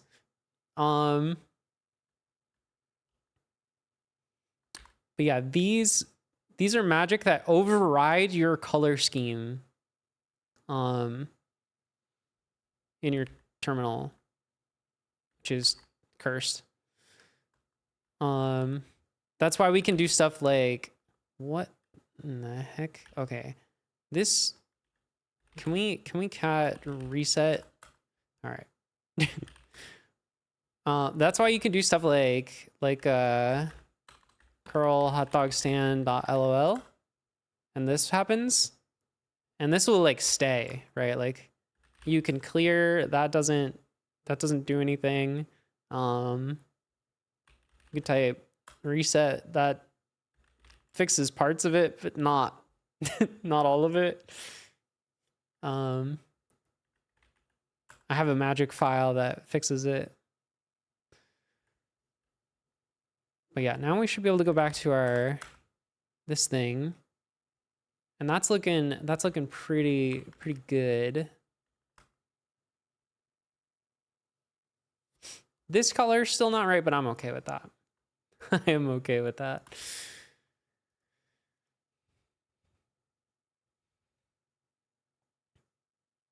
Mixing X1B and 033, why would you do that? You know, just for viewer education, you know? Might as well put a /E in there. Yeah, I was gonna say, just use /E. It's built into Bash. Like, you don't have to even think about the code. I can never remember. I actually hate hotdogstand.lol. Now I can't reset my stupid colors now. You're welcome. Well, actually, there's a way. We have a way through hotdogstand that won't reset your colors, but it might help. If you do curl ln party.hotdogstand.lol, like at least you can celebrate.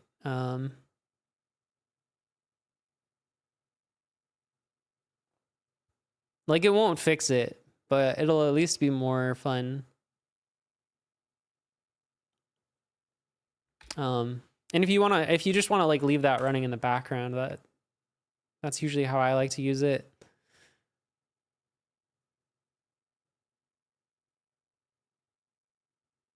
Yeah, looks nice. We should make a Christmas mode for Hot Dog Stand.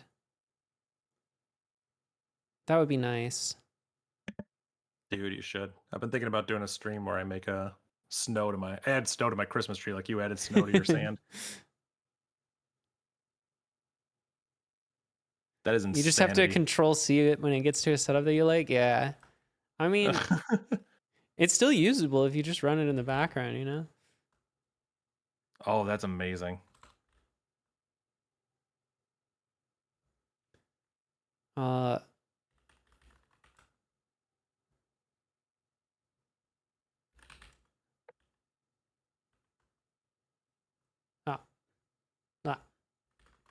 I didn't mean to run that. Oh, wait, what? Okay.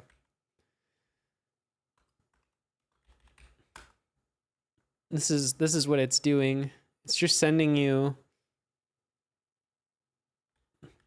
Maybe this will be easier if I do like cat v. Yeah. It just sends you like a stream of bytes, and it changes which bytes you get. Alternates between the two. Does the choo-choo reward make you mad? No. Gives you a break. Yeah, gives me time to think.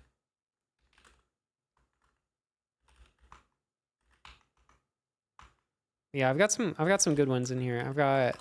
We can go VS Code style. Or wait, no, this is Sublime Text. This is VS Code style.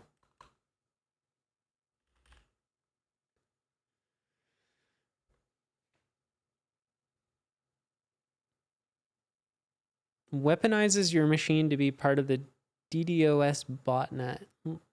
What does that mean? Add Groovebox? Yeah, I don't remember where I got these files. That's the thing. They are kind of just magic. Like, oh.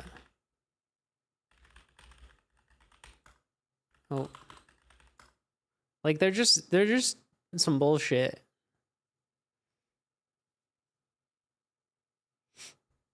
It's a bunch of OSC commands that aren't very well documented anywhere that I've found.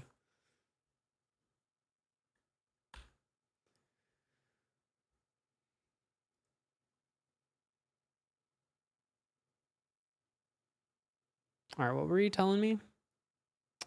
Oh, we were doing Vim, that's right. Back to the lesson. Yeah. Back to the learning.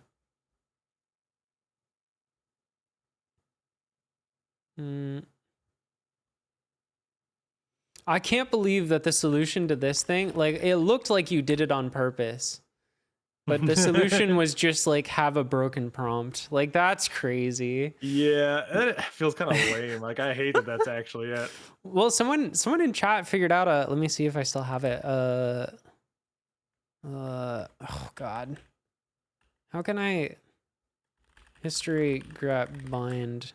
They figured out this, which does work if you want that specific behavior of like wow. Okay, yeah. Path equals this stuff, and then you can do alt backspace and it'll take you back to the path equals part. It'll like delete back to the last equal. Gotcha, okay. Which is kind of cool. Although it doesn't delete back past that. I don't know, maybe I'll use that. I don't know what I would use it for. It's kind of nice. Oh, I just realized you can't really see the thing. It's just a read line bind thing. Basically what it's doing, this first part searches backwards for the first equal sign, then it moves forward one character, and then it kills to the end of the line.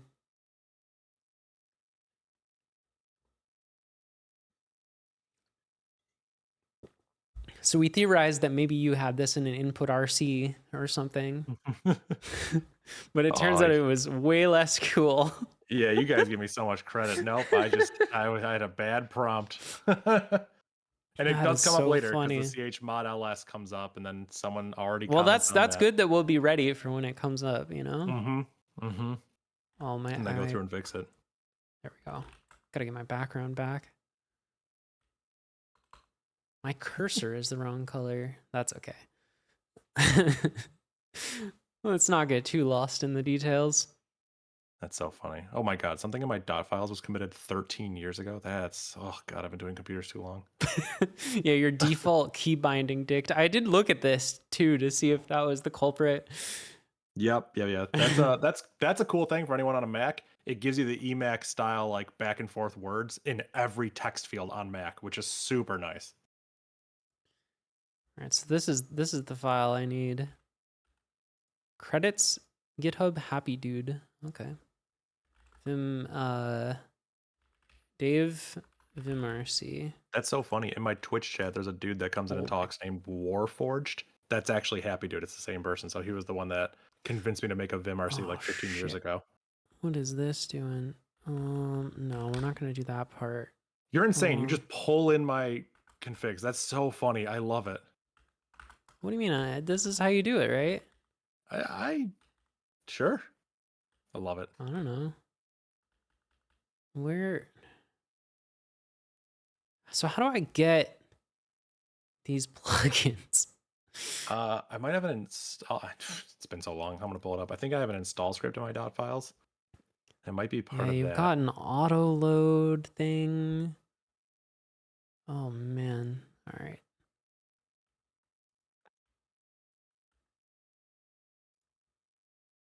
Yeah, all the way at the bottom of my install script in my dot files, I have like a Vim plug install thing that runs.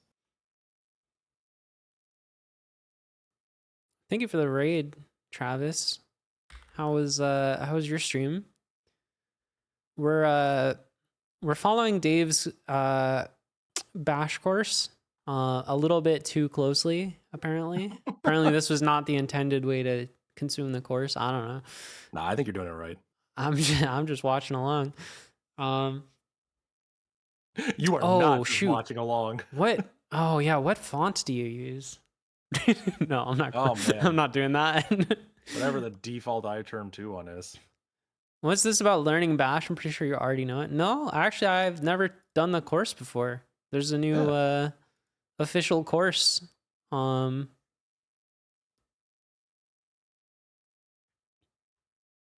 font is Monaco.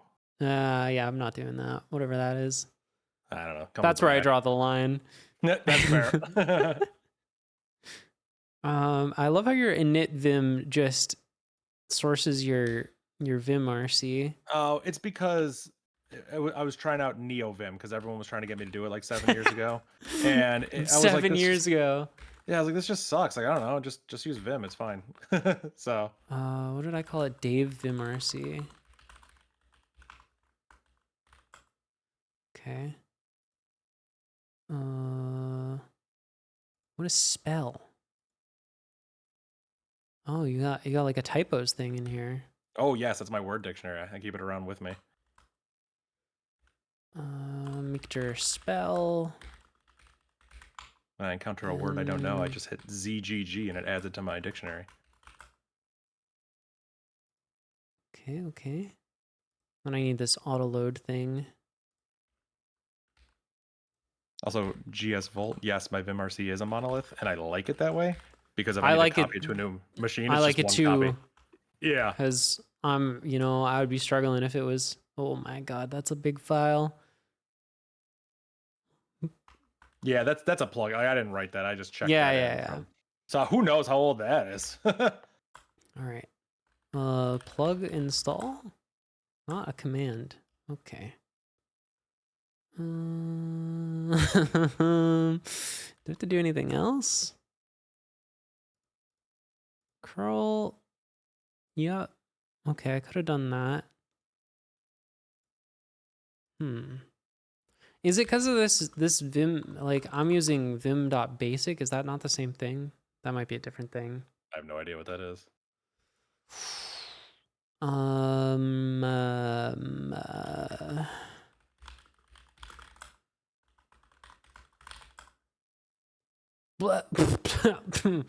That's a lot more Vims than I expected. Vim Voom.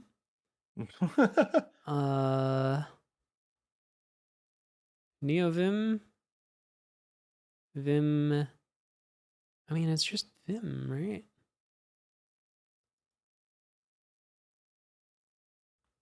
Did I install it somewhere else? Local bin Vim. No.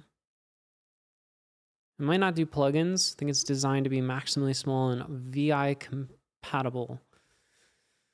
All right. But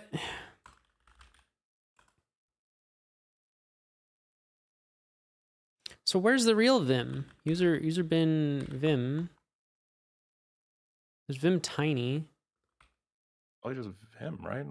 Like, yeah. Yeah, but this is my NeoVim. Isn't NeoVim NVim? Yeah. Oh. But I have user bin Vim is a link to the Etsy alternatives Vim. It's an Ubuntu thing. That's an Ubuntu thing. So you probably have, what is it, update alternatives? You probably have to. Yeah, like but an update alternatives command. When I installed Vim, it doesn't seem to have put the real Vim anywhere. Vim full? Okay. Could try that. No.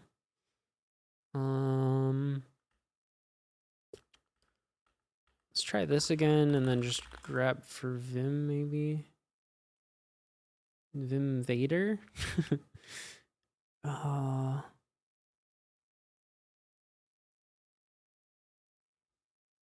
Like you would think it's just Vim.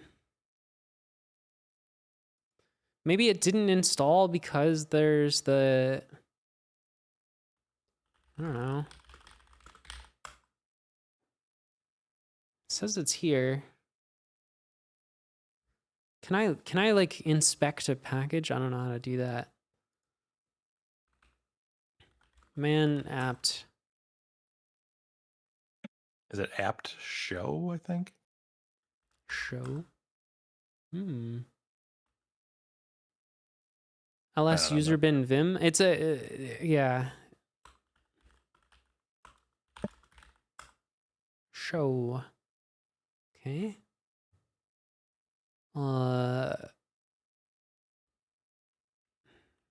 What is it showing me?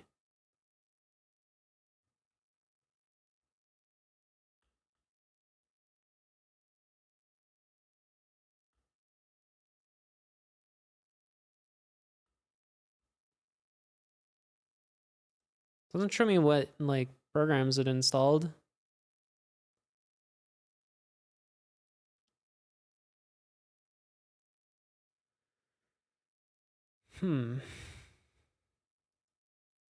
See the vim dash star packages if you need other stuff.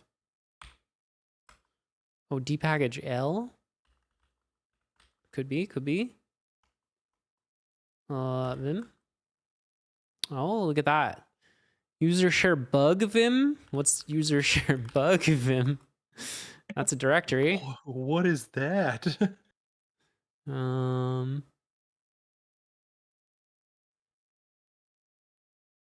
Yeah, it just has vim.basic. Why does it only have vim basic? Doesn't seem right. Vim GTK3. Well, I don't think I want that one, do I? Does that run in the terminal?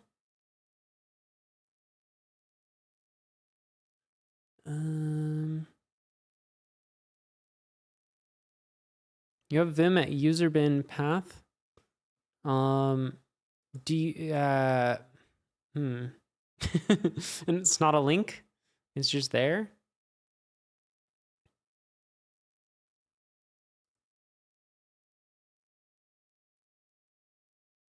I don't even see vim. Oh, there's vim GTK3.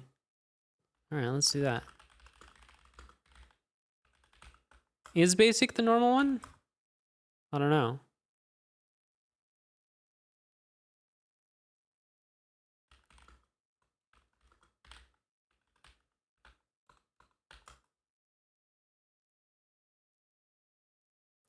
Did you run vim with a custom vimrc path?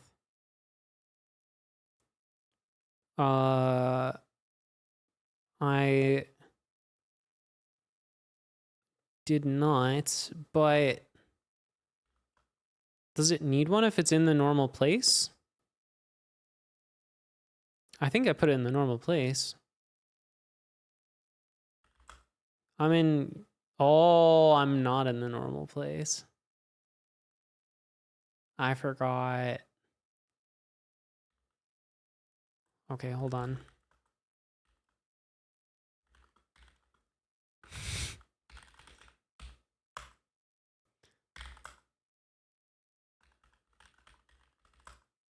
No?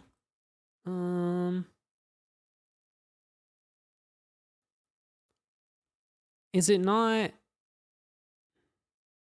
Or is it supposed to be vimrc?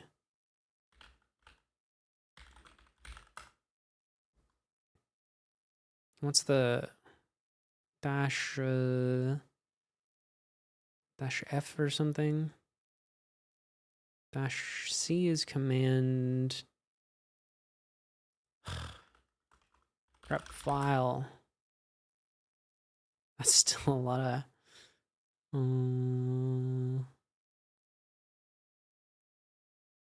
of dash U? Really? Oh, dash U, yeah.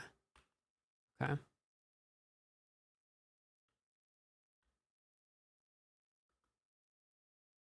Not sure if home is set. No, not yet. We haven't gotten to that point. Where did I set this? Dave vimrc?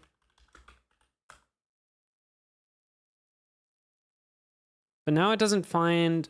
So I want the config vim init.vim. Oh, okay. Now that file's not in the right place. Move Dave vimrc.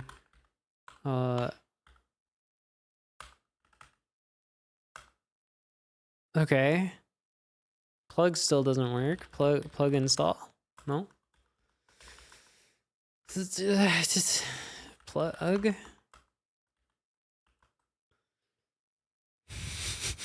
Why is this the hardest part so far? It like really shouldn't be too. This just works on all my systems. Start Vim and then source the file.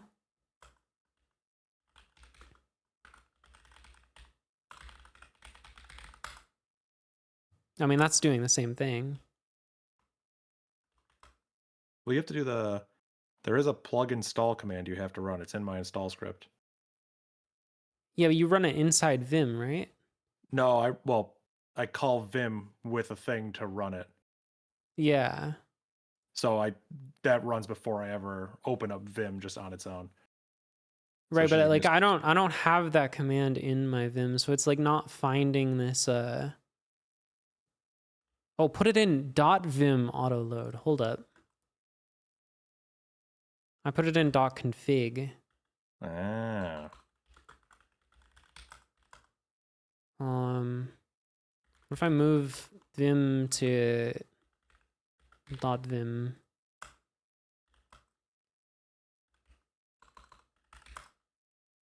Yeah, I can't do that. CD dash, there we go. I learned something. Vim. Okay, wait. Plug install. Not a command. Okay.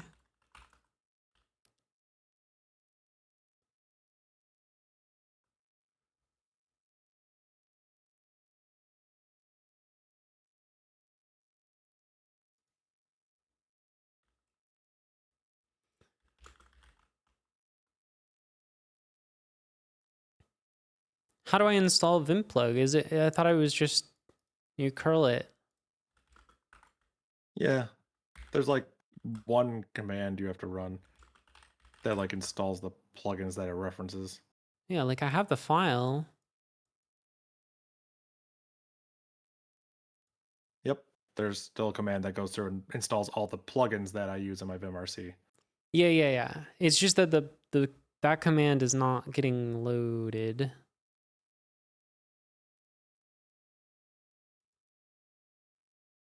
For whatever reason. Have you?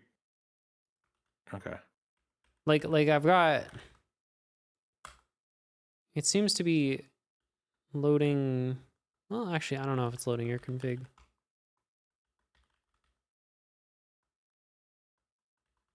Try setting home. The path the home is set. Like I have my home. Oh dang it! Ads just started. Yeah, the only thing I can think of is in my install script, it calls Vim, but with a command to plug install. And that gets run before I ever execute Vim to like use it as a text editor.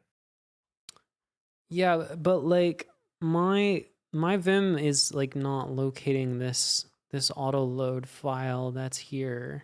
Like I'm just doing that step manually, right? Like plug install, but it's not a command. Okay, so it's just not even seeing it at all. Okay, I see what you're saying. Is there like a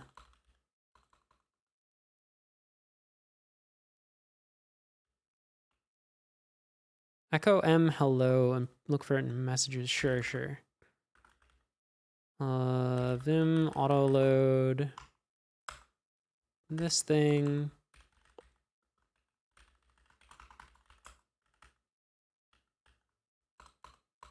Oh God.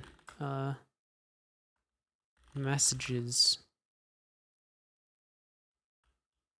Okay, I don't see it. Yeah. So something is not working about this auto load path. Things in auto load are only sourced implicitly when Vim tries to run a hash function. Oh. Oh, really?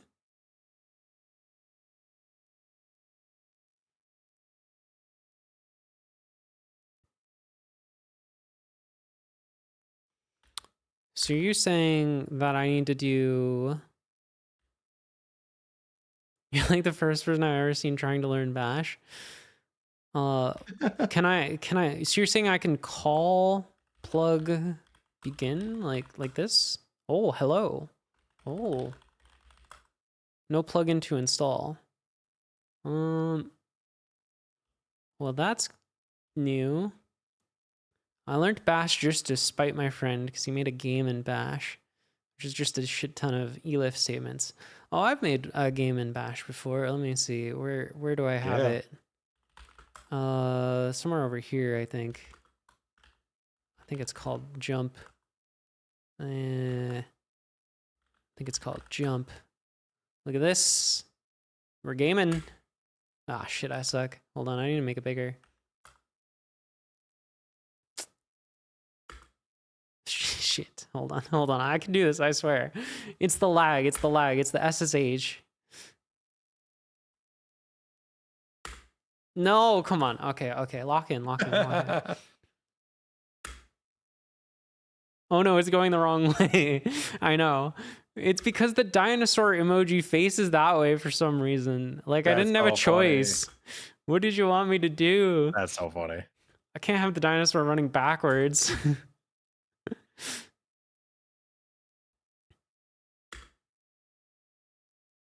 Okay, now we've got it. Now it's just easy. It's just science.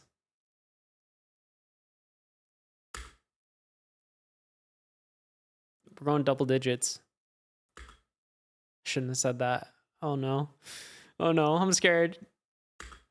Okay. It's my top score, 10. 10, apparently. Let's get a little, oh, hold on. Gotta zoom out to make this one easier. Got all sorts of games on here.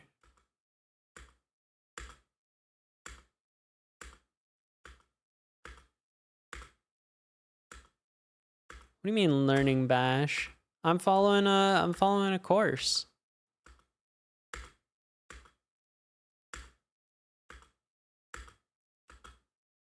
Well, right now I'm playing Flappy Bird, but you're following a Bash course?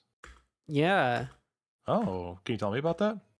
Yeah, it's called the best Bash course of all time, I think was the title of the video. Notes. Sounds good. Yep. And I forget who it's by. Chad, do you remember who this course is by? Oh shit. 715 points. Nice. Why learning Bash? I just figured it's time, you know. I've been calling myself a Bash influencer for so long that maybe I need to actually put my money where my mouth is. It's called Dave confused everybody by breaking his terminal. True. True.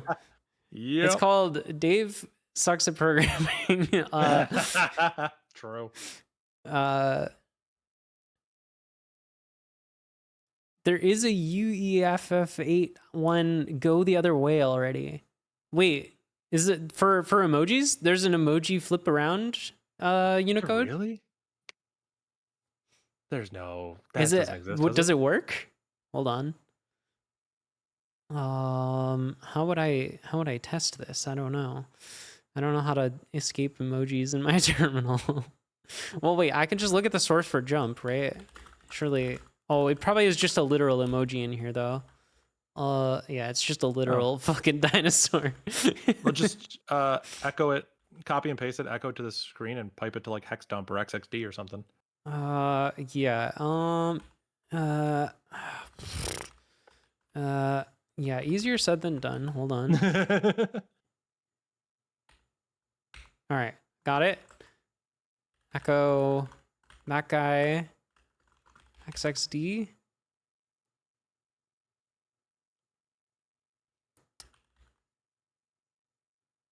Printf U, and then all of that, you think? 9F A696. Character not in range. Surely not. Yeah. The fact that I made it up and it was believable tells you everything you need to know about Unicode. No. That's great. That's the UTF encoding. Oh, true. Maybe it's as simple as this. Yeah, there we go. That looks like a dinosaur. And UTF-8 and stuff. That looks like a dinosaur. Yeah, that's a dinosaur. That's it. Perfect. Ship it. Oh no. What do you mean there's no flip it around? Oh no. Can't believe you would lie to me. Yeah, that's what I usually do, is just like dinosaur emoji. Oh, look at this one.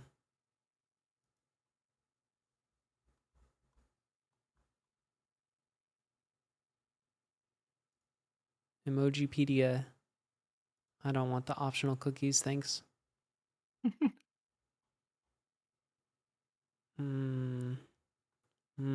Yeah, I don't think there's a flip around button. Yeah, both of them face the same way. What does the dinosaur mean in texting? The T-Rex emoji means literal dinosaurs, but also old-fashioned, outdated, or an extinct idea/person, like calling someone a dinosaur for not keeping up. Like somebody who uses Vim instead of NeoVim, and still uses Vimplug by JuneGun. Oh. Listen, Vimplug's new for me. I don't know what you want. I can't believe that was all in the Google answer. That's kind of crazy. I mean, this one is at least looking over his shoulder while he's reversing. If you add a reversing warning honk, yeah, if we just spam the bell character like every other frame. The ADHD. I don't have ADHD. What are you talking about?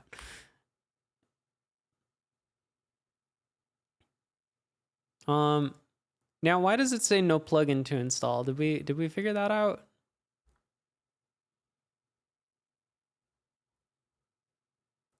I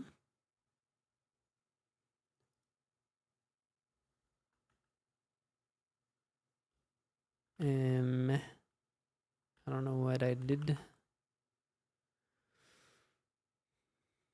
So,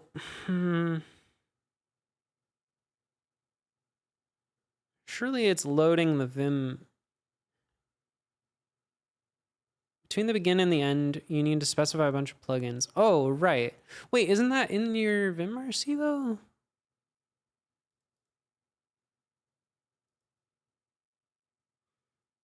So it is working.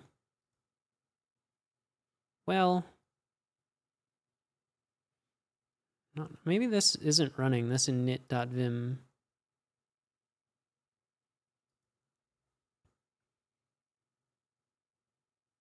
Script names? Okay. No, it doesn't look like it. So maybe it doesn't look in that .vim folder. Maybe that's fake news. God, I really hate that this prompt doesn't tell me what folder I'm in. Echo my vimrc. It's so funny. I like having the folder in there, but I take it out so I can keep the prompt very small. Helpful for vertical videos, but now that I just do horizontal videos, I might bring it back. All right. So maybe if we run it with this thing, maybe now we can plug install. Oh, look at it go. Look at it go. That's crazy. Oh my God, it kind of looks like your Vim. I gotta get rid of that hello. Vim auto load. Okay. So I just need to add this to my Vim Dave.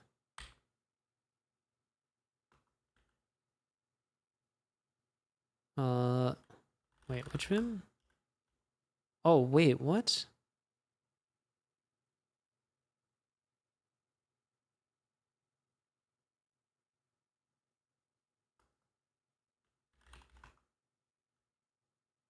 So it's using user bin vim.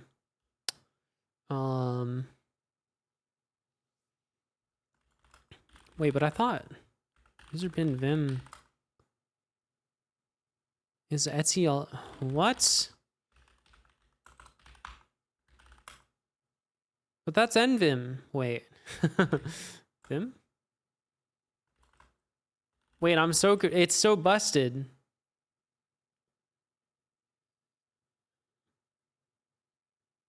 It's lying.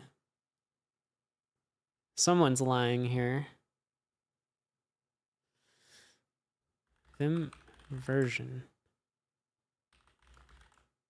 Oh no, okay, the alias is working. Okay, okay. For some reason I thought which would show me the alias, but it doesn't. That's fine.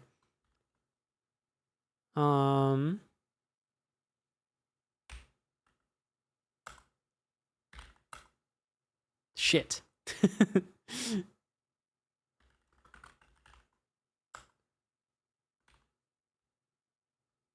Oh, okay. Dash U, that's, there we go.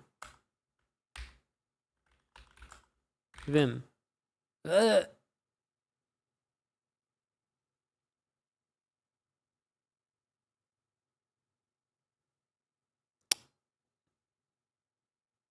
How did we fix this before?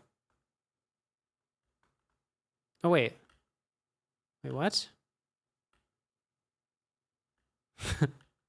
uh,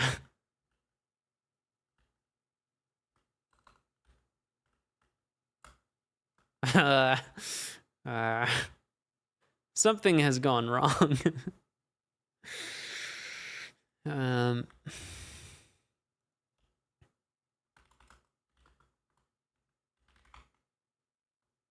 It's right there.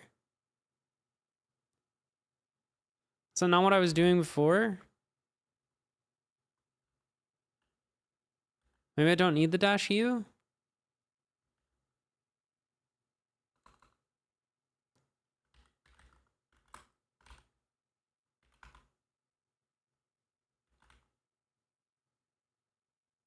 Or maybe I want the Vim.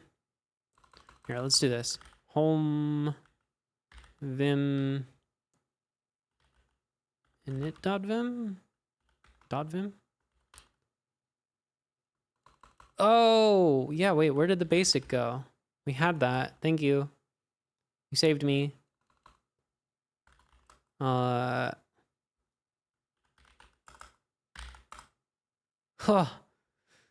Oh, we're back. Oh, it's a bot? What's a bot? Oh, good cop.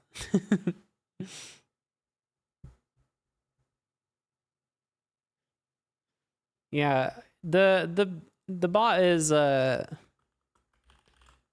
little bit. Oh, it doesn't do the Emacs thing anymore.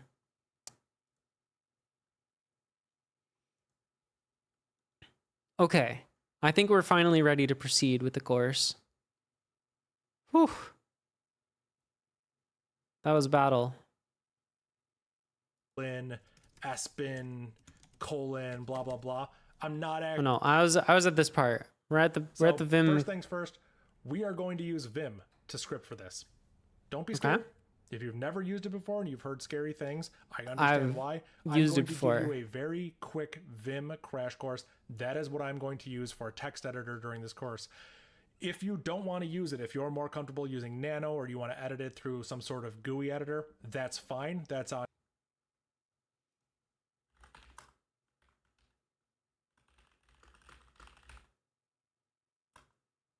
There you go.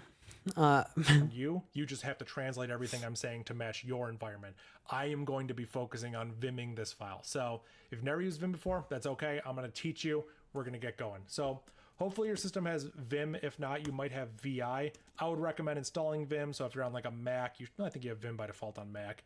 If you're on a Linux system, you might have to apt install Vim or whatever your Linux system has. Yeah, I had to do a lot of things to get Vim. We're going to start by but I've got it. File.txt. Okay, so we are in Vim, and here is file.txt. A lot like less, we can move up. Okay, hold on. I gotta get to my food directory. All right, file.txt. Oh, hell yeah. Why does it have things underlined and stuff? I don't know what's going on in Dave's Vim.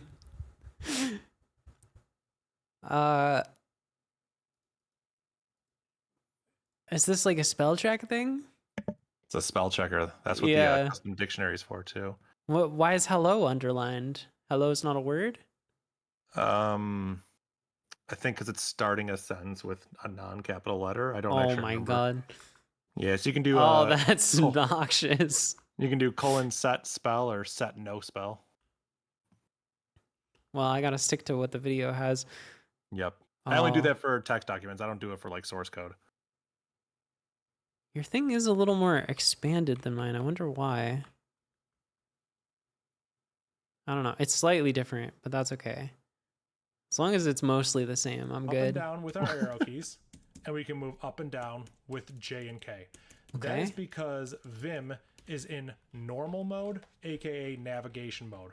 We are in the mode where we can jump around the file. Navigation we can't make changes mode. to it by typing in. We can't insert text. We can make changes to it, but we can't type in things, but we can use the arrow keys to bounce around.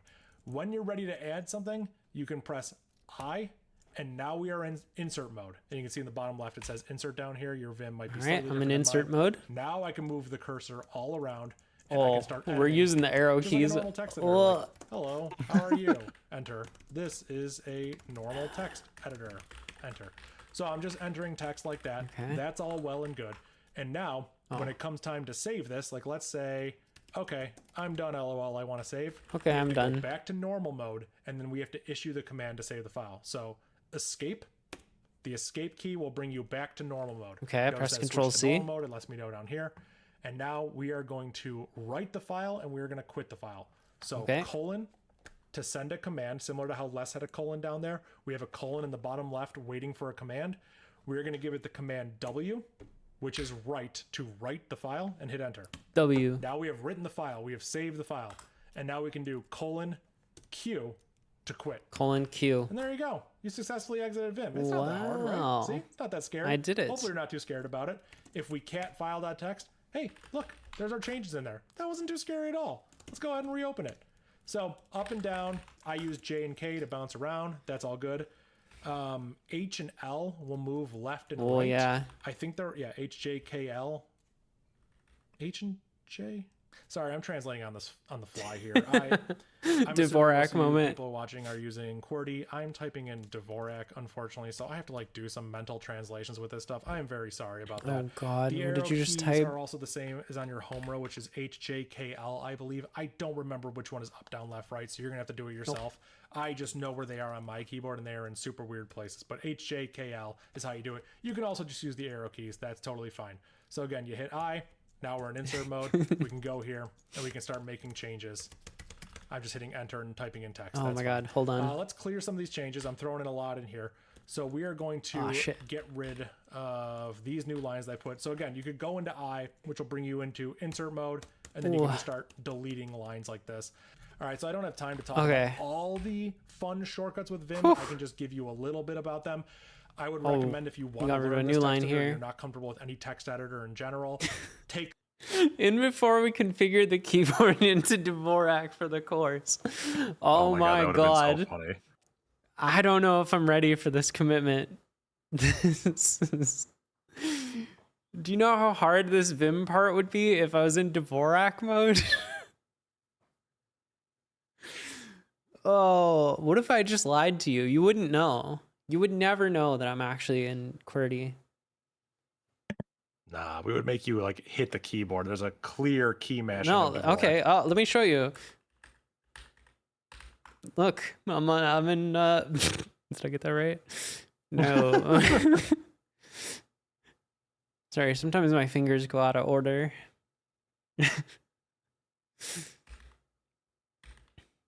Almost. No, I'm actually in. I'm in. I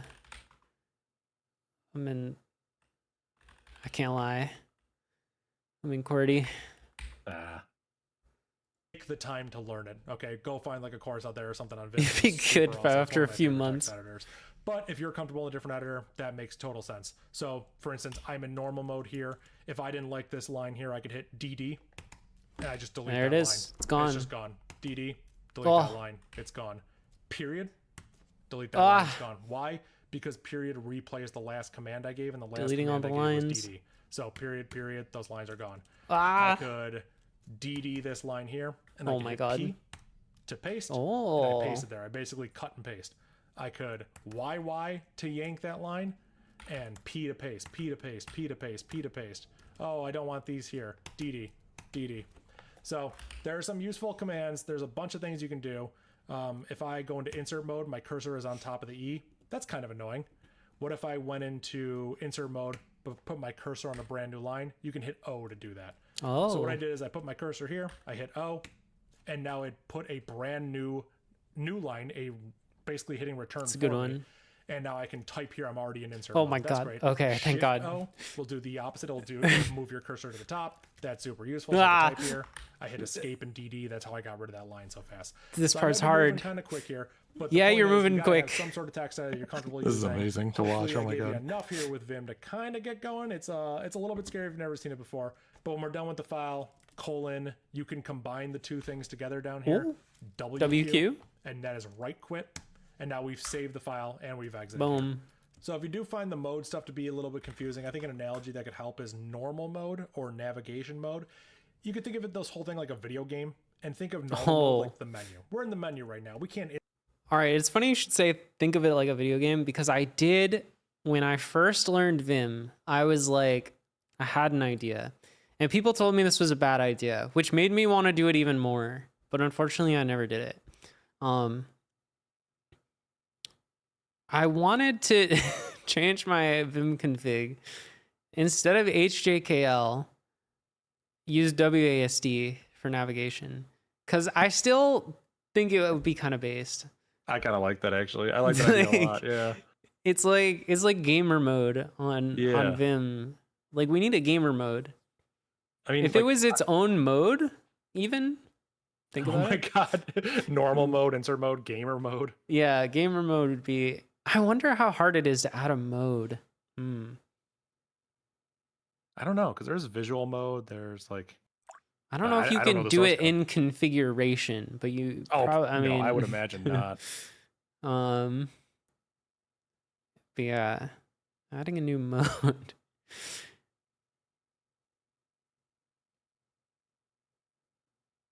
I should disable the arrow keys. Yeah, that was one of the things I did early to learn. Same. Unmap the arrow keys.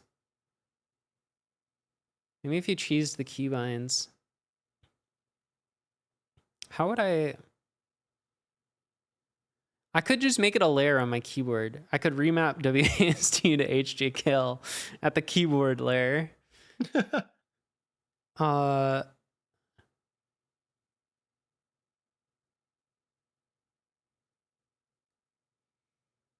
I've already done that a little bit with like caps lock being escape on my keyboard. I simply do not have caps lock as a button that I can press on my keyboard. You just never need it. I've never You needed don't it. need it. You could hold shift.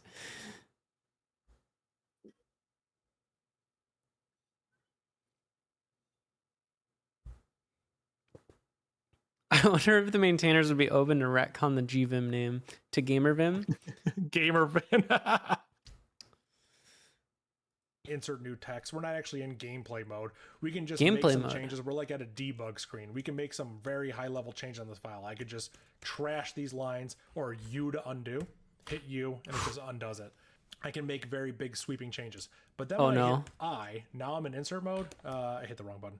Now that I hit I and I'm in insert mode, now it's like a video game. Now I'm just typing LOL. I'm just typing LOL. Escape, I bring back up that debug menu and we can make whatever changes we want to this Wait, file. LOL's not a word for me, but it's a word for you. This isn't too much. This isn't too scary. But yeah, so let's continue. Now that we have this, let's go ahead and make a script. You guys ready to make our first script?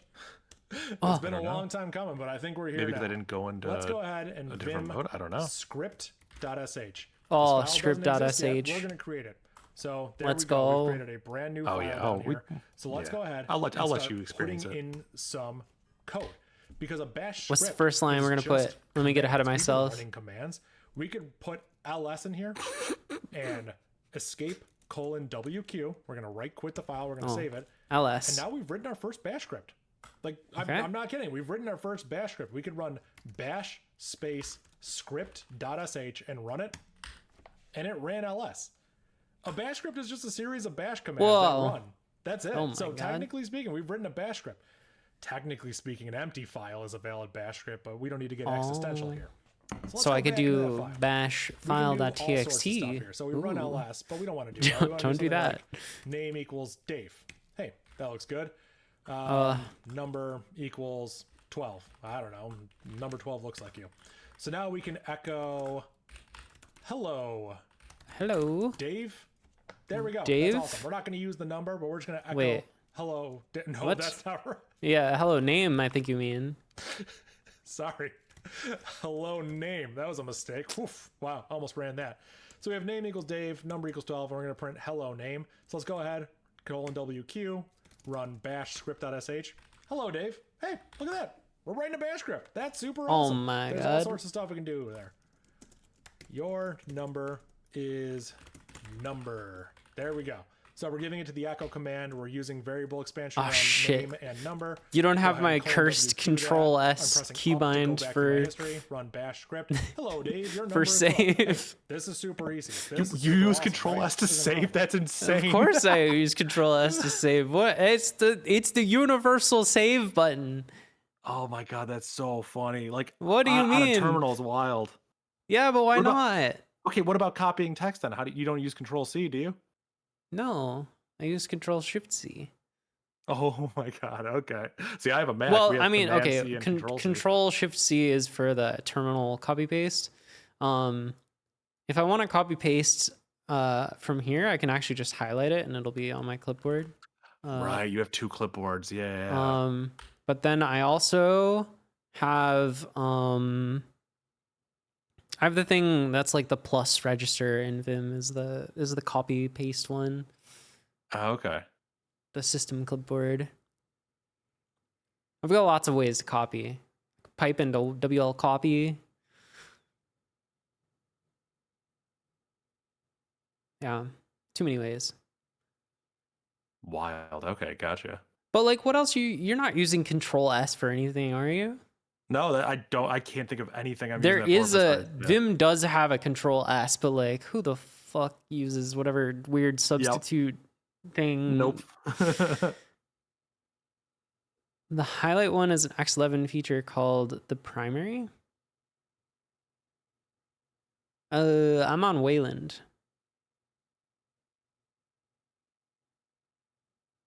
So I don't know.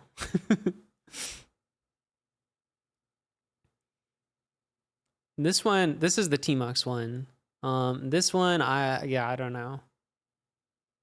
Whatever Wayland emulates the X11 primary. Okay. That's fun.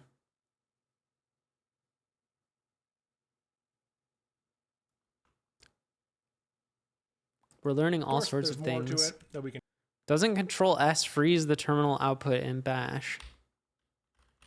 Yeah, it appears to have done. How do I get it back? Is that a read line thing? What causes that? What brings it back? Is there a button to bring it back? Control Q? No, that didn't work. Oh. Oh, okay. Control Q is my secret Tmux prefix.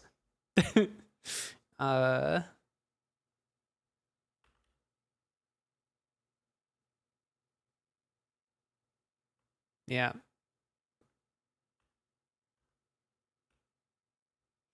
Don't worry about that.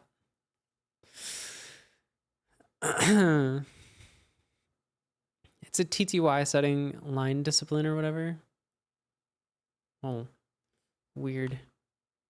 I don't even know that one. We Yeah. could go back in here and we could say system.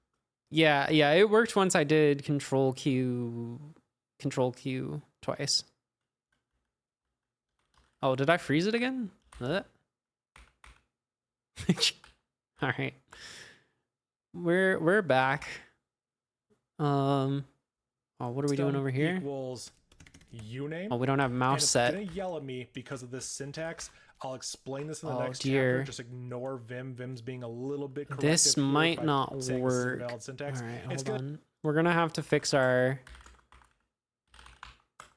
We're gonna have to do a little bit of a goofy export F on our uname.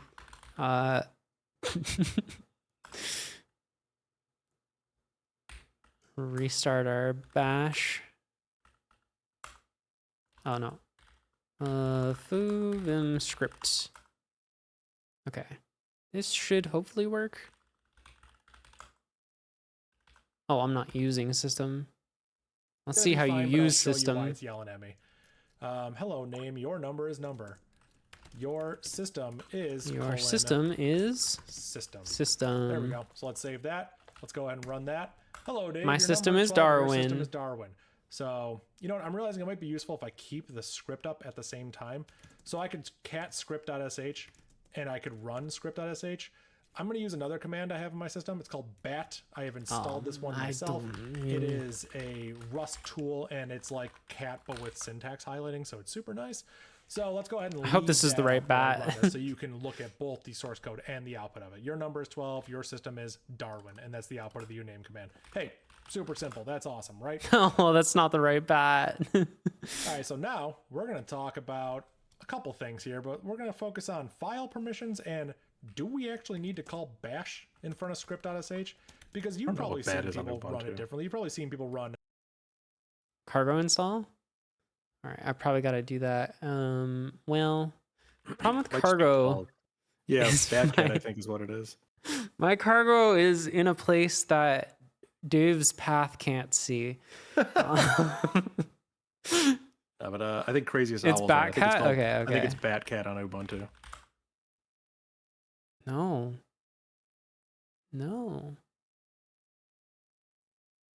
Interesting.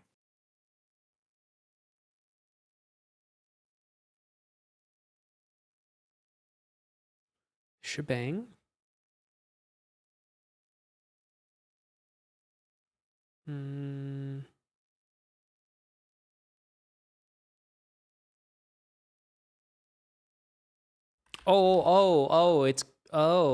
Oh, I see. Thank you.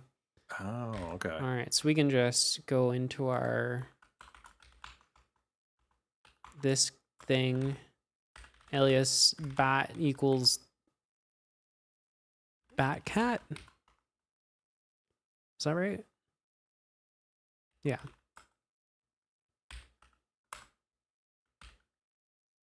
Bat script.sh. Shit. cd foo. Hey, our colors are kind of different. We're not going to worry about that. What font is that in the terminal? Which one? My terminal or Dave's terminal? In my terminal, it's hack. I think I have this. Yeah. I refuse to switch it. I refuse to use any other font.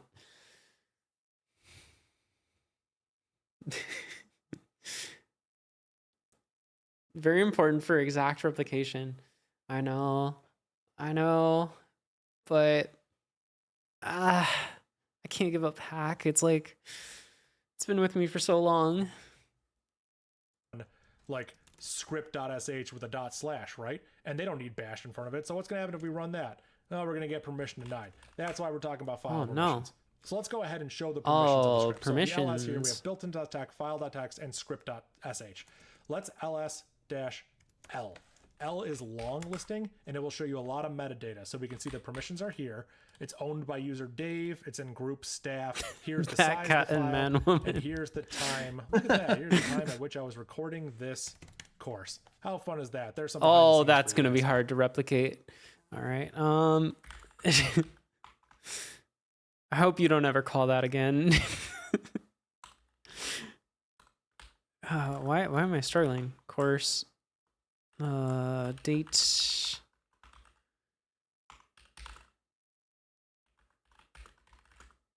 that one space or two? I think it's one. 1921 58 EST. Oh, yeah. Why did I put a dollar sign? What the?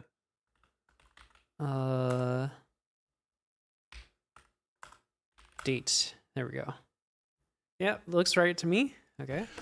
So we can see we have three files here. Script.sh. It does not have the executable bit. It would show up here. It would have an X here if it were executable. Oh no, my LSL looks different. I won't. Oh no. Oh. Damn it, it's because of my alias on LS. Yeah, no, yeah. This is a problem. Wait, what? Oh, no. It's fine. Yeah. I just LS the wrong folder. Wrong folder. The directories are called. Yeah, this looks fine. But the dates. Oh, yeah, you have to use the touch command. You have to set your system clock back to November. Oh. Don't change your system clock. You'll probably disconnect from stream if you do. Yes. Yes. We might need a container. I should have absolutely shipped a bash course Docker container. What was I thinking? Can touch take? Oh, it can. Oh, you can. I think it takes a relative file like -r. No, but you can give it a date. Oh. You can tell it when to set it to. You can lie. It's time to lie. Oh, but how am I gonna make them Dave and staff? I mean, I could just chone them.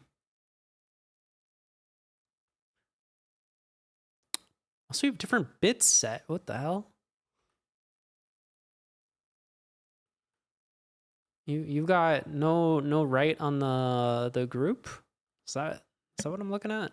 Yeah, mine are 644 by default. Yours looks like 664. So it's gonna be your U mask is gonna be different than mine. Is it this? I suck at permissions. That looks right. G minus W. Yeah, there we go. All right. Yeah. You can if you run the umask command, it'll tell you what you have it set to. So you could change it for the course. All right. Ah, fuck. It's not a real user. We might actually have to make this user at this point. Now here's the question. Add user or user add? Which one is the good one? I'll never remember. Add user is like the one that walks you through everything. User add is the very terse one. All right. Oh.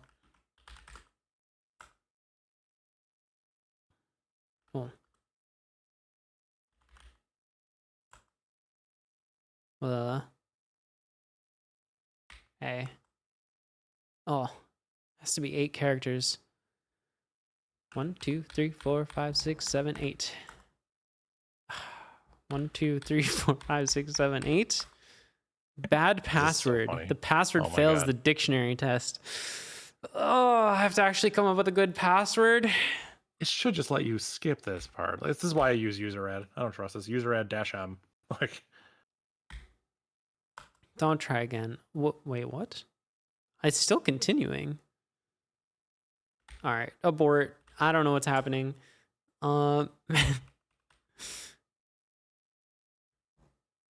We could also just change the output of the ls command. This is a thing that's in our power. ls pipe said. Yeah, I'm considering it.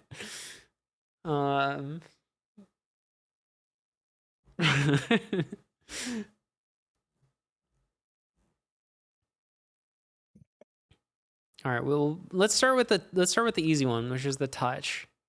Oh no, did you run date again?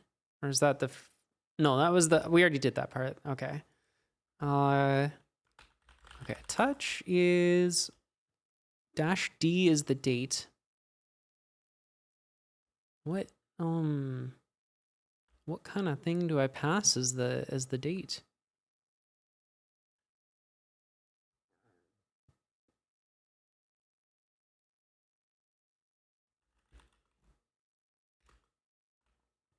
If I just do this, 1857 built-ins.txt, does it figure that out? Oh God.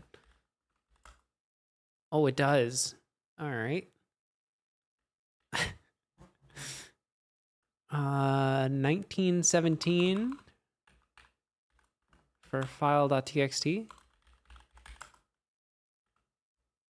1920 for script.sh.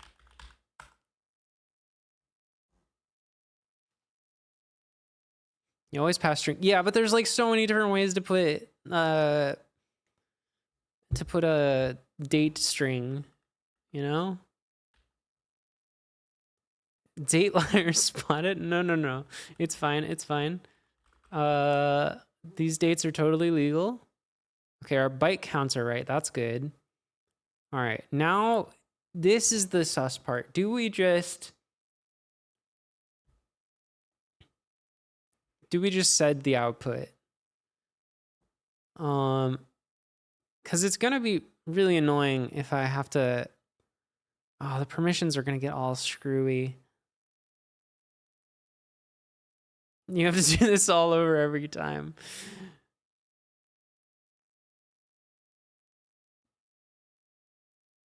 Yeah. Let's go for the sed option. So where's my ls alias? All right. Let's turn you into a function. I have to use this goofy vim config.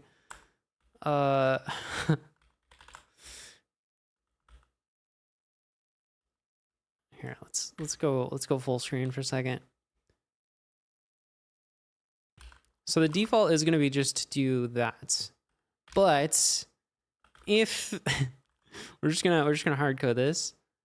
If we get a -l, then we do something different. Yeah, oh, we have to do command, of course. Because otherwise things will catch on fire. Command ls -l sed. All right, this is where it gets goofy. Bad cop. Oh, nah, maybe, okay. What if we go through, we replace the first bad cop with Dave, and then we, do I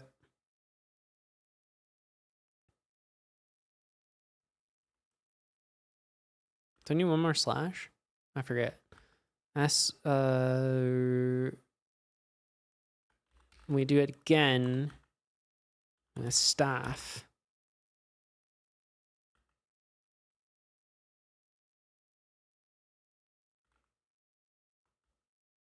If you pen $* to the ls, it should just do the right thing. Oh yeah, you have to put the arguments in because it's a function. True. I could just do this. $*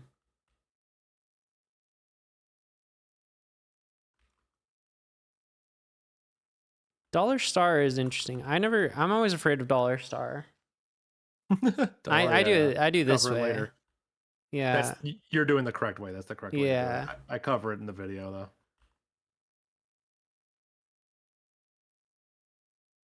I like learned this at some point and then I forgot like the details of it, but I learned that this is the one that I want. LSL. Okay, unknown option to S. Eh?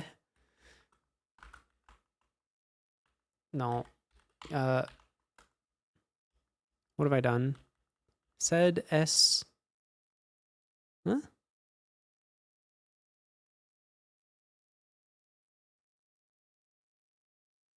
Unknown option.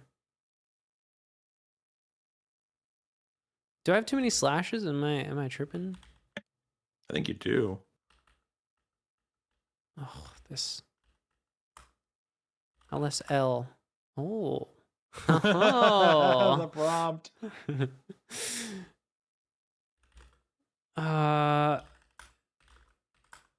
Things are looking up. That looks right to me. Even the spacing looks a little bit wrong, actually. Hold on. I think there's only 2 spaces after Dave. The attention to detail is wild here. That's my whole thing.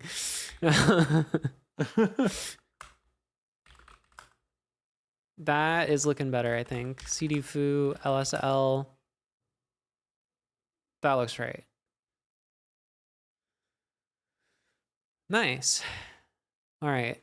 What's next? Please don't ever LSL again. Deep dive too much into permissions. There's a whole bunch of stuff here. This is like Linux or Unix fundamentals. I'll just talk about the stuff that we need to get scripting off the ground, okay? So we need to give it the executable bit. We can use the chmod command to change the permissions of the file. We can use +X to say, give it the I was going to say, what's the big bit, X? bit, That's crazy. Script.sh. Nope, that's just me being wrong. Only ls-l again. What? Yep. What? You got some. You tried to do this, and then you did this, and then you did this, and then you did. No. What? I don't know what happened on this one. I don't know.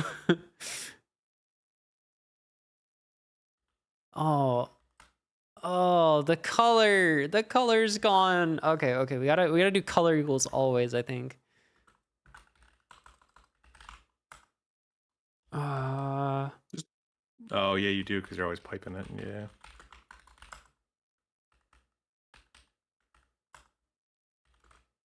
Shit, CD Foo. Okay, we're in. Waiting for Dave to copy paste a 400-line bash script. And you can see that hey guys, I did some mining off camera and got some diamonds. Cool. Oh my god, mining off camera is crazy. These permissions are. Do you watch Etho? I don't know what that is. Oh, do you watch any Minecrafters? Nope, not too often, no. Well, how do you know about mining off camera? What the hell? I don't know, it's kind of a meme. I know that one. Dang. Thought you were cool. It's all right. No, you didn't. Yeah. 755. Have you ever seen that? Technically speaking, I don't want to confuse you guys too much. You could run chmod 755. This forces the file to be those permissions. So ls. Whoa. What was all? Oh god. You guys. That's pretty. You can see it's there. This forces the file. Oh yeah, your thing is fucked up. Chmod ls. All right, I think we can recreate this. You did this LSL. Boom. I hate that you're becoming comfortable with broken prompts. That's so yeah, funny. I'm learning how to harness the power of the broken prompt. Wow, that's incredible. It's funny because when I first copied your prompt, I broke it as well because I didn't know how to do it the right way. Total 24. Oh, what the fuck? What the fuck? Why does it say total 24? What even is the total? I have no what idea is what the that even total? Is that how many like blocks or something? Yeah, blocks or inodes or something, because the Mac file system definitely does some weirdness there. Oh, shit. Dot files? Okay, you definitely don't have 9 hidden files in your directory, and I don't have 11 or 21. Oh, wait, now I have 20. No, it's less when I do it without LA. What even is the total? I don't know.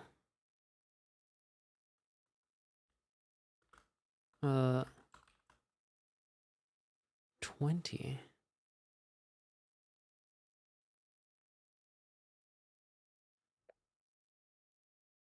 Time to reformat. Set again. All right.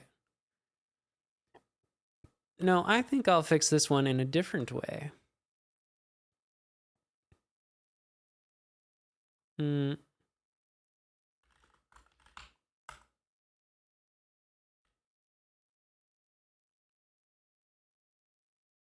Actually, what is it that I would want? No. Whatever Is you there put, a make tail? change. +1? Plus 2? There, tail +2. That's the one.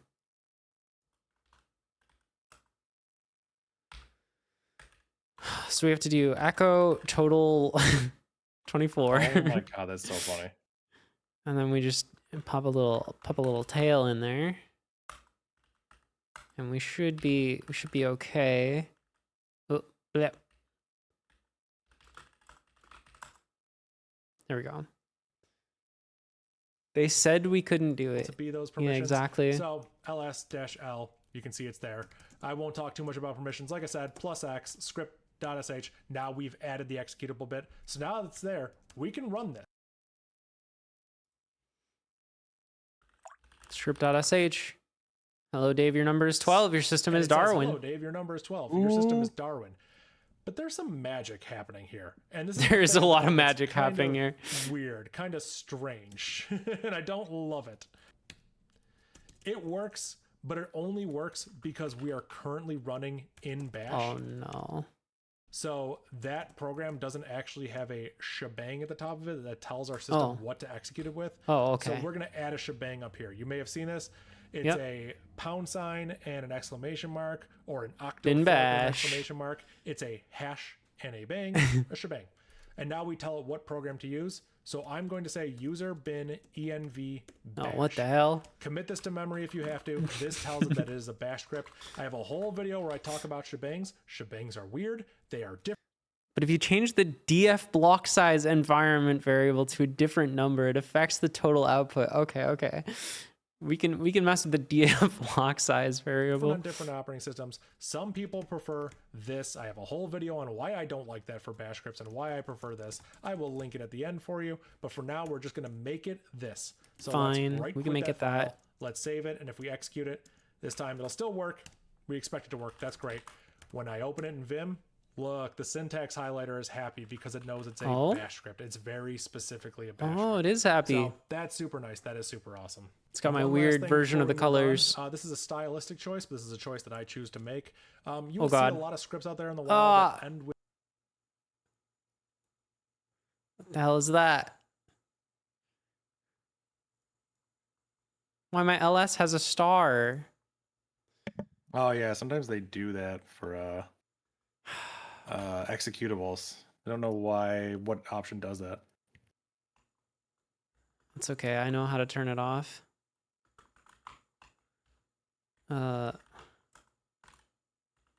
You're just gonna want to do a color always, and then a little TRD star. Oh my god. That's gonna have ramifications later, but that's okay. Oh shit, that made it that made it one column. What? It's because it's being piped. Oh, no. Okay, we can't afford that. We have to find the actual option. There's a way to disable that in LS, on GNU LS. I forget what it is. It might be the not the -f. Maybe it's the -p instead here. Oh yeah, you don't want -f. -f is directory order. Foo ls. Okay, we're back. We're back. Whew. Close one. With the .sh extension, I don't love that because .sh typically to me would mean a POSIX script, which is not as featureful as you want to do a so bash? There are some bashisms we are going to use that may not be supported there. So I've seen other people use .bash as an extension. Prediction? I prefer to not Pre-moving? use an extension at all because you don't need it. No If I extension. run file on this, it already knows that it's a born again shell script, which is what bash stands for, and it knows that because it peeks inside and actually looks at the shebang. So we have the shebang line here. This is how we know it's a bash script. I'm going to go ahead and get rid of the .sh extension, and here's how we do that. We move script.sh to just script. There we go. So now we just have a program in our directory called script. We run it, and there we go. Super easy to work with. You don't need the extension. The file command still knows what it is without looking at the extension. We can still vim it and get the syntax highlighting without looking at the extension. The extension doesn't really matter. It's what's inside the file that matters. So this is how I'll be doing it going forward. Some people have different stylistic choices. This is my preferred choice. Finally scripting. Okay, Oh so my god. let's actually start making We're some ready. fun scripts. All right, what do we have here? We have built-in.txt, file.txt, and script. Let's go ahead and trash all of this. We could technically run rm star. Be so careful with this. Please be very careful with this command, okay? Make sure you're in the right directory. Make sure you only have the files you think that you want to delete, okay? Otherwise, you could be deleting some really unknown files, and it could be really bad. Let's go ahead and run this, and those files are gone. That's awesome.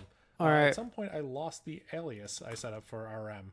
I don't know why that happened, but see how scary I RM also can be? lost the Oh, yeah, alias even I could have for gotten messed up RM. there. So be careful with that. But all I did was delete every file in that directory. So now we are in users Dave Foo, and there is nothing here. Awesome. Yep, So I'm a let's get user's started. Dave Foo. Let's make a new script, and we can call it hello. Hello. And hello is going to be very simple. We're going to start the script the same way we start all other scripts. User bin env bash. Look at that. The little pound sign, the exclamation mark, user bin env bash. Awesome. And now we can just echo hello. Hey.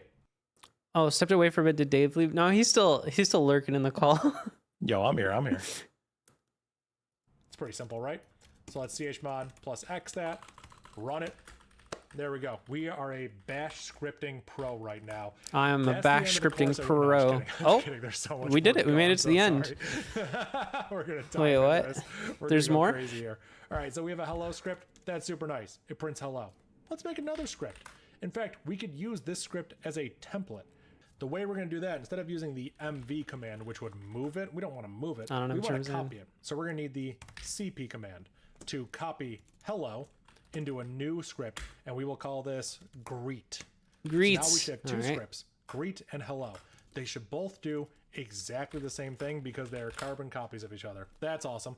Let's go ahead and modify greet now. So we're going to vim greet, and we're going to see what we have here. So we have echo hello. Okay, that's pretty simple, Oh, but let's go ahead and make hold this a on. little bit My more hello advanced. is wrong. And the way we could do that is we could say name equals Dave, and very similar to what we had originally, we could print instead hello name.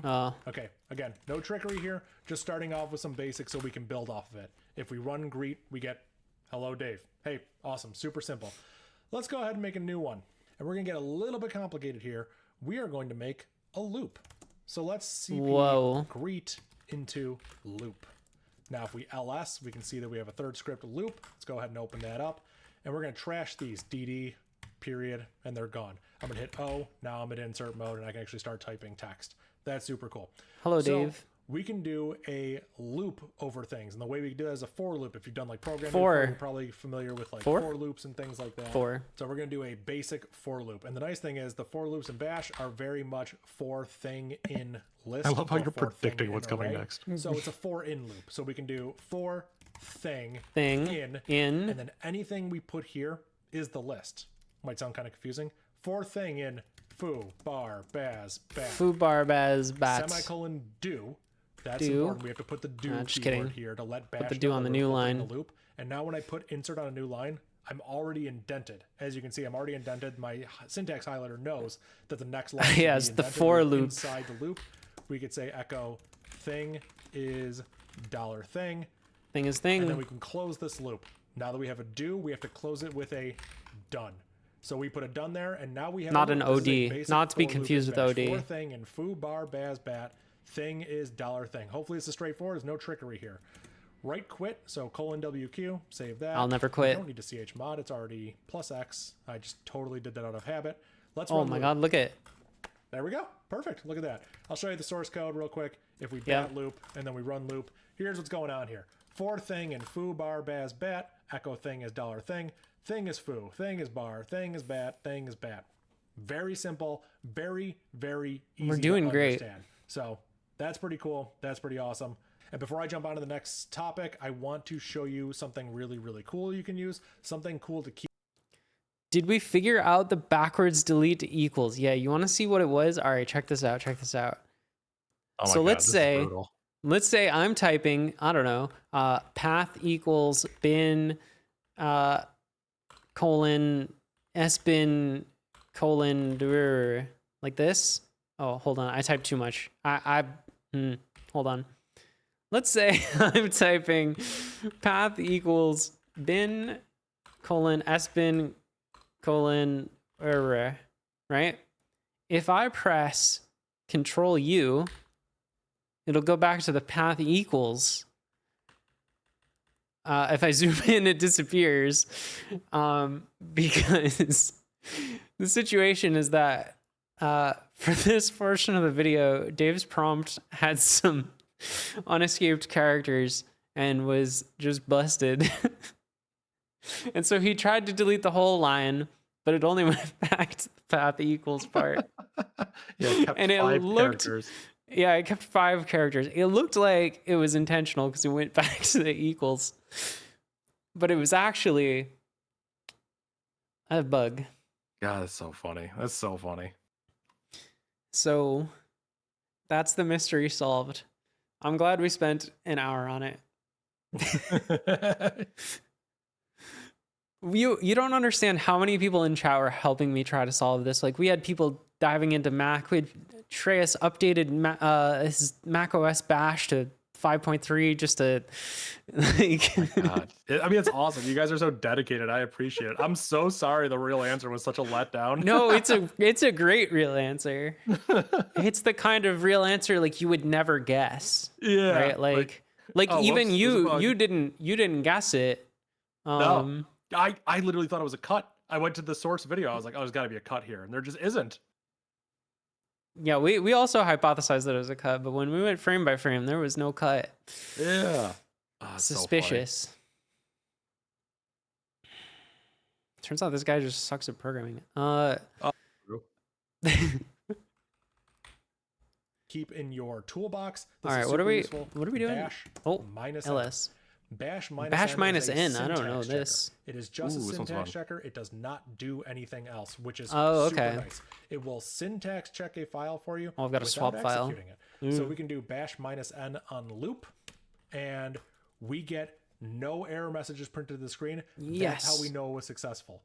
I haven't talked about this yet, but we can also check to see if the command was successful by looking at its exit code or its return code. I talk more about this in the future, but if we echo $?, this is a variable that will be the exit code of the last command that was run. So 0 is success, anything non-zero is failure. So it was successful. Look at that. It was successful. Super yeah, I did easy. a Control of course Z. It was successful. If we were to have a syntax error, Because I wanted to go back to loop. Instead of done, I wrote end. End is incorrect. Maybe I'm writing a lot of Ruby. I forgot to save. Or something. End is wrong. So if I go ahead and I save that and we run bash minus n, look at that syntax error, unexpected end of line, file for blah blah blah, command line. All right, so there is another way to see this. You just run the thing and then like True. you get the same message. Like, I don't know. Because is your red slightly more muted? Are you really gonna call me out for my colors? That's a good point. That's a really good point. Oh no. Yeah, I mean my terminal's in a completely different color scheme.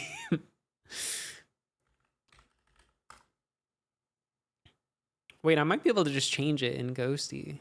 What's the thing? There's a I don't know. I thought there was a thing for color schemes. Anyways. Line 3. It gives you a bunch of information about it, tells you there was an error. That's awesome.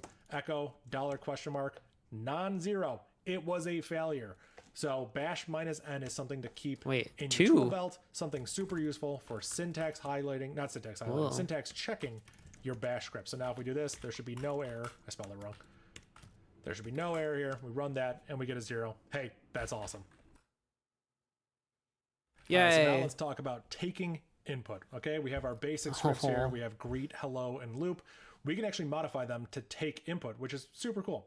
All right, so let's start with our, what is it, hello script, I think? Just echoes hello. Okay, that's super simple. Wouldn't it be nice if it said hello name, just like the other script does, but name was something that came from the user? Let's go ahead and add that. So we have hello name. We just have to define name. We can use the read command. Read is let me built into guess. Bash. You can do type enter on your read, name. and you can see it's a shell built in, and there's a Prediction? whole bunch of arguments that Prediction? go with it. I'm not going to make you read Pre-move? through all these. I'm just going to tell you how they work. I'm not going to make you read through them, and it's called read. Get it? Yeah, I'm hilarious.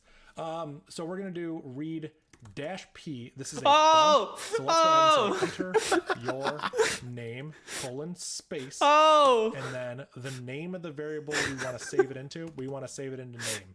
So there you go. Super simple. Here's I'm what our just script way looks too like. good. Read, enter your name. What save a your name, read. and That then was we echo incredible. hello name. So let's go ahead and save that, and let's run it. Hello. We'll run this. Enter your name. Dave. Enter your name, Dave. Hello, Dave. Hey, that's pretty cool. Enter your name. Wrong kind of quote. Hey, come Johnny. on. Come on. Hello, Johnny. Come on. That's pretty cool. What about pipelines? We've talked about pipelines, right? I can. True. echo What about Dave. pipelines? What about Dave Can I pipe Pipe grep? that into our program? No. We can. Echo Dave. This is crazy because Hello. there's no prompt. Notice this. This is already very complicated. I don't know how many Bash courses that would start with this, and probably for good reason. There was a prompt here. We had to actually open up standard input and say, hey, let me get some information, because there was no information waiting for me. In this example, it's a little bit different. The information was already waiting for you, so there was no Fine, I'll reason fix to it. prompt. You could just go right past this. So this is an old little like Does it still Unix work? trick or like Linux trick. You'll see a lot of Oh, people do this. God. There'll be some sort of software. Just imagine like my fake software or whatever. There'll be some software that has a bunch of questions and it'll ask you multiple times, like, do you want to do this? Do you want to do this? Do you want to do this? And you get sick of it and you're like, yeah, I just want to hit yes. I just want to hit Alright, yes. have for a good every night. possible option. Bingo, That's bango, why the bonko. yes command exists. Duh. Oh. The yes command just spams your screen nonstop with Yes. Y. So you could pipe yes into something like hello, and it will just, in this case, only read it once. Yes, But every time yes, it reads Dave. new information, it will just get Y and a new line. So, so if you ever have software that prompts you 8,000 times, you can pipe yes into it. You probably shouldn't. You And probably you can also shouldn't, pipe but it's no your into computer, it you with pay for it, yes, do whatever you want. no. All right, so let's look at our hello script, and we can see this here. Let's comment this out just so this code won't run. And let's do something else. Instead of reading it, let's say name equals $1. This is a special variable, and I haven't that is talked a about it special yet, but this is variable. an argument. So this will read the first argument to the program. So if I run hello and I give it the argument Dave, How did I know? it'll say hello Dave. If I give it Steve, it'll say hello Steve. If I give it Steve. nothing, it'll happily We just got a print nothing. Minecrafter over So here. that's cool. Saying hello to But Steve. Could we make this a little bit better? Oh And my the God. answer All is right, I'm gonna jump yes. off. I need to go get some We can sleep. check. But yeah, enjoy Alright. the Bash course. Thank you for your assistance. Oh, I was absolutely. super stuck at that part. I won't lie to you. Oh my God. I I'm didn't gonna know go how we lay were down, gonna but make it out of there. I'm gonna tune into this stream because this is super. This is like so much fun to watch. This is ridiculous. Oh my God. Have a good night, chat. See you later. See ya. All right. What can were we check if doing? the user actually gave us something as $1, and we can make an informed decision based on that. So let's do that. Let's say Little dash Z. if Oh, $1 dash is N. set, then, and I'm going to pause right here because I just threw a bunch of syntax at you. Okay. You sure did. Bash has if statements. Here are how if conditionals look in Bash. It's if something, semicolon, then. That is what an if statement looks like. Oh my God, I can't type. Oh That no, is he's what an gonna if do like statement he's looks gonna do like in this. Bash, He's gonna okay? say It's if, usage and then $0 something goes here. The something uh, that we were putting here is double brackets, name. dash n, and a $1. I will explain these more in greater detail later. This is what you're But gonna dash do. n says, is this variable set? So we're looking to see if $1 is set. If it Calling is it. set, then we will use it. I'll move this code up here. If it's set, shit. then we will say name equals $1. Oh If wait. it Oh is yeah. not Wait. set, Shit. we could put an else here. Let's read that from the user. Let's go ahead and uncomment Oh. this line. So if it's set, Oh. then we will use it. This is a If it's weird not little set, script. We will read it from the user. Now let's close the if statement. Are you ready for this? The dumbest thing you've ever seen. Fi. It is. It is That's true. how It we is the close the if dumbest thing statement you've in ever Bash. seen. Not lying to you. That's really how you do it. Let's trash this line up here. We don't need it. So if the first argument is set, then we'll use that as the name variable. Otherwise, we'll read it from standard input. We'll prompt the user for it. So let's go ahead and Now watch this. I've spotted a bug. Hello, Dave Eddy. What happened to your last name? It's gone. No, no. run hello, and let's Oh, give it no. John. Hey, it worked. That's great. Let's give hello nothing. Dave. Hey, it worked. That's Hello. great. That's one way to read Dave from standard in, and we can also read from Eddy. arguments. So that's Oh, pretty it works cool. with That's that pretty one. awesome. All right, so here's one of the cool things about Bash. As you can see, we have this double square bracket. Oh, that makes notation. sense, You might be actually. like, okay, I've seen that. I'm not really sure exactly what it does. It's Bash. You can get a help page on it. There you go. There's your help on the double square bracket expression.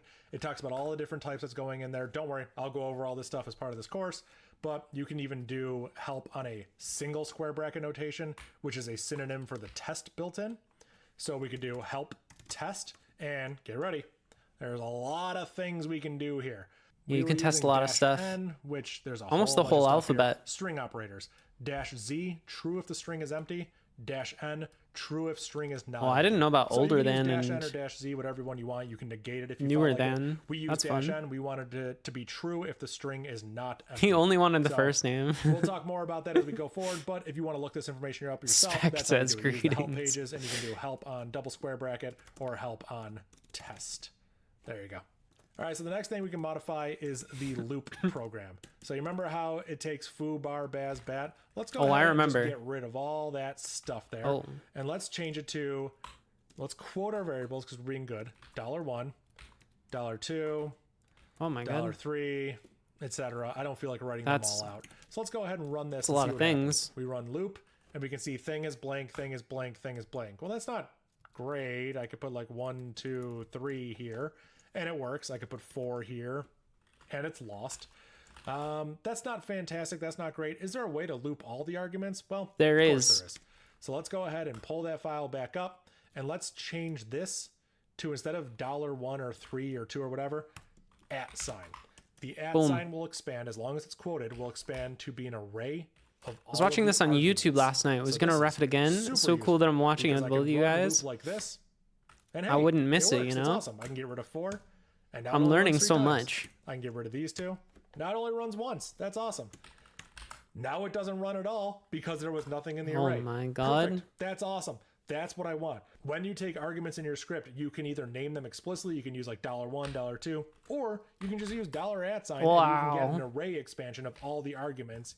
Even if none are present, it will just expand to an empty array. All right, so let's circle back. Let's see what we have here. I think we have the greet command that just hard codes the name to Dave. That's awesome. We don't need any more. We do Let's go have ahead and that get one. rid of it. All right, no more So greet. we RM'd it, we ls, and we have hello, and we have loop. So if we look at hello, that's the one that takes the argument as $1, or it reads it over standard in. Hey, that's pretty cool.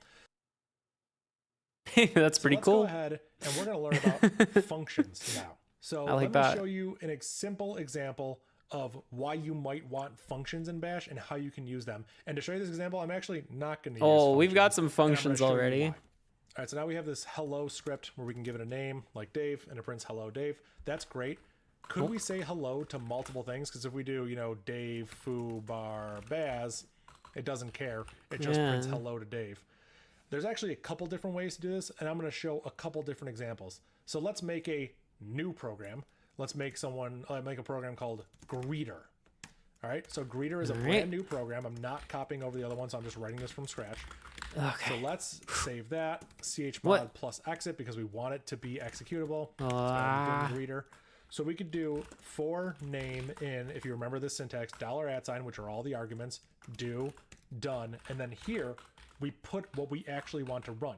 So we could, echo hello name.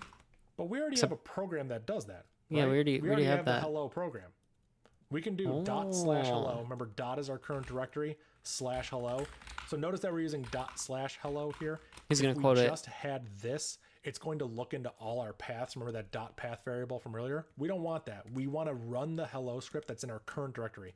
So dot is our current directory, /hello. Now we can give it a single argument. Told you. Of name. So this is a script calling another script. This is one of the beautiful things about scripts. We're going to use this greeter for our display manager. Nothing runs because I didn't give it any arguments. We can do greeter foo bar baz, and now it says hello to foo bar baz. It executed that script on foo bar and baz. How cool is that? Now the reason I use that example is because now let's go out of directory and let's run foo greeter. What the fuck? And we get hello, no such file or directory 3 times. Yeah. Because ./hello is an external program. Yeah. It doesn't need to be its own program. We're technically relying on another script that we wrote. We could rewrite it, and we could rewrite it in here as a function. And this is the power of Bash when it comes to functions. They are mini programs. This is how you should be thinking of functions. You should be thinking about them as mini programs because that's what they are. So we'll define a function called greet. We'll do that by using greet, open and close parentheses, open the curly brace, close the curly brace, and now we have a function called greet. So greet will take an argument. Let's say the name equals $1, and then we will echo. Oh, what is this? Hello name. So no different than what we've been doing currently. We go down here. And please tell me you're gonna local it. /hello for greet. We call it no different than how we would call an external program. We just call greet. It finds out that it's a function on top. Please. It looks for name equals $1, and it prints hello name. Super simple, super easy to work with. There's one thing before I run this I want to make you aware of, just because it will bite you if you've never seen it before. This name variable is technically global. So when I set name equals $1, it's overwriting name down here. Now they are set to the same thing, but it is technically a global variable. When you are in functions in Bash, you want to use the local keyword. If you use the local too keyword, good. then you're saying he knows everything. I actually don't want this to I got exist nothing outside of this function, so you can do that without polluting the global namespace. So remember to put local in front of your variables in Bash like this. So let's save this and let's run greeter. Let's rerun it with foobar and Baz. Hey, it works. We get the exact same output that we wanted because it's running the function. We could say hello name from func. And if we run it, we can see that we get from func because it's running from the function. So that's true. Perfect. That's exactly what we wanted. We have made our own little program. We don't even have to do a for loop here. We could just say greet Dave. And then if we just run greeter, it will always end with a greet Dave. So if I do greet, foobar, it'll be foobar Dave. Cool. Awesome. And something to be aware of with functions. Functions, again, they are like mini programs. So they output to standard output. They emit data to the screen as you're seeing there. We are free to write this to a file if we wanted to. We are free to store this in a variable. No way you're going to do that. If we wanted to. No way you're going to do those. So let's go ahead and do this. Let's append these to a file, the ones that come from an argument. And then let's put the greet Dave in the variable and then say var is var. So var is var. Let's go ahead. Let's save that. Okay. Let's put the source code up here because I know there's a lot going on, and let's run greeter foo bar. Greeter foo bar Baz. So as you can see, nothing got printed here. So the data went from this for loop. This Dave Eddy shell check. Text. As you can see, is here we use the append notation, and down here we set the variable var equal to greet Dave, and then we said var is var. So we have var is hello Dave from func. So this is one of the powerful things with Bash. We can just sort of move data around. We can treat functions like they're little programs, so we can pipe them. We can redirect them to files. We can store them in variables. We can do all sorts of fun stuff. The last thing to keep in mind here, I'm going to delete this line before we I don't want to trash that file anymore. The thing also we can do is, we have the output of it. That's great. But we can also check if it failed or not. Because it's like a mini program. So it has an exit code. It technically will return successful here because it will return whatever the last command is. The last command's echo. Echo will be successful, so it'll return success. What if echo's not successful? Manually return success here with a return 0. Return is a keyword that only works inside a function. So if we ran this, we can see that the 0 is at the bottom. If we change this to return 5, we get a 5 at the bottom. That's a failure. Okay. Do this so fast. This is super useful. This is how we can get. I can't work like this. The function, we can save it into var, but then we also have $? So we can get the return code. This lets us know if it was successful or if it was not successful. I don't have this muscle memory. Something to be aware of.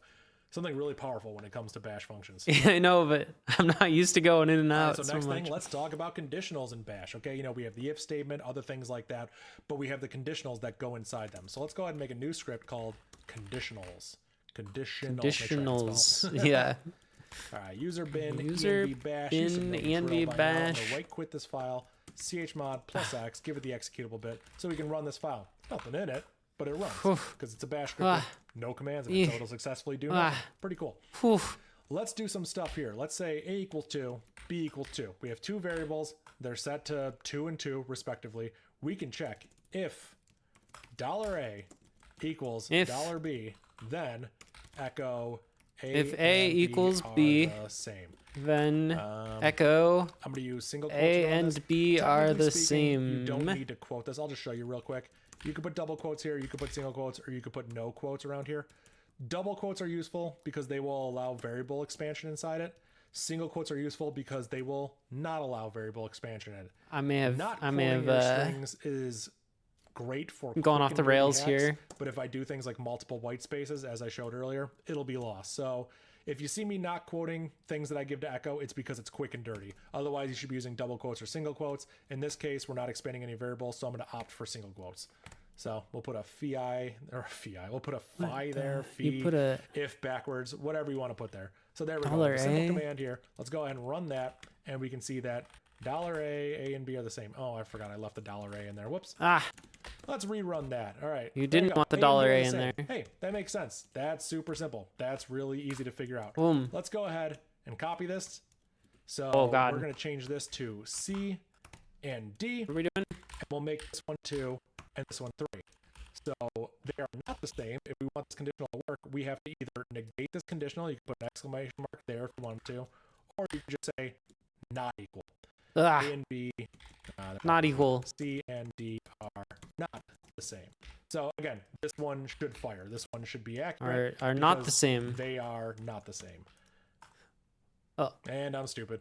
I put $A. Yeah, this is what I get for copying. Oh, and I pasting did the code. same thing. So $C and $D. There you go. So I'll put the code back up here so you can see what I'm referencing.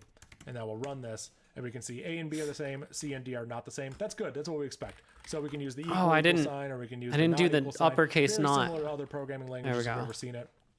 The nice thing here is that this double square bracket notation has Yeah, but a I did bunch of put stuff my in own it can twist check on it with things this about files. It doesn't have equals to and be logical non-equals. conditions. It can be other things. So let me show you what I mean by that. Let's reopen up conditionals and let's add a new one here. We can say if Oh my God. -f file.text, then echo file.text File.text exists and is a file. So -f checks to see if a file exists and that it's a regular file. So Hey, not a Tech Savvy directory, not any other Travie. sort of weird thing. We can just run this and we'll see that it exists and it is a because file. file.text is there. That's awesome. Let's RM it. Now if we rerun conditionals, it doesn't show up. My It doesn't exist. file.text. Let's touch file.text. Let's put it back there and rerun it. Hey, it exists and it is a Wow. file. So this is the nice thing about Bash. You can do help test to pull up all of the things it can do. There are all sorts of things you can check. Like we're checking if the file exists and is a regular file. You have -E just for if it exists. -D for a directory. B for block special. Like there's a ton of stuff you can do. S is a cool one. It has to exist and it has to not be empty. The conditionals So definitely some patch unique mod things from you can do LimeWire. there. Yeah. So another cool thing about this is these conditionals. Follow I'm me on talking about. GitHub for Yeah, there's more an if statement, patches. but there's also a while loop. Like Bash Oh has shit. There's a while loop So we could in my say conditionals file. while -f file. Oh file God, what exists are we and is a doing? file, sleep 1. So we're going to Sleep cause 1. the program to sleep for 1 second. And then we're going to put a done down here. What do we need? We have... Wait, why is this wrong? Oh, You need to do. it's wrong because if you make a while loop, you don't put then, you put do. Yeah. And then to close a while loop, you need done.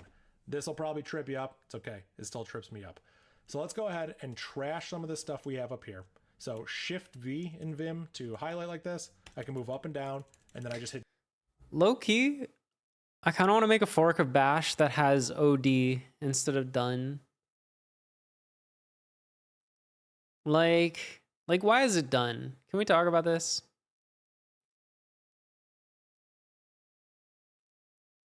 I think we could call it OD. And if you really want to call OD like the executable, like you do command OD, like that's fine. No, not elu. Not elu. No. For and rough. Oh no, until and yeah, litnu. D, and I delete it. So while that file exists and KCSAC is a does file, just make sense. echo Oh, file. what are we doing? We're is deleting all this gone. stuff? So what does that mean? What's happening here? While File this is exists as gone. a file, we're going to print that it exists, and we're going to sleep for 1 second, and we're going to go back to the top, and we're going to check again. So as long as that file is there and it exists, it'll still just do this. Now, why is that interesting? Because here's the fun thing. I'm going to pull up another terminal. Oh my it's God, a little bit he's small. I apologize for that. I got to get another terminal. Let's go into foo and let's rm file.txt. We're not going to stop the program. We're just going to rm file.txt. And look, it stops. Oh, it file's gone. Because that while loop stopped being true. That file no longer exists. So these conditionals, these, double square bracket things, you can put them anywhere. You can put them in an if statement. You can put them in a while statement. Technically, Bash does have an until loop, which is the opposite of while. So I could say until it's a file. So until that file exists, we will print that the file does not exist. And then we can say file exists. So until is the opposite of while. I rarely use until. I kind of just will negate while. So I could just run this and it will say file does not exist, file does not exist, file does not exist. So again, same deal. Sorry for the slow or the small font size. I could touch file.txt and then that will stop that from running because it checks to see if file.txt exists. What do you mean? Wait, exists. What?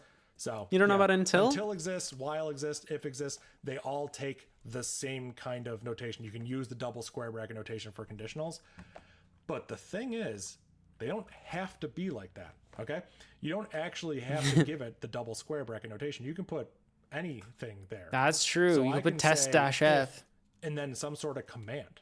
I could do if ls, then echo ls. If ls, then echo ls worked. I don't know why oh, this is gonna hurt. Just okay, wait, maybe it won't hurt. Let's see. Okay, I think we're okay. That looks right. Whew. I was a little bit scared of that one. Yeah, you are gonna break my ls at some point. an example. So this is ls printing all the files there, and then it said ls worked. So you could put any sort of command you wanted to put here. If please echo don't. Hi, okay. So if we were able to successfully echo hi, then we'll echo ls worked. Well, that's kind of wrong. ls worked. If statement was true. So this is kind of useful. If statement was we could true. put an else here. We could say echo if statement was if false. statement so was know false. what's going on here. This is just a command, and there are two commands that are built into your shell that are super useful. Ready for this? True and false. Oh, true is a command. It's built into your shell, and it returns 0. Oh, not echo. It just returns a successful exit code. False is a command. It exists in your shell, and it returns non-zero. It returns a failure. So if we were to look at our conditional script again, we can see if true. So that should always be true. If statement was true. Hey, that's awesome. If statement was true. Let's modify this and change true to false. If false, then we should get false. If statement was false. So yeah, those now two what about commands this one? What about if exclamation mark? False. Makes sense. Makes sense. Does it make sense? Eh, I don't know. Exclamation mark of what? Yeah.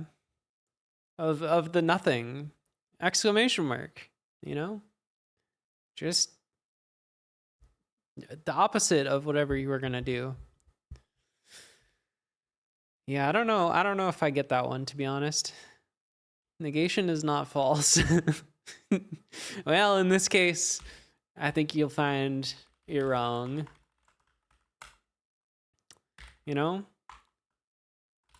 Fool me once. Exclamation mark me twice. It's true. Wasn't there some security oopsie ones where false, in fact, did not return not true, and having been false as a login shell caused unexpected things? Well, that sounds true. Or false. They're there for you. This might seem kind of strange, but if you're on like a Linux system, you could do something like if apt get update, then we were able to update. Otherwise, I'm not doing that. Failed. Fuck that. Just as an example, you can just put commands in there to see if they work. So interesting, super useful, something to keep in mind. The flip side of this is also true. The double square bracket notation does not have to be in an if statement or a while statement. It does not have to be the conditional. That's true. I can say, does file.txt?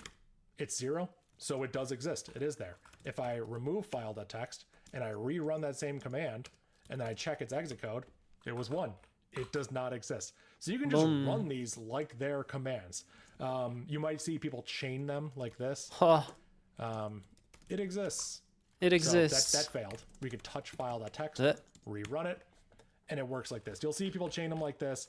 Something to keep in mind that the if statements don't necessarily have to have the double or single square bracket notation, and the double that prints in a or single horrifying does way. not necessarily have to be in an if statement. You could use the single square bracket notation here, or you could even use test minus f file.txt. I would These never. two, I personally stay away from unless I'm writing a POSIX or Bourne shell script. I always use the double square bracket notation when in bash. It is a bashism. It's only for bash scripts, but I prefer to use it. It's more robust and it has more. It has better. I prefer the parsing rules. dollar more square things, brackets. How do I put this? Less things can go wrong if you use the double square bracket notation. So if you're going to write bash scripts and you need to use some sort of conditional, stick with the double square bracket notation. It'll just help you avoid weird problems in the future. Yeah. And there's more stuff there to use. I like to use conditionals let. Like, can you do conditions in let? Oh, you sure can. Can you just do like let A equals B?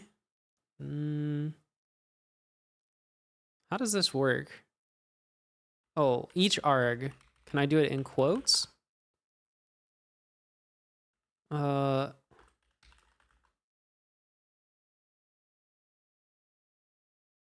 tells you to look at let. A equals 1. Oh, wait. What I wanted was semicolon. Okay, that's false.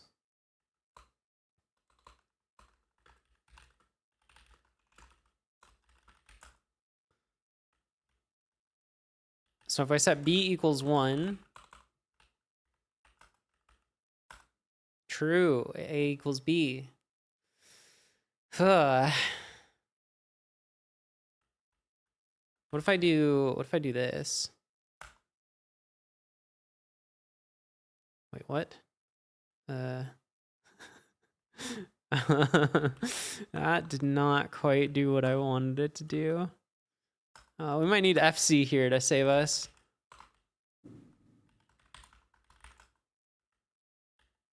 True. But then run it again? False. Oh, now it's busted.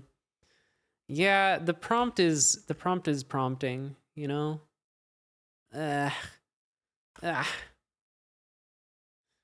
I wonder if we're at the point in the video yet where we can correct that. What is happening in your shell? Okay, well, so you're missing a bit of context. So we're trying to recreate this this video as exact as we can. Let me reopen this video over here. More. Oh, you fixed it after the Chmod thing. Okay. So over here, if we go to the where are the comments? The hell? Okay. So Because then I'll probably forget to unset it. So right here, Dave does something interesting. He goes to set path equal to this. And it'll be super annoying. And then he hits some interesting key that deletes back to the equal sign. And try as I might, I could not figure out how to do this. Chat helped. We spent maybe an hour on this trying to figure out what shortcut deletes back to the equal sign. It turns out that the situation is a little bit different than you might expect. We've recreated it now. If we type bin, sbin, and then I hit Control U, normally that would delete to the end of or to the beginning of the line. But in this case,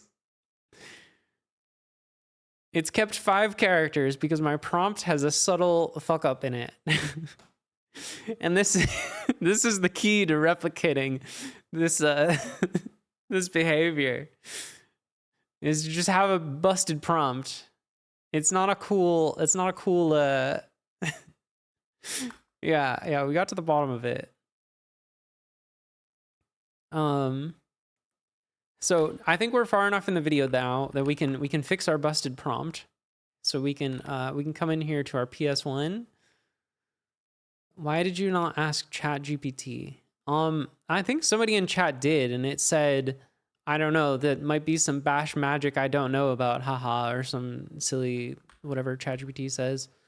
And I think all we have to do now is put a one of these here. I think the reason it was happening was so obscure that ChatGPT was beyond helping us.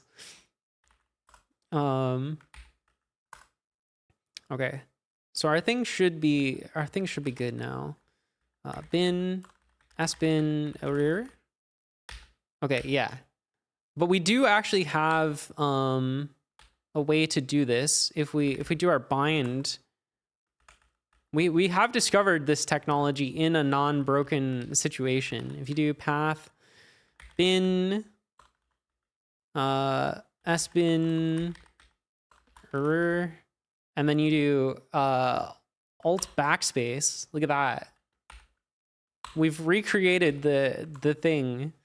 If you ever want this, you can just do this this bind fuckery in your input RC to turn alt backspace into this weird shortcut.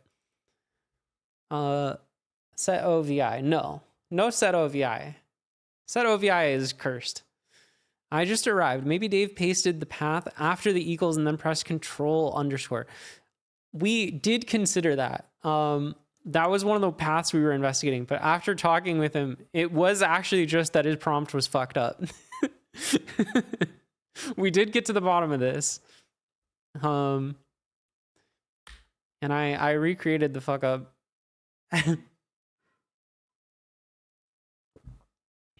But yeah.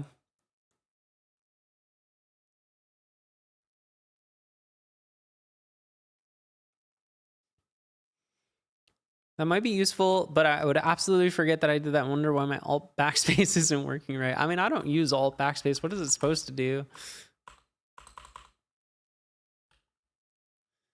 But yeah. Anyways, that's the lore of why my prompt was so fucked up, but now we're good. All right, so next up, let's talk about for loops, okay? We're gonna make a new file here. Here's deletes by word. I feel like there was a different one that killed a word. What was it? Hold on. We did a bind dash p grep v not bound. Oh, what the fuck?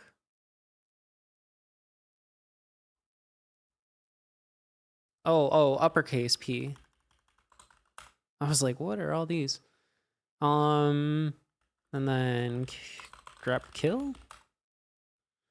So if you want to kill backwards a word, why? I mean, you don't need alt backspace. You can just do alt control H, obviously. Hello world. You just do alt control H. There you go. Delete one word backwards.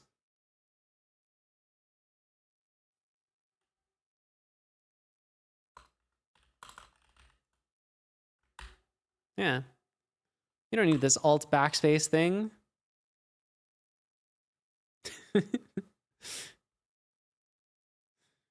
Yeah, it's bound to the same thing, I think, by default. This backwards kill word. I have alt control H globally bound to sudo halt. What on earth? Or press escape instead of alt. Yeah, you can do escape too, yeah. Why is set OVI cursed? I mean, it's just, I don't know, like, it's faster if I don't have to hit escape to, I just want it to be the same behavior everywhere. I find the VI mode to be just strange. Like, I don't think... What my conclusion is that VI is not a very good line editor. It is a pretty good, like, multi-line editor. But for line editing, I think Emacs kind of bettered. I mean, you do have to learn both, so that's the downside, but like, meh.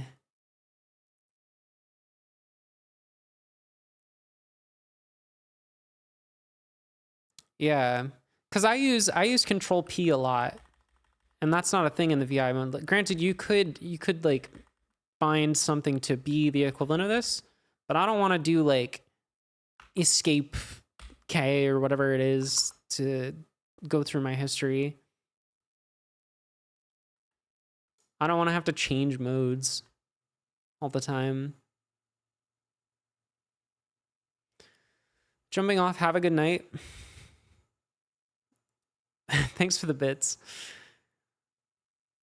Yeah, I think this is going to be a multiple stream type of thing. Control C, T equals C for the path equals thing. Rolls off the fingers. It just happens. Yeah, but like, I've never, until this moment of seeing Dave do it, I've never wanted to go back to path equals, you know? Like, most of the things I want to do in line editing in Bash are like, okay, let's say I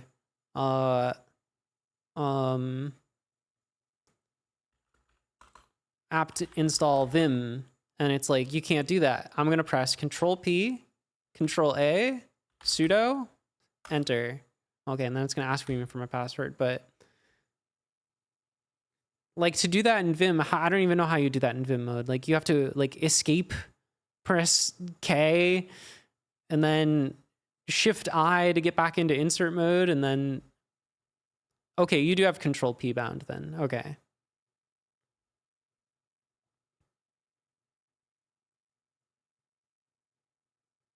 Or are you doing Control P in, wait, in insert mode? No. I don't know. I don't know what's happening. To be honest, I haven't used it much. What I think we can all agree is that if you use tmux in VI mode, or if you don't use tmux in VI mode, like, you're crazy. Tin Bears, thank you for the raid. How was your stream? What were you up to? You're allowed some Emacs in your life. Yeah, Vim is better. Good cop. You're not helping my case. Making my first game. How are things going here? Things are going pretty well. We're doing some reaction content. We're reacting to Dave Eddy's new Bash course. And trying to follow along as thoroughly as we can, maybe to a fault. You can see I've sort of recreated the the shell prompt here. I'm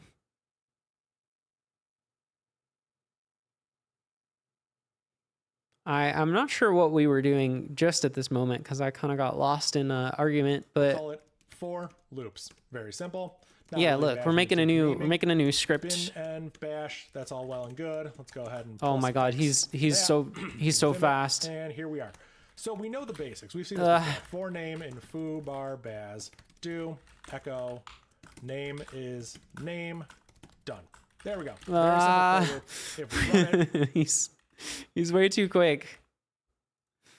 Foo bar baz do echo name done. Is that right? Name is name. All right. Done. There we go. Very simple for loop. If we run it, can I have to set the video to 0.5x again? Here's what it looks like. Here's what it looks like when you run it. Very simple. It's funny because at the beginning of the video, he's like, I'm not going to do my normal thing where I go really fast. I'm going to slow it down. I'm going to walk you through it step by step. And then we get to an hour 39 and he's like, All right, so we're gonna make this file. We're gonna use bin and bash. We're gonna, just like for name and loop foo barbaz, echo name is name, done. Okay, run it. Chmod plus x. And it's like, I can't type that fast. I mean, I can, but I can't process what you're saying and type that fast at the same time. We've seen this before. We already know. So, what's the next He's a thing we can do with speedrunner. this? What's more interesting about this? Well, instead of names, let's make something else. Let's just call this thing. Ah, shit. Because thing is going to change, so I'm not going to tie it down to being a name, okay? Okay, so it's a thing. For thing in, we could do this notation. Thing I is will expand thing. this notation later in the course, but for now, look at this. A dot dot F. A inside dot dot curly F. braces. Boom. What does that do? Well, you might already guess what it does. Look at that. It expands. It is a way of expanding text. It will loop through. This will expand into everything A. Wait, when did I get a foo in? Oh, I'm not in the. Oh so no. thing is A, thing is B, thing is C, blah blah blah blah blah. There you go. Awesome. This also there we works go. for numbers. Again, I'll go over more of the specifics of this later. He does have We can 6 do more 1 hours to go. dot Gotta go a 5, little fast. and we get 1 all the way up until 5. Super useful. Okay, It's a way okay. of sort of expanding a range in Bash. If you're in Python, you used to like the range or the X range or something. I don't even know if those are still a thing. I might just be showing my age here, but this is kind of a similar thing to it. The nice thing is, or not so nice thing, is if we were to set a max equal to 5, and Yeah, then we you wanted can't to do that. 1 all the way up into $max. Watch what's going to happen here. You ready? Uh-oh. Thing is That doesn't 1 seem dot right. dot 5. It didn't actually loop through them. It just printed the actual literal string. It expanded $max, but it didn't recognize that it was curly brace expansion. And that's because this syntax kind of breaks here. So I want to show you something right off the bat that a lot of It's people the don't know order about of with Bash, but is expansion. super powerful, okay? I'm going to write this out, and it's going to look like I'm making up syntax, okay? So the reason why it does that, if you're curious, let's see. Can we get to the bash reference? Here we go. There's an order of operation here for shell expansions. Brace expansion happens first. Then you do your tilde expansion. Then you do your parameter and variable expansion. Then you're gonna want to do your command substitutions. Where were we? Then your arithmetic expansion, then your word splitting, then your file name expansion, finally your quote removal. And then you also have process substitution. This is performed at the same time as tilde, parameter, variable, and arithmetic and command. What? Oh, no, wait. Yeah.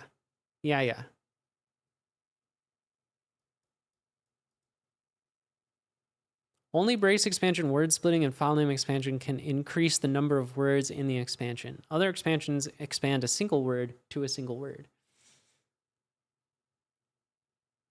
The only exceptions to this are the expansions of $@ and $*. Ugh. Anyways. You ready for this?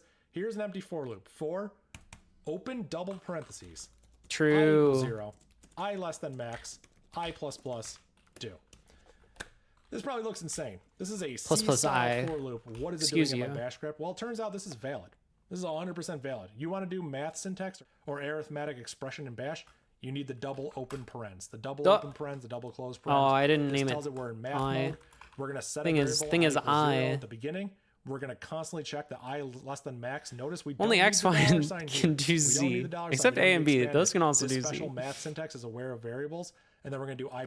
So if you've written this in like C or something, you've probably seen this style. And do you think it's going to work? No. Ah, it was so close to working. You guys see what I did wrong? Look, I called it thing and then I used I. Let's change that to I. So my big reveal was going to be that it works. Then You can run the entire list a second time. Eval is great. First one is free. You're not wrong. You can, can you? How would you do this with eval?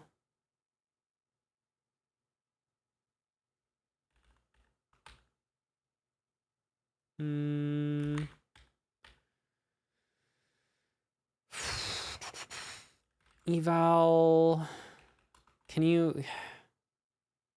I guess you'd have to echo the expansion. Like that?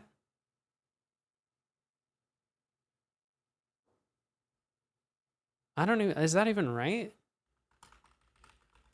I think you need, I don't think you can just put a command here, can you? I think you have to do it in a subshell. And at that point, you don't need the eval. Wait. Yeah, how would you use an eval here? I don't know.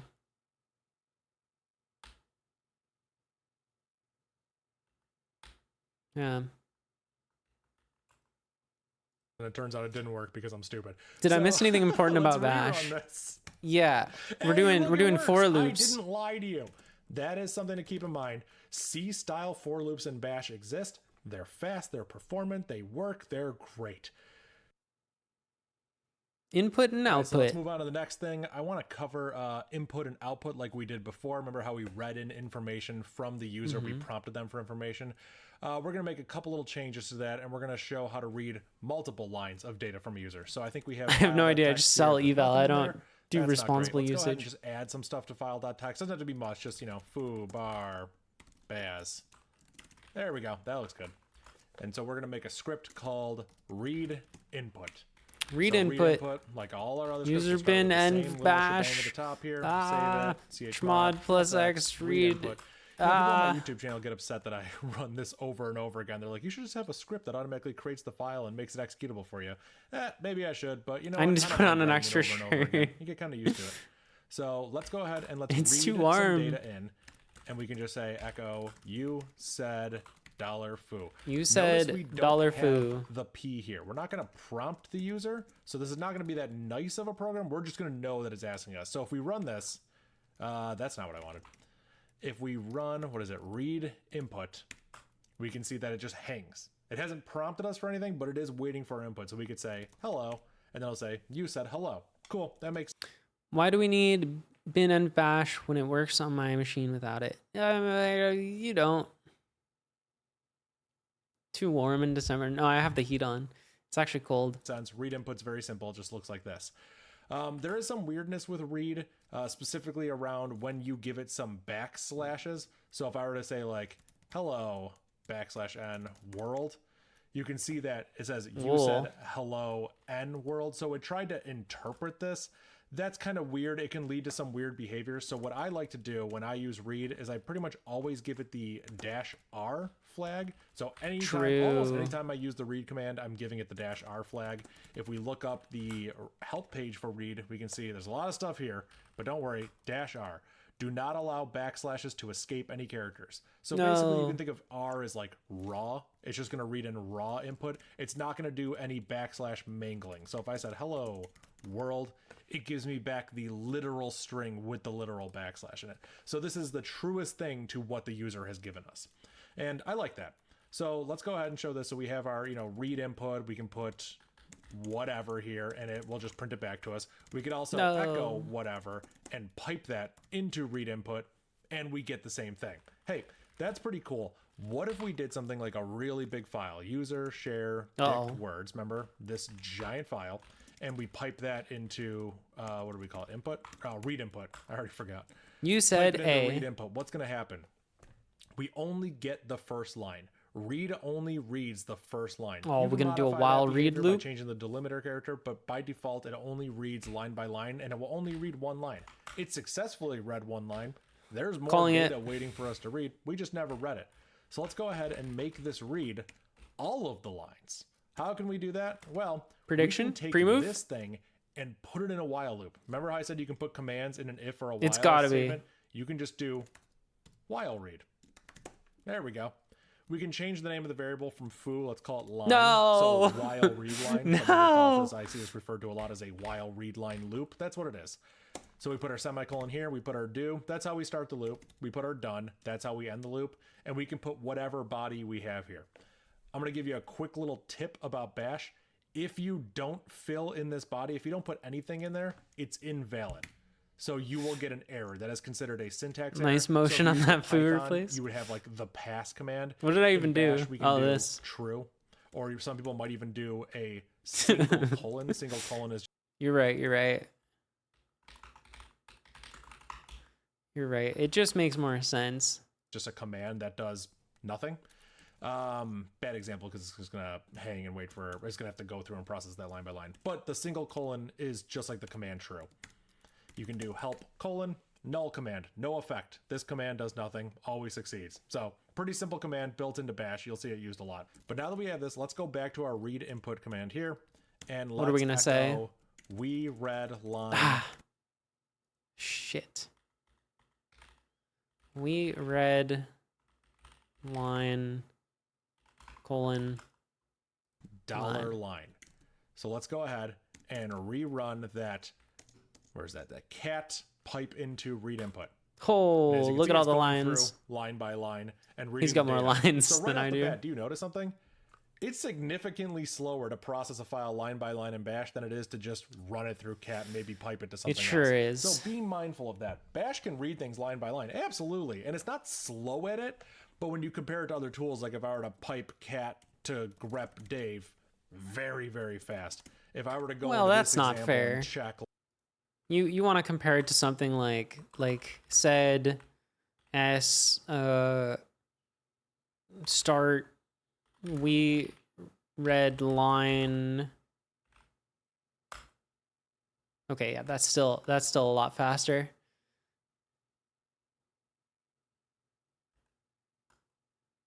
It's still way faster. Mash is pretty slow. Turns out. If sad line equal Dave or something like that, very slow. So just something to yeah, keep don't in mind reinvent there, grab. But this is how you can read it line by line, and we can process it, and we can do processing on the lines one at a time, which is pretty neat.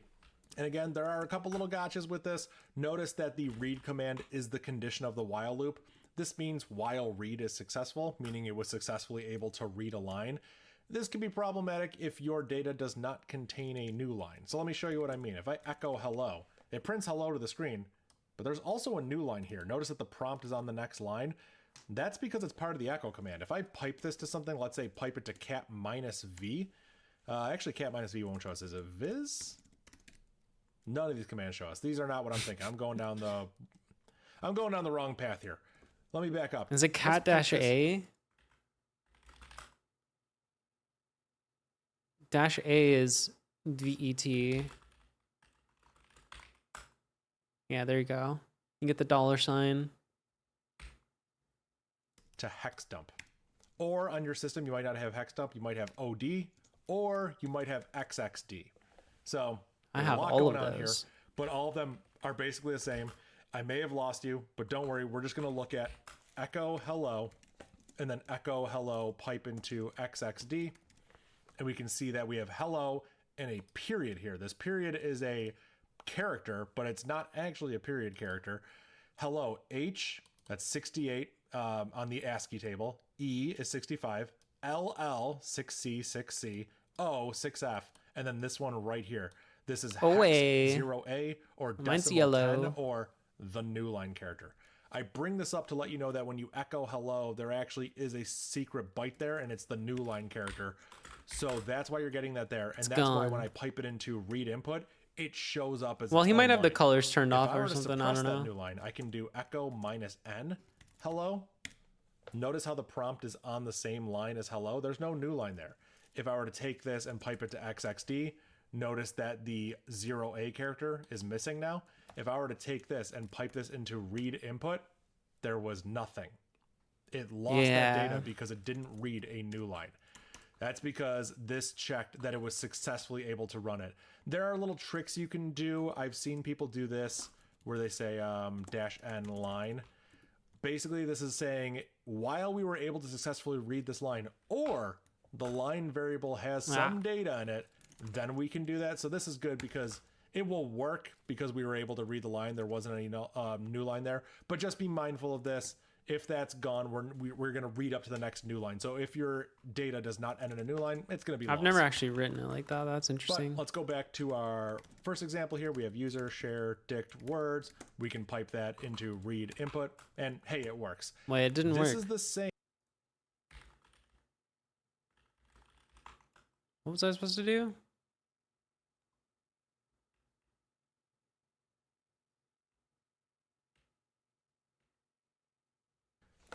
But let's go back to our data does not end in a new line. It's going to be loss. But let's go back to our first example here. We have user share Wait, what? word. No. We're going to read up to the next new line there. But just be mindful of this. If that didn't actually work. because we were able to read the line, there wasn't any null. Is it because of the quotes? Is it because of my... It might be because of my until... Ah, okay. Yeah. Doesn't work with the until exclamation mark loop. New line there, but just be mindful of this. If that's gone, we're going to read up to the next new line. So if your data does not end in a new line, it's going to be loss.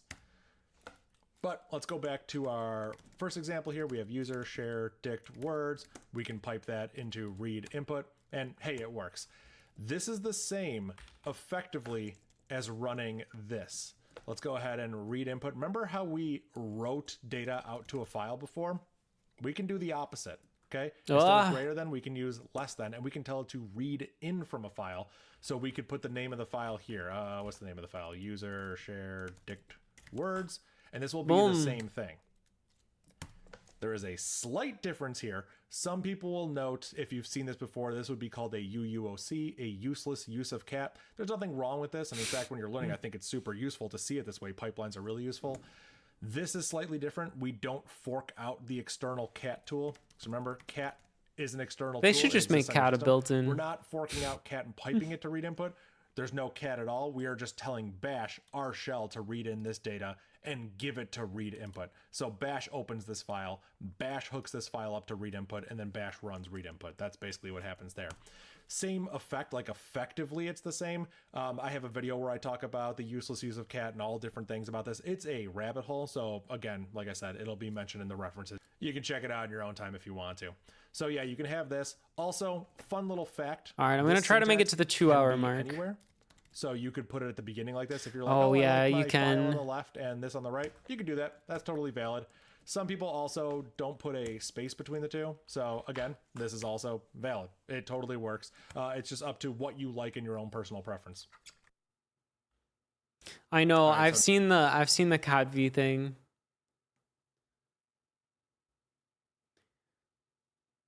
But cat and bash is gonna be slow, no? Unless they're doing it with like.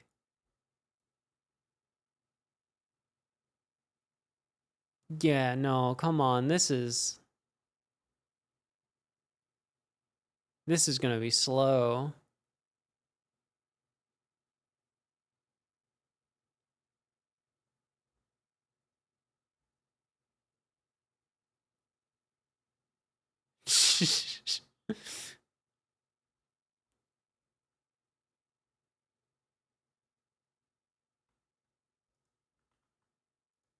So now I want to recap and go over what we have. I'm going to do things slightly differently now. And by that, I mean, I am going to go. Yeah, I mean, cat and bash is just a bad plan. If you did it as a loadable, you could make it a built-in written in C, and then you could just have it. You might want to make the built-in shell out if you pass arguments. That way it's just, or like if you pass flags, so you don't have to re-implement all the flags. To a script that I've already written. I'm going to open it up and we're going to walk through and talk about what it does. You can kind of think of this as like a little quiz, okay? So I have a bash course directory here that I've made. I have my own personal notes that I've been reading off of. And in here, I have a section for, that was the last one, IO. Oh no, this is going to be the worst part.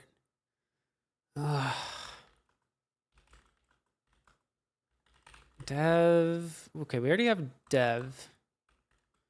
Dev bash course notes 03 06 what we have. Okay. Let's change directory to there. All right, what do we have. So in here I Oh no. All right, we've got a makedir 00 script. Touch readme. All right. ls. Oh, it doesn't look the same. Oh, script is not. Okay. It's just a touch. Oh my god. Script chmod. Okay. There we go. Yeah, we got his exact colors, would you believe? Are we recreating the failed tab complete experience? Did that happen there? I have the notes that I'm reading off of, and I have a script in it. The notes are pretty boring. I like that. That one's easy. Nothing. .md. Nothing. Okay. Just say nothing, because the goal is to open the script and have you look at it. Go to the website. There will be a link to the GitHub. You can check out all this code there. Yeah. Nice. So a lot of the code, like if I'm showing you script that have already been written, they're probably going to be there along with some other references. I'll check in code as we go. But this script, we're going to look over this together and we're going to figure out what it does. All right. So without further ado, let's go ahead and fire open Vim on 00-script. Okay, we can just like curl this, right?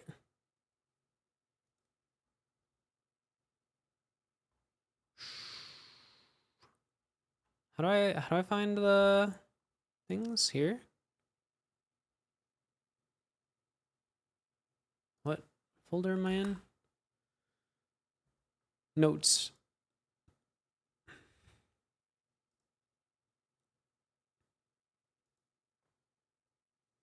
All right.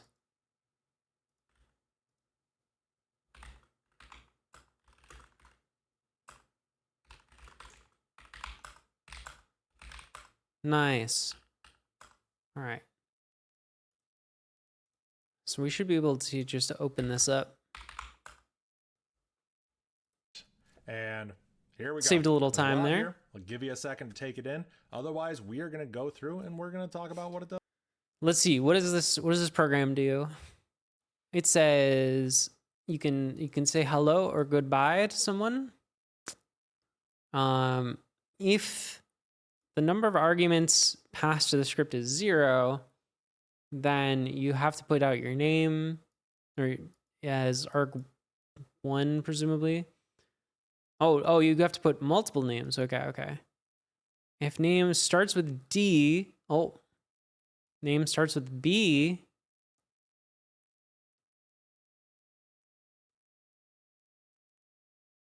you say hello. Otherwise, everybody else gets goodbye. Okay. Does here. I should have given you all the tools to basically have you equipped to know what's going on here. But yeah, let's walk through it. So you pause the video here if you want to figure it out on your own. Otherwise, I'm going to start going. There you go. First thing we do is we make a function called hello.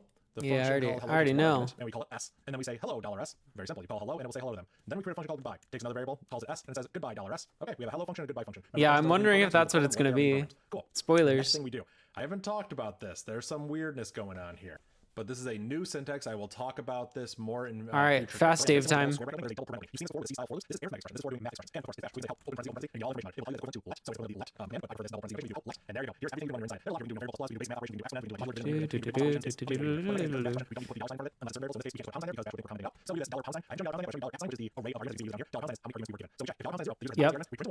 Got it. Yeah, we got to put that to standard error. You can't do EQ there. You'd have to have the square brackets.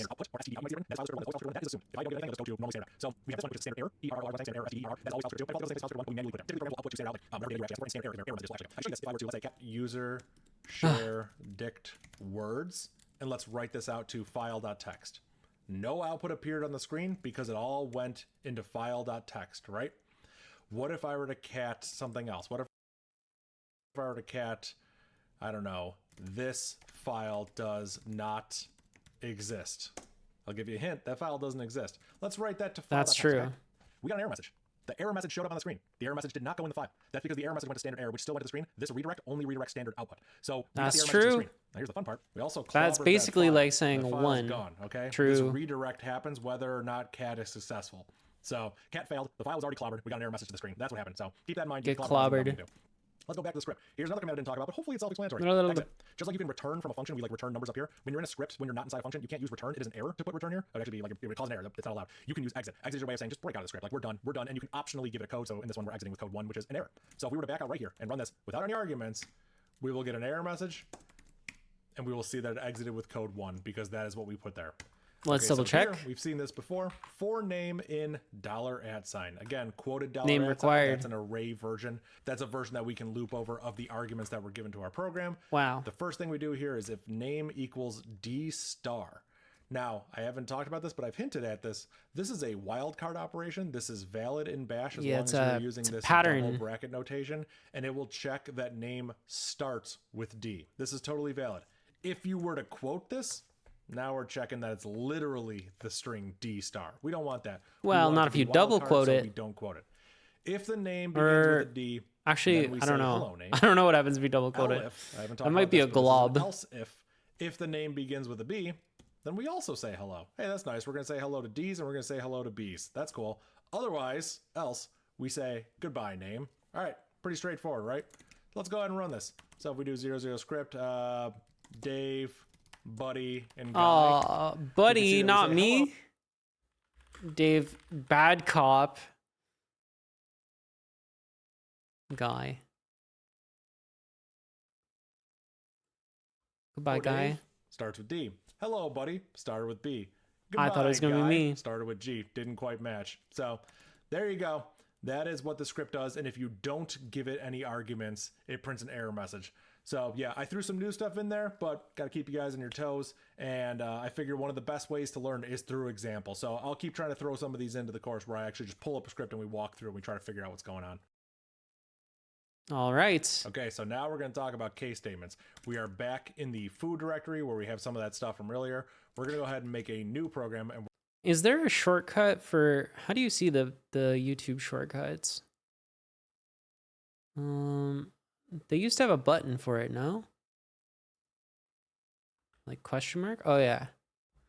Is there a shortcut for the speed? I'm not a YouTube power user. Oh, shift comma and shift dot. Oh yeah, okay. Less than or greater than. That makes more sense. We're going to call it case. So case statements, you probably see them in other languages. They're very similar in Bash, and we can go ahead and just kind of whip one up real quick, just so you get an idea of what the syntax looks like, what it does, how it works. So we could do something like S equals $1, and then we can say case $S in, and then we can go through and talk about all our potential cases here. We don't need a semicolon do or anything. We just have an in here. And now we can say what cases. Well, now that we know about these little Dave. Cheat codes we have over here, Dave, we can echo, "Hi, Dave," and then if it's just Buddy, we could say echo. It's just oh, there he is. So sorry, this is so stupid. Now you notice my syntax highlighter got a little mad at me. The reason that happened is because I didn't close this section. You know how in other languages you might have break? Well, here we don't use break. We use semicolon, semicolon. This is how we close the section. And then who was the third guy? Guy, I think I said. Go. Uh-oh. Here comes trouble. I'm sorry, this is so stupid. Let's close that.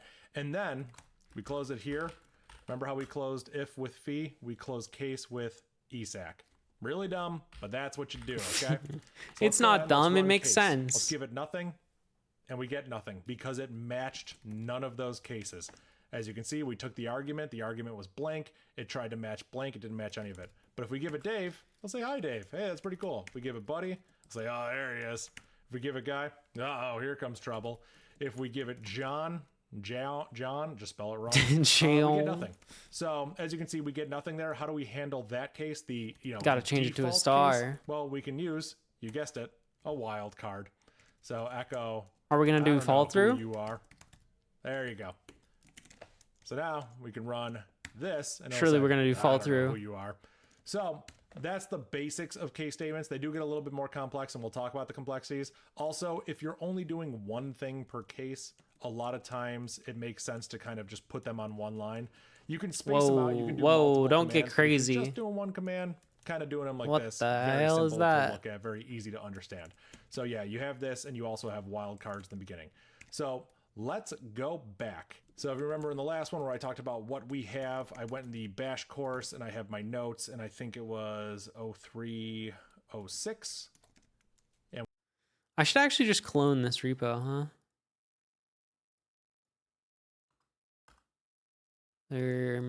Oh.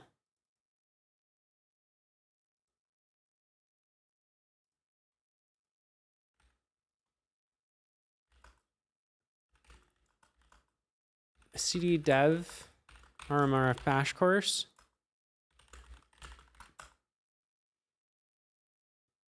There we go. We've got all the scripts. and we have this script from I've been lurking for hours without audio. Can I ask what the goal is here, since you seem to know bash already? Yeah, so Dave put out this course, and I just, he has this little part at the bottom that says, if you're a content creator and you want to react or follow along, you can do it. And so I was like, yoink, free content. So,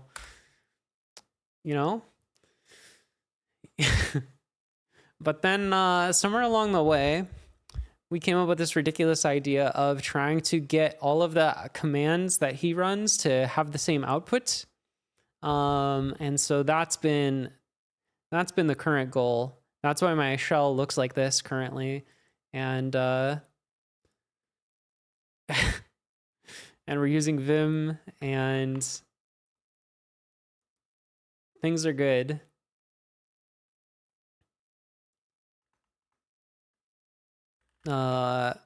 Let's see, we got notes.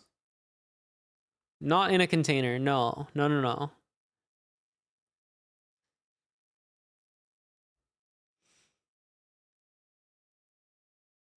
Normally my shell or my terminal looks more like this,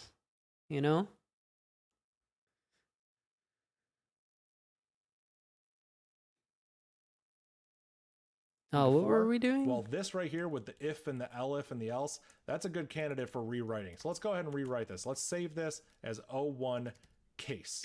So now we have a brand new script called O1 case. What is this animation?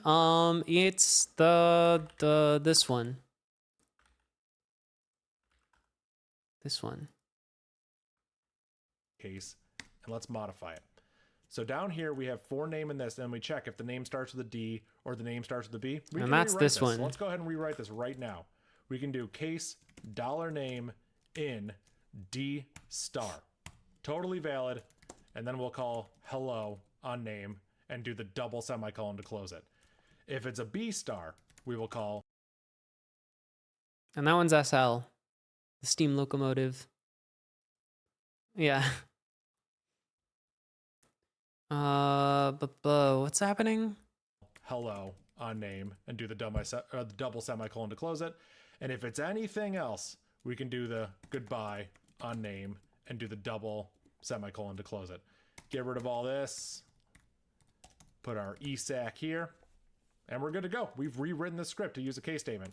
So now if I feel like that one I don't know. Maybe we can save time if we don't recreate the ones that are obviously going to work. Goodbye, Joe. Goodbye, John. Hello, everybody. Goodbye, guy. Hello, Dave. So look, the D's and the B's give you a hello. Because I think this one's just in here. So that works. That's awesome. One of the last things we can do here is, if you notice, these two cases are kind of the same.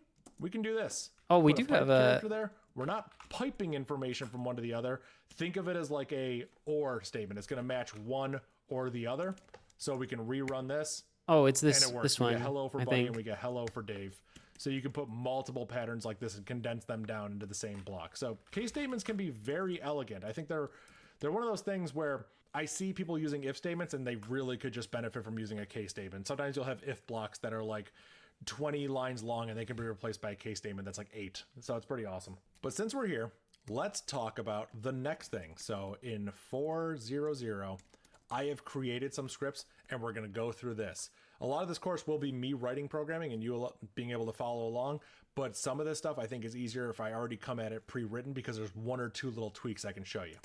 So we have this case first, and as you can see, this is what we had before. I didn't condense the two cases, but this is the exact same script that we had already rewritten. I'm not going to spend time on that. Let's look at the simple case Wait, they statement. did? So as Wow. you can see, Last time I used Python, it it wasn't there. I originally wrote at the beginning, but I've hard-coded it to Dave, and the reason I've hard-coded it to Dave is to show you that we have matched D star and we have Dave, we have F star and we have foo. So this is really interesting. What do you think is going to happen? We have the string Dave here. Let's see. What do we think is going to happen? S equals Dave. Oh, it's going to match D star, yeah. And D star only. Will match D star. Because we break after. So match D star. Will it match Dave? Will it go on and match the next one that it would match? Because in my mind, these two are matches. Let's see what it does. We run it. It only matches the first one. So this is how case statements work with this double semicolon and bash. They will match one. They won't match any more than that. They go by their first match and they completely break out. But there are alternative syntaxes, okay? So let's look at the always fall through example. The name might give away what it does, but look at this. Semicolon. Oh, yeah, that's curse. So what this is saying is that whatever line we match is where we're going to start, and then we're going to do all of them. So far is going to match foo and star and F star. Semicolon ampersand. Which is a problem. Really interesting. So we have the string here, far. We're not using Dave. We have it set to far. So it should match F star, and it will not match foo, right? Because far is not foo. No, it will. So let's go ahead and run always fall through. It will. Through. You pranked me. That's interesting, isn't it? So what happened there? You tried. Let's go ahead and pull that source code up. I'll do this, and then we'll run it again.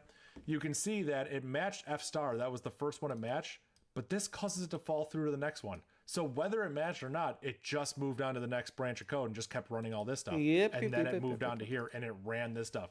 It didn't match. This is very useful, by the way. If you, for example, have, let's say, have a big case statement like this, and you want to have, you know, your different Twitch commands. Like you want people to type either, you know, YouTube or YouTube, and do the same thing. Look at that. You can fall through, and it'll do that. See? And then there's other stuff in here that's probably out of date. Every time I come in here, I'm like, okay, some of these things are a little bit out of date.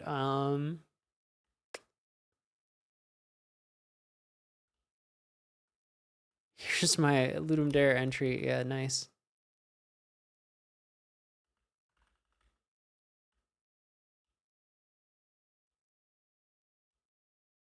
Ah, modules. They're orthogonal to namespaces. I forgot about that one. Did you know that?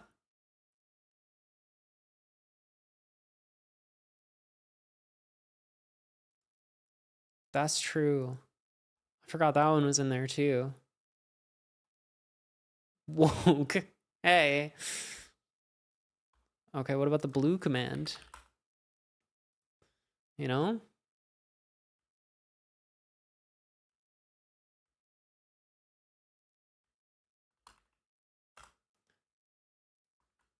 RTFM command. We got all the good ones. F star, but once it matched, it moved on to the next automatically. You may or may not want this behavior. If you do, semicolon ampersand is the way to do it. And then we have the third one. Believe it or not, I think cows is broken right now. Semicolon ampersand. Yeah, I don't think I have cowsay installed right now. Yeah, it's not great syntax. I don't love it. I'm not going to sit here and defend it, but it is what it is. So again, we have Dave here. So we should match D star, right? So what's going to happen? Well, I'm not going to make you guess. Sad We'll just run it move. and I'll show you. Let's pull up the source code.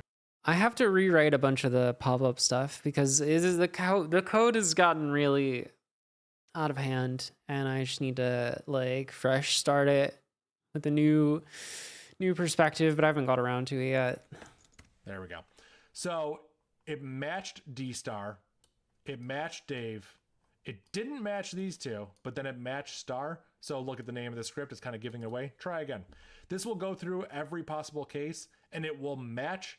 Anytime it matches, it will run the code, and it will check every single match. So it'll go from top to bottom. It'll say, hey, am I D-Star? Well, I'm Dave, so yes. So let me run this code. Hey, am I Dave? Well, I'm Dave, so yes. Let me run this code. Hey, am I F-Star? No. Hey, am I Foo? No. Hey, am I Star? Yes. So these are some alternative syntax to case statements. I will tell you, in my experience, I've written a lot of bash code. I almost never use the two alternative syntaxes I show you. I call them alternative.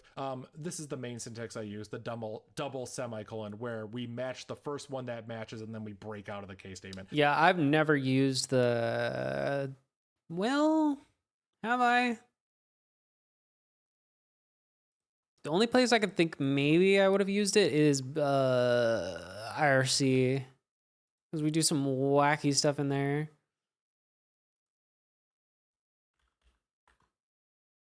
Nope. No wacky things in here.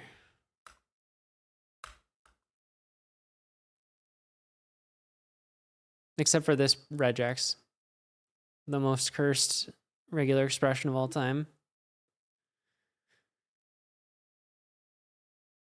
That one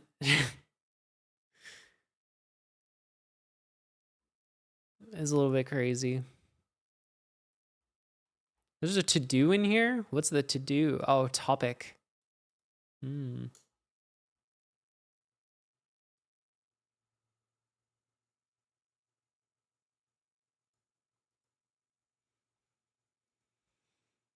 God, this is a good one.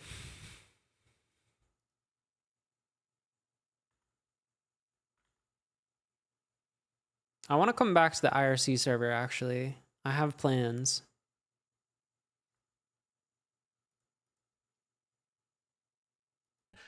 This is the one I use the most, but it's good to know that the other ones are there. So there you go.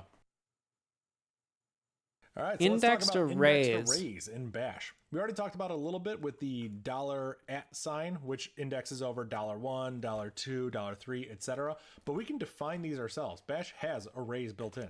So let's go ahead and vim indexed arrays, we'll call it.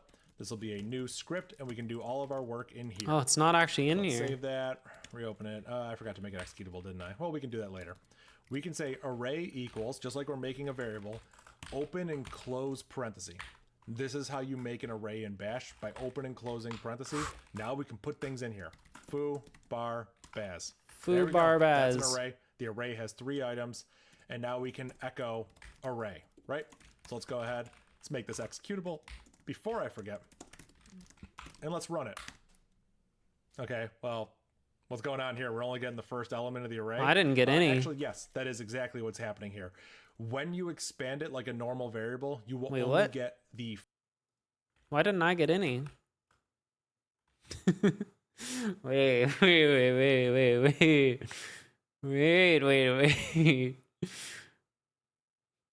Huh?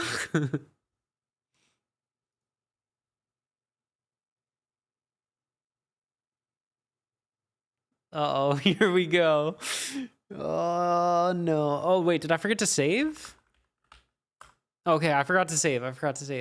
first element of the array. Close one. That's very important to note. If you want to get all the elements in the array, you're going to need some special notation here. So let's say, not even all the elements, if you wanted to get any other element, if you wanted to index it, you would need an alternative syntax, and I will show you what that looks like. So in another language, you might have like open square bracket, 0. He's gonna go for this. In Bash, you have the same thing, but look at Oh the no, he's syntax gonna go for highlight. You see 0. it's already kind of broken there. We have to do this. We have to put a curly brace open here and a curly brace closed here. So when you want to use that square bracket notation, you do need to use the curly braces around the variable. Technically speaking, this is also valid. This will just expand the way it would without the curly braces. The curly braces are optional. I prefer to leave them off, but you can put the curly braces here and it will expand exactly the same. If I run this, we'll just get foo. But now that we have these curly what you braces, really want here is printf. And we will also get foo because foo is percent the 0 s with element. and But now that we have this, we can duplicate that foo line. bar baz. YYP for yank the line and paste. Oh my god, what is he Let's doing? do this. Let's go over here and let's increment this number. I'm sorry. P for yank the line and What is going on?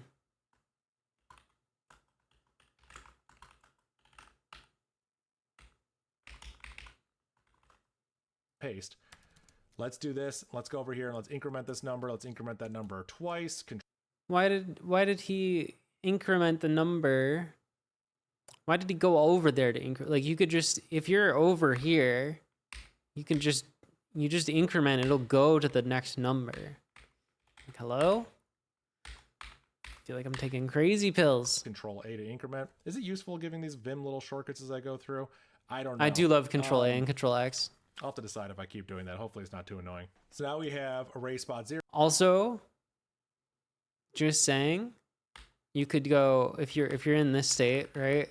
You got these. You could go Control A, J, to Control A. But actually it would be faster to just do R2. Save a key press, you know?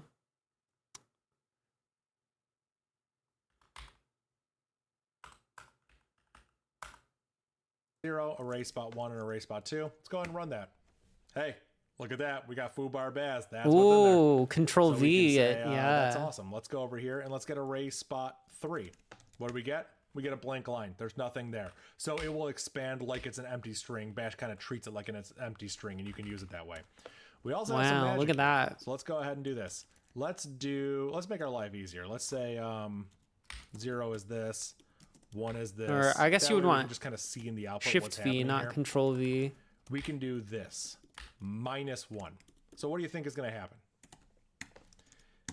If we index on -1, we get baz. You can index negatively into arrays in bash, so you can go backwards through an array. So we get the last element with -1. I don't know where I'm going with that one. Of course, -2 works, -3, yada, yada, yada.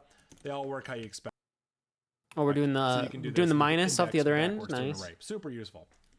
I'll throw another echo here just so we can get more new lines in the output. Now that we have this, we can do another thing. So let's say we want to do index equals 2. We can echo Complete Vim motions course. Yes. index, and we will get array spot IDX. So let's see if this works.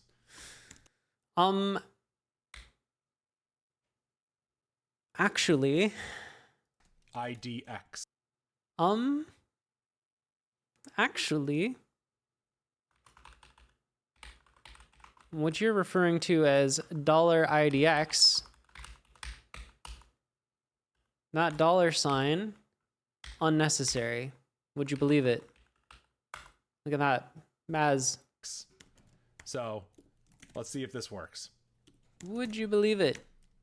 And it does. Index is baz, so that is array spot 2. So we got that from a variable. So you can put the index you want in a variable. Also, when you're using this notation with indexed arrays, No! you don't need the $sign there. This is totally valid. This is totally works. This is how I prefer to write it. Ah, So he these two got lines me will be again. Exactly the same. The $sign is optional when you are indexing into indexed arrays. Or I will get arrays him that one are of these numeric. times. Their key is numeric, is what I'm trying to say when I say that. So now, how can we look at all the items in an array? This part's where it gets a little bit weird, but bear with me because I will explain some of the differences here because there are some massive gotchas with this. We can do this star notation, and we can also do Oh, yeah. the Oh, @ God. sign Oh, notation. So God. the Oh, @ sign's very jeez. similar to how we looped over the arguments. There's also star, so I will show you what that looks like. Let's Oh, say star God. colon this and @ colon that. Let's go ahead and run it, and well, hey, They're they the both same. gave us all the elements of it, right? Like this, it both seems like they're working totally fine here, right? Well, let's see. So let's go ahead and Change it loop to over the elements printf. of the array. So the first thing Oh, we're no, gonna you don't do need a is loop. What are you, loop some sort of over noob? star. So what that means is for item in, we'll use the star notation. Actually, let's clear things up. Let's go ahead and get rid of some There of it this is. stuff right here. And there it Let's get is. rid of this and just loop over the array. Okay. Foo Done. barbaz. Echo item is item. So we're just going to loop over the array. We are using the star notation and we have quoted it, right? So let's go ahead and run this and see what happens. Well, that's not great. It looks like there's only one item in the array and the item is foo space bar space. That is not great. That's not what we want. If we put the @ sign here, this will properly break it as an array. This is what you want. You want quotes around it and you want the @ sign. The star is for when you're stringifying the elements of an array, when you want a string at the end of it. The @ sign is for when you want to treat it like an array, when you want to sequence over it, when you want to iterate over it. Leaving out the quotes is never right. Now you can do it here and it will seem to work. In fact, if you leave out the quotes and you put a star here, they will effectively be the same. They will. Yeah, both now seem to you're work. suffering And this is from great word splitting. until your array elements have unique members in them. So let's say we have foo, bar, baz, and hey there, friend. A string of hey there, friend. Why would you ever what's put a gonna happen space there? in your file If we names, run you this, monster? It thinks there are 6 items in the array. That is not true. There are 4 items in the array. The last item is a string that has white space in it. So we have to put the quotes back. We have to put the @ sign here. And this will properly break the array up the way that it's supposed to be broken up, okay? It's true. Quotes and the @ sign is how you properly loop over an array in Bash. So commit that to memory. It's important that you know that. Another thing I can talk about is the syntax for making an array. Here, I'll break this down so it's a little bit easier to look at. It's not an ASCII symbol in file path. No. Bash knows you're making an No indexed emojis in array. the file You names. can declare it manually if you wanted True. to. You could declare -a array. You can run this. Declare is built into Bash. And there's all sorts of things you declare. We'll go through these as the course progresses. But for now, we can declare with -a. I've unironically done that before. Oh, it's tricky, you know? It is tricky. You make one of these and you're like, oh, how do I get rid of that? But it turns out it's not too bad, right? All you got to do, put it in single quotes. And then you have to R. And then it's fine. It won't get expanded if it's in single quotes. But it is terrifying. It is one of the worst.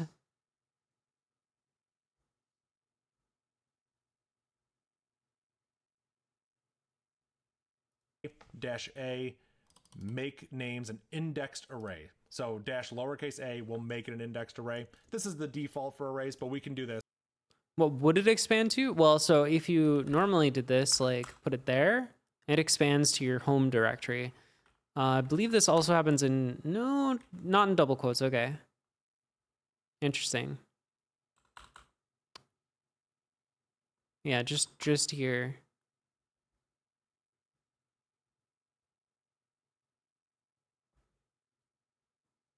This totally valid. This is just explicitly doing this.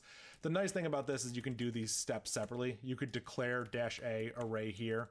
So you yeah, could, so declare you the wouldn't want variable to and then RM initialize it later your home if you wanted directory, to. It's up to you how ideally. you do it, but this is the syntax for making an array, but it's assumed you don't need it. I pretty much omit it because it's just, there's no reason for it.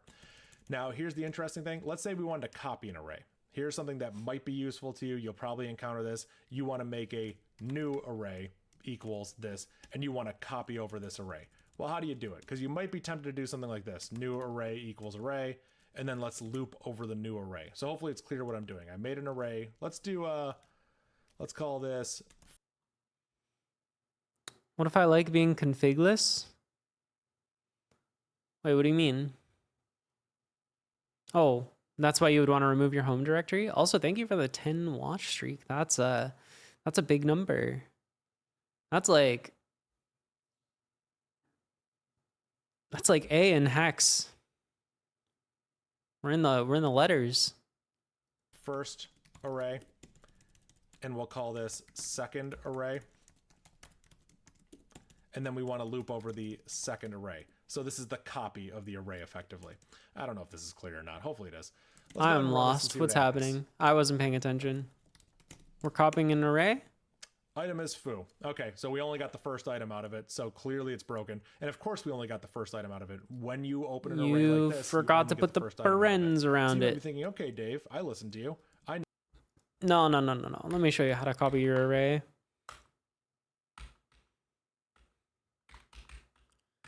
We can say R1 equals fooBarbaz.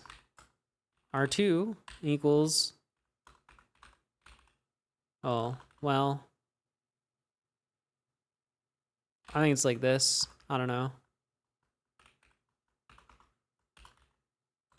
R2? Pretty sure this is right. Yeah. Let's get rid of the star one. That one's weird. I know that we have to use this syntax. And thank you for listening to me, but now it thinks it's one big string because we've assigned it like this. We need to use this syntax. We need to put quotes around it. This is not enough on its own because it will still be a big giant string.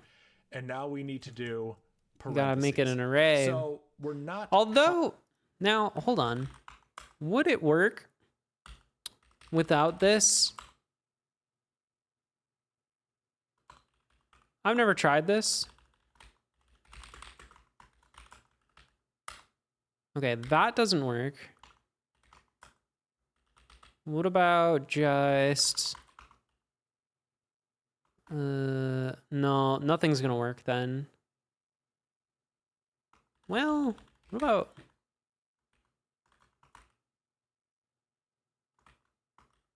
No, I don't think anything else will work.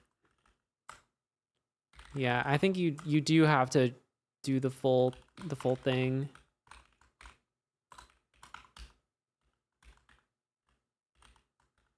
What? Do you have a screen running? Oh, did have a screen running Ursi for a long while, but never found the need for Tmux. Tmux is great. I'm using a lot of Tmuxes. There's a lot of Tmux on this stream. Would you believe that this is Tmux happening up here? Because it is. That's Tmux.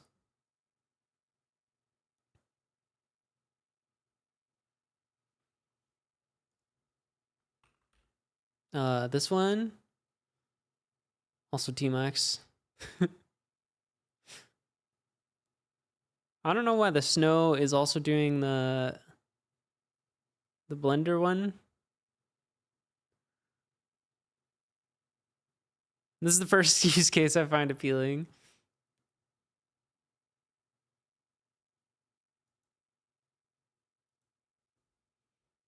Very good. Copying the array All per se. right. We're actually, I mean, we are. We're what, 7 hours into this? I think I gotta call it. I think, you know, we made good progress. I'll remember that we're 2 hours 15 into this. I won't watch ahead. No pre-watching. But yeah, I think I'm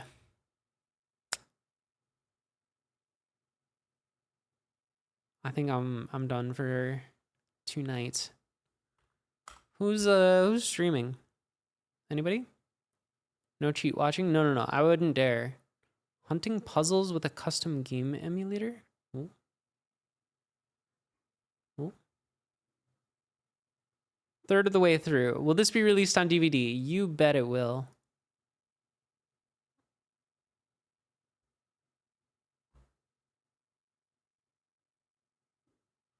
Oh, let's raid Adam. I never raid Adam. He always raids me. This doesn't have it. There might be some texting stuff happening in this sub shader, but no. The timing works out for once. All right. Thanks, everybody. See you next time on Learning Bash, episode 2. Cool. All right. Well, now. Oh, dude, it's 6 o'clock. That's